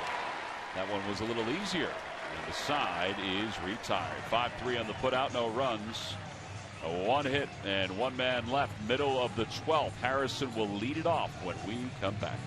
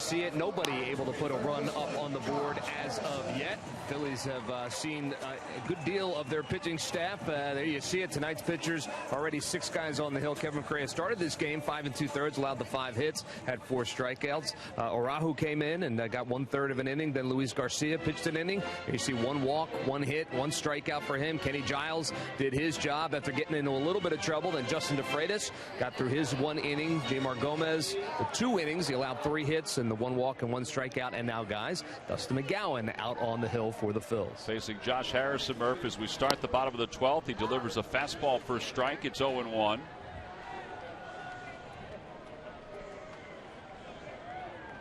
Harrison has 4 straight hits. His 4 hits ties his career high. But he's laid on a 95-mile-an-hour fastball. It's 0-2.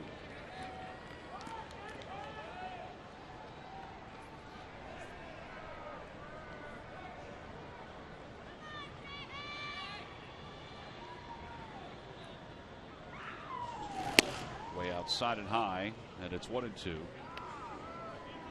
Yeah, Kevin Correa started this game, as Murph pointed out, 5 2/3, was pretty good for the Phillies tonight. He was.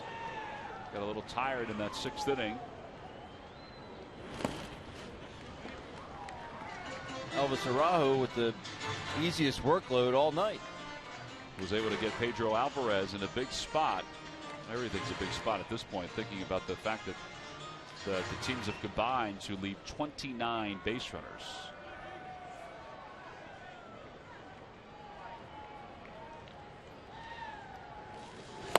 And he got him. 97 on that fastball for McGowan. 1 away. No contest. Those fastballs just blew him right by Josh Harrison. That's 11 strikeouts for Phillies pitching. You see McGowan's numbers. He's allowed 38 base runners in 18 1/3 innings. Here's Sean Rodriguez, who had a base hit in his only at bat tonight. It's that one out toward right center field. Revere should track it down, and a step or two from the track makes the catch. And there are 2 outs. And here comes Francisco Cervelli.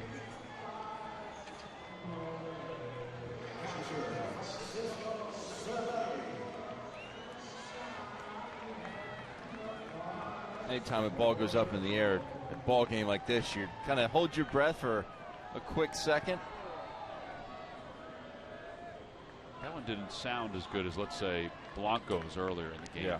That went to center field to the warning track.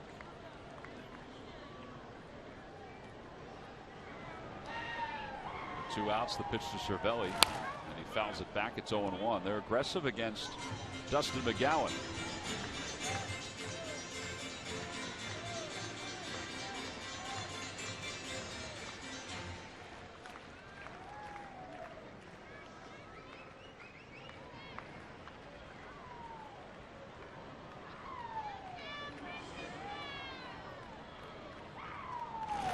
Good pitch. Snapped off a slider, and it's 0-2. That's called cheating to get the heater, and you get the slider. Yeah, McGowan looks like he's got some zip tonight.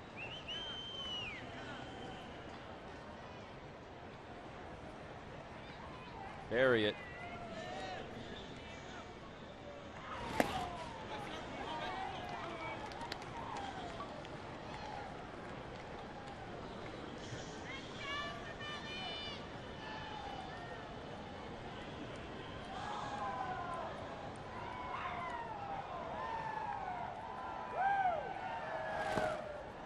Two balls and 2 strikes. And Swarley to the left, Antonio Bastardo. It's a reunion to the right.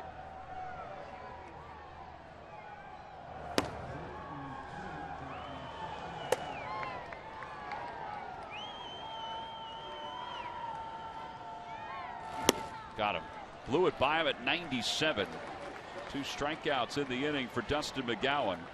Side is retired, and we go to the 13th inning. The Phillies and the Pirates still scoreless.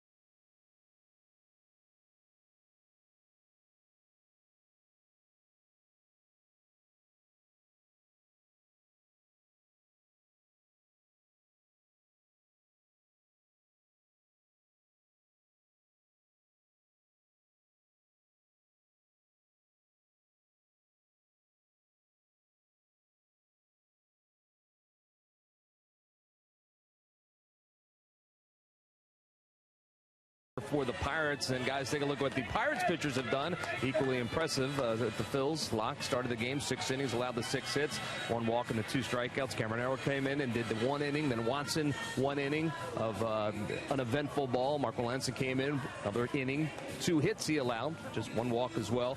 Hughes and Scahill came in, and again, no runs across the board. So Antonio Bastardo will get the ball. The Phillies have left 13 men on base in this game, fellas. Yeah, 29 combined left on base, 16 for the Pirates and 13 for the Phillies. So here is Antonio Bastardo, the former Philly left-hander. We did not see Antonio when the 2 teams met at Citizens Bank Park earlier this season. That's because his wife gave birth to their son. So Antonio facing his old team for the first time. And he's going to face Jeff Francoeur, Cesar Hernandez, Cody Ashe. Those are the 3 that are due up to start the top of the 13th inning. Well, the longest 0-0 game for the Pirates was back in 1918. It was 0-0 through 20. Pirates won it 2-0 in 21. Longest game you've ever been part of? I believe I caught a 15-inning game in San Diego, I believe. You caught a 15-inning game? Yes. Here is Francoeur as we go to the top of the 13th inning. Francoeur's 1 for 4 in this ball game tonight. First pitch outside by Bastardo, and it's 1 ball, no strikes.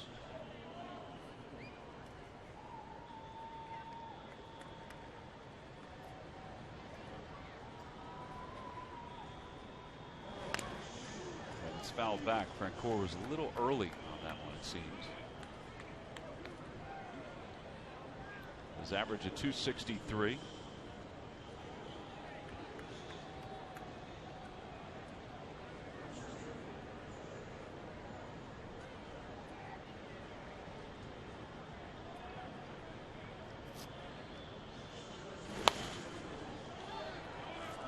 Toward the upper deck, or I should say the second deck.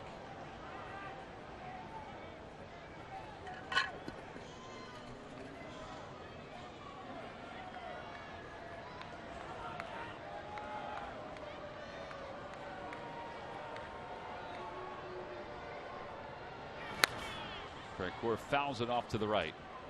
1 ball, 2 strikes.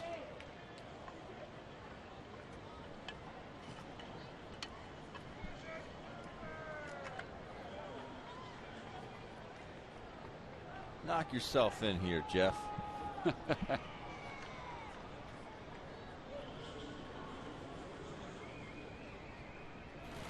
Tough park for right-handers. I mean, you got a lot of room out there.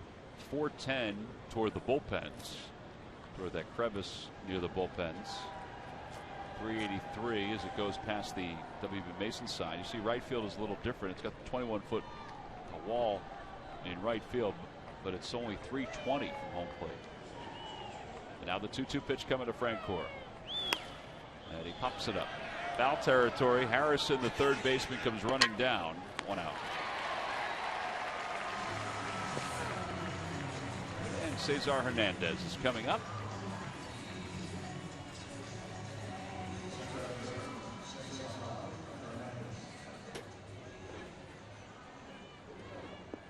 Cesar started the ball game at shortstop, then moved over to second base. He's 1 for 5.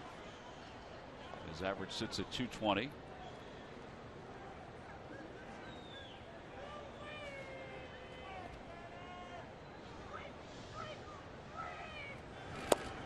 Yeah, that's in there. It's 0-1.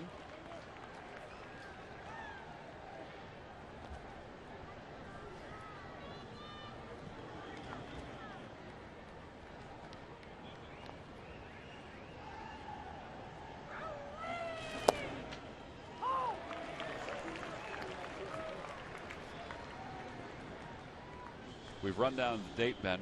You have? Yeah, June 19, 2001. You guys defeated the Giants 4-3. You caught all 15 innings. Adam Eaton started the ball game for the Padres. Yeah. How did I do? Our research is continuing, but we think you had a hit. 1 for 6. About right. 4 punch outs. Yeah, it's about right. Oh, yeah. All in a day's work, Tom. You also walked, so your on base percentage increased a little bit. Sweet.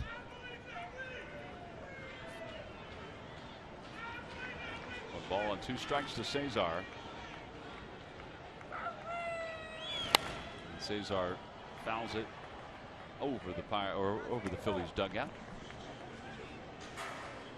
Tell you what, Antonio baffled our minds the last couple years with his pace of play and nibbliness. That one thing I will miss is Chooch rifling balls back to him firing him back after he had enough. Sending a message.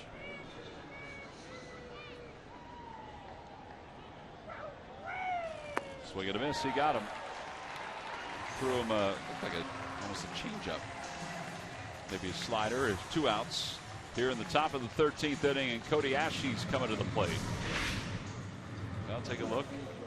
I think it was a slider, just kind of backed up and went down. It could have been a changeup. I doubt it. That's something that he has that's it. Recently developed.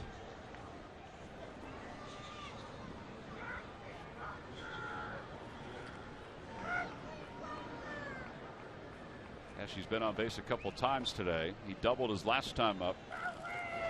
Takes low, and it's 1 ball, no strikes. There was that slider. It'll be Rupp and then Freddie Galvis here in the 13th inning.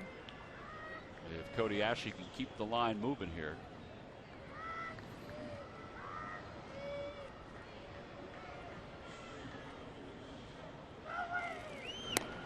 Inside, 2 balls and no strikes.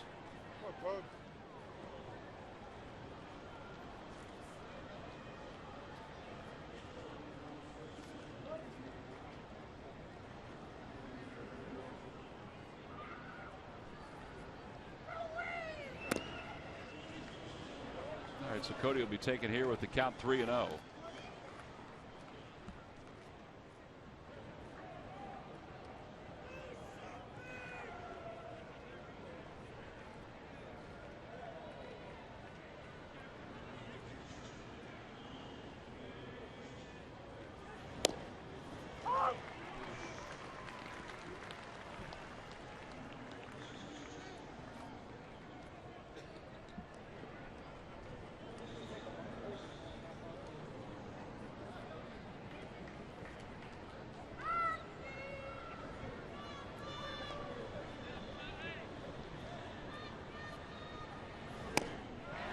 Ball, and it's 3-2.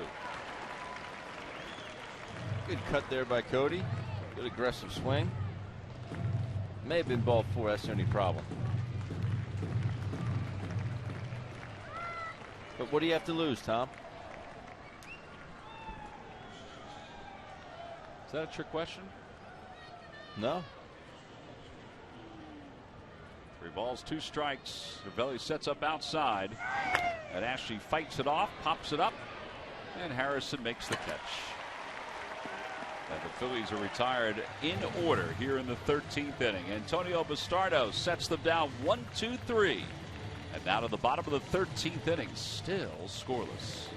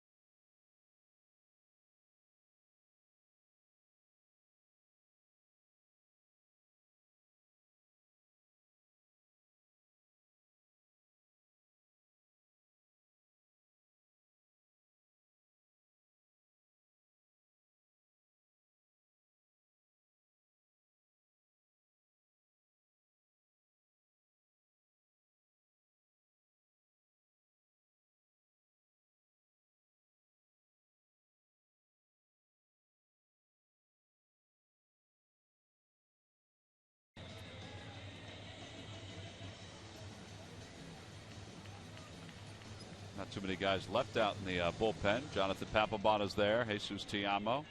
Hey, man, what are you doing here?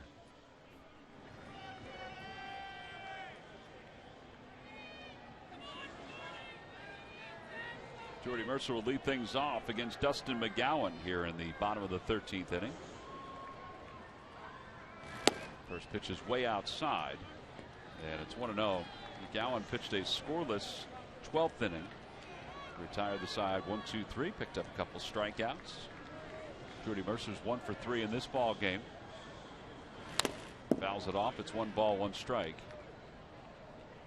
Pitcher spot is up next, and Chris Stewart is the last man on the bench. He's the backup catcher, and he's out in the on-deck circle. See the total pitches thrown, over 400 combined. I just think it's remarkable that there are 29 runners left on base. I mean, that's the number that stands out. He surprised Mercer with that breaking ball. I mean, it's the biggest number there is in this game. When you talk about this game, that's the biggest number, period. And out of those 29, I mean, think about how many have been left over third. Not as many as you would think. Yeah.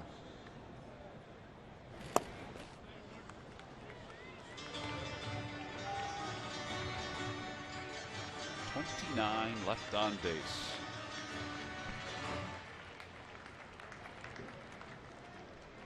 Pirates left 4 over at third base tonight.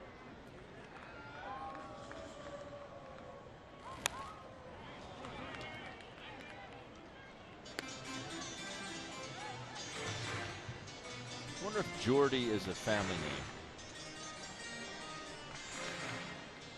I was thinking it was short for Jordan.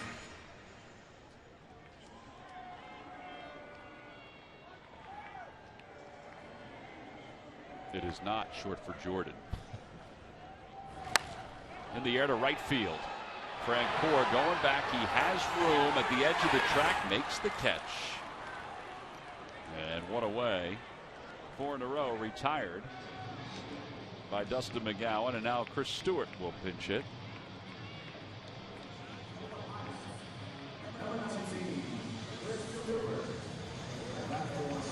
It's been a long night.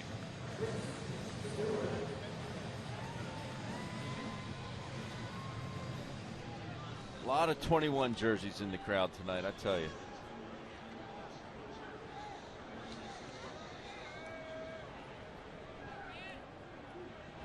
Stewart holds up, and he has a strike called on him. It's 0-1.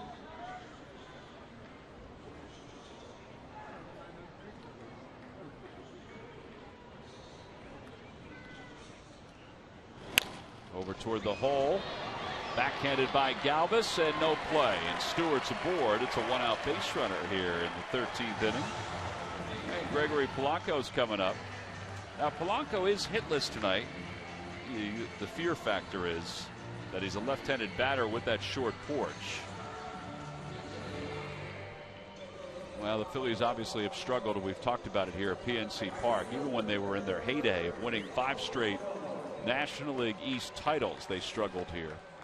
0-3 a season ago, 2-1 in 2013. And you see they've only won 3 series out here in Pittsburgh.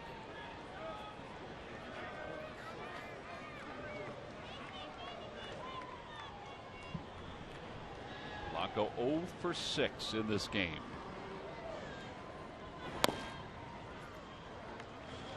Now, I hadn't been here since 2001 myself. I was in town with San Diego, and I asked the clubhouse attendant, I said, "Still have that slushy machine?" He looked at me and he goes, "Jerome Williams asked me that same thing." Because it's been a while since Jerome was here.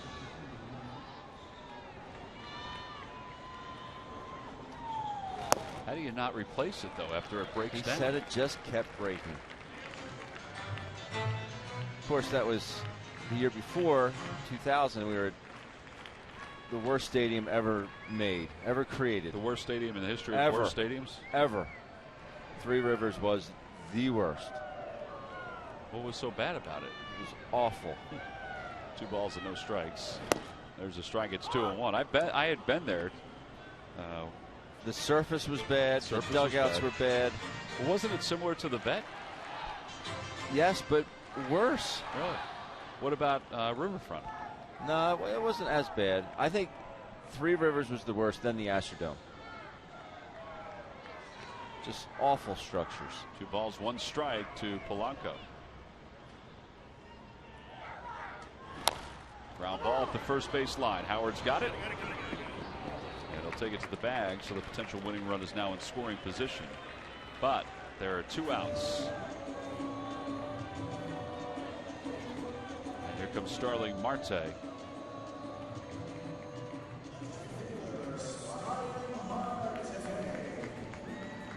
She gone. She gone. She gone. Tell you, He's almost gone too. They're up. They're fine. That's a tough night for Polanco. 0 for 7.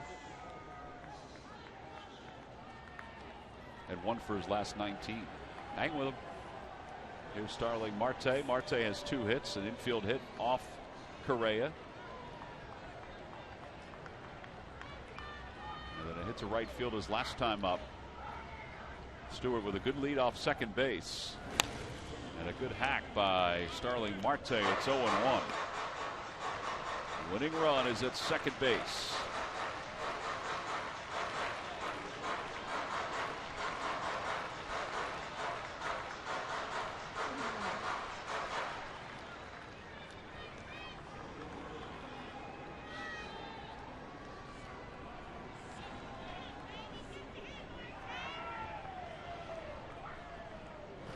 Back toward the middle, off the mound. Galvis can't get to it. It's in the center field. Stewart's coming home, and the Pirates are going to win the ball game here in the bottom of the 13th inning.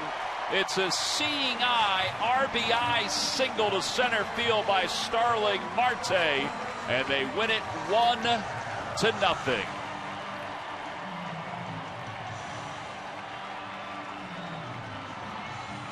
Nothing more you could ask for out of your middle infield. You know, they tried to keep it in front. That's all you can ask with 2 outs. Just somehow find a way to keep it in front. Unfortunately, that did not happen. 3-hit night for Starling Marte. The Pirates pull it out in the bottom of the 13th inning. Honestly, Ben, when the ball hit the mound, usually that slows it up enough where the infielders will get to it. But it didn't slow it up enough. And you're right. I mean, they converged. Especially when it takes that bigger hop. It may have helped it. Freddie Galvis must have really had him shaded in the hole. You know, honestly, we've seen that a lot this year where he is shaded over toward the hole. No, not really. Ball was just had a little hair on it. Just Stewart's able to score. In the perfect spot. And there's really no play at home plate.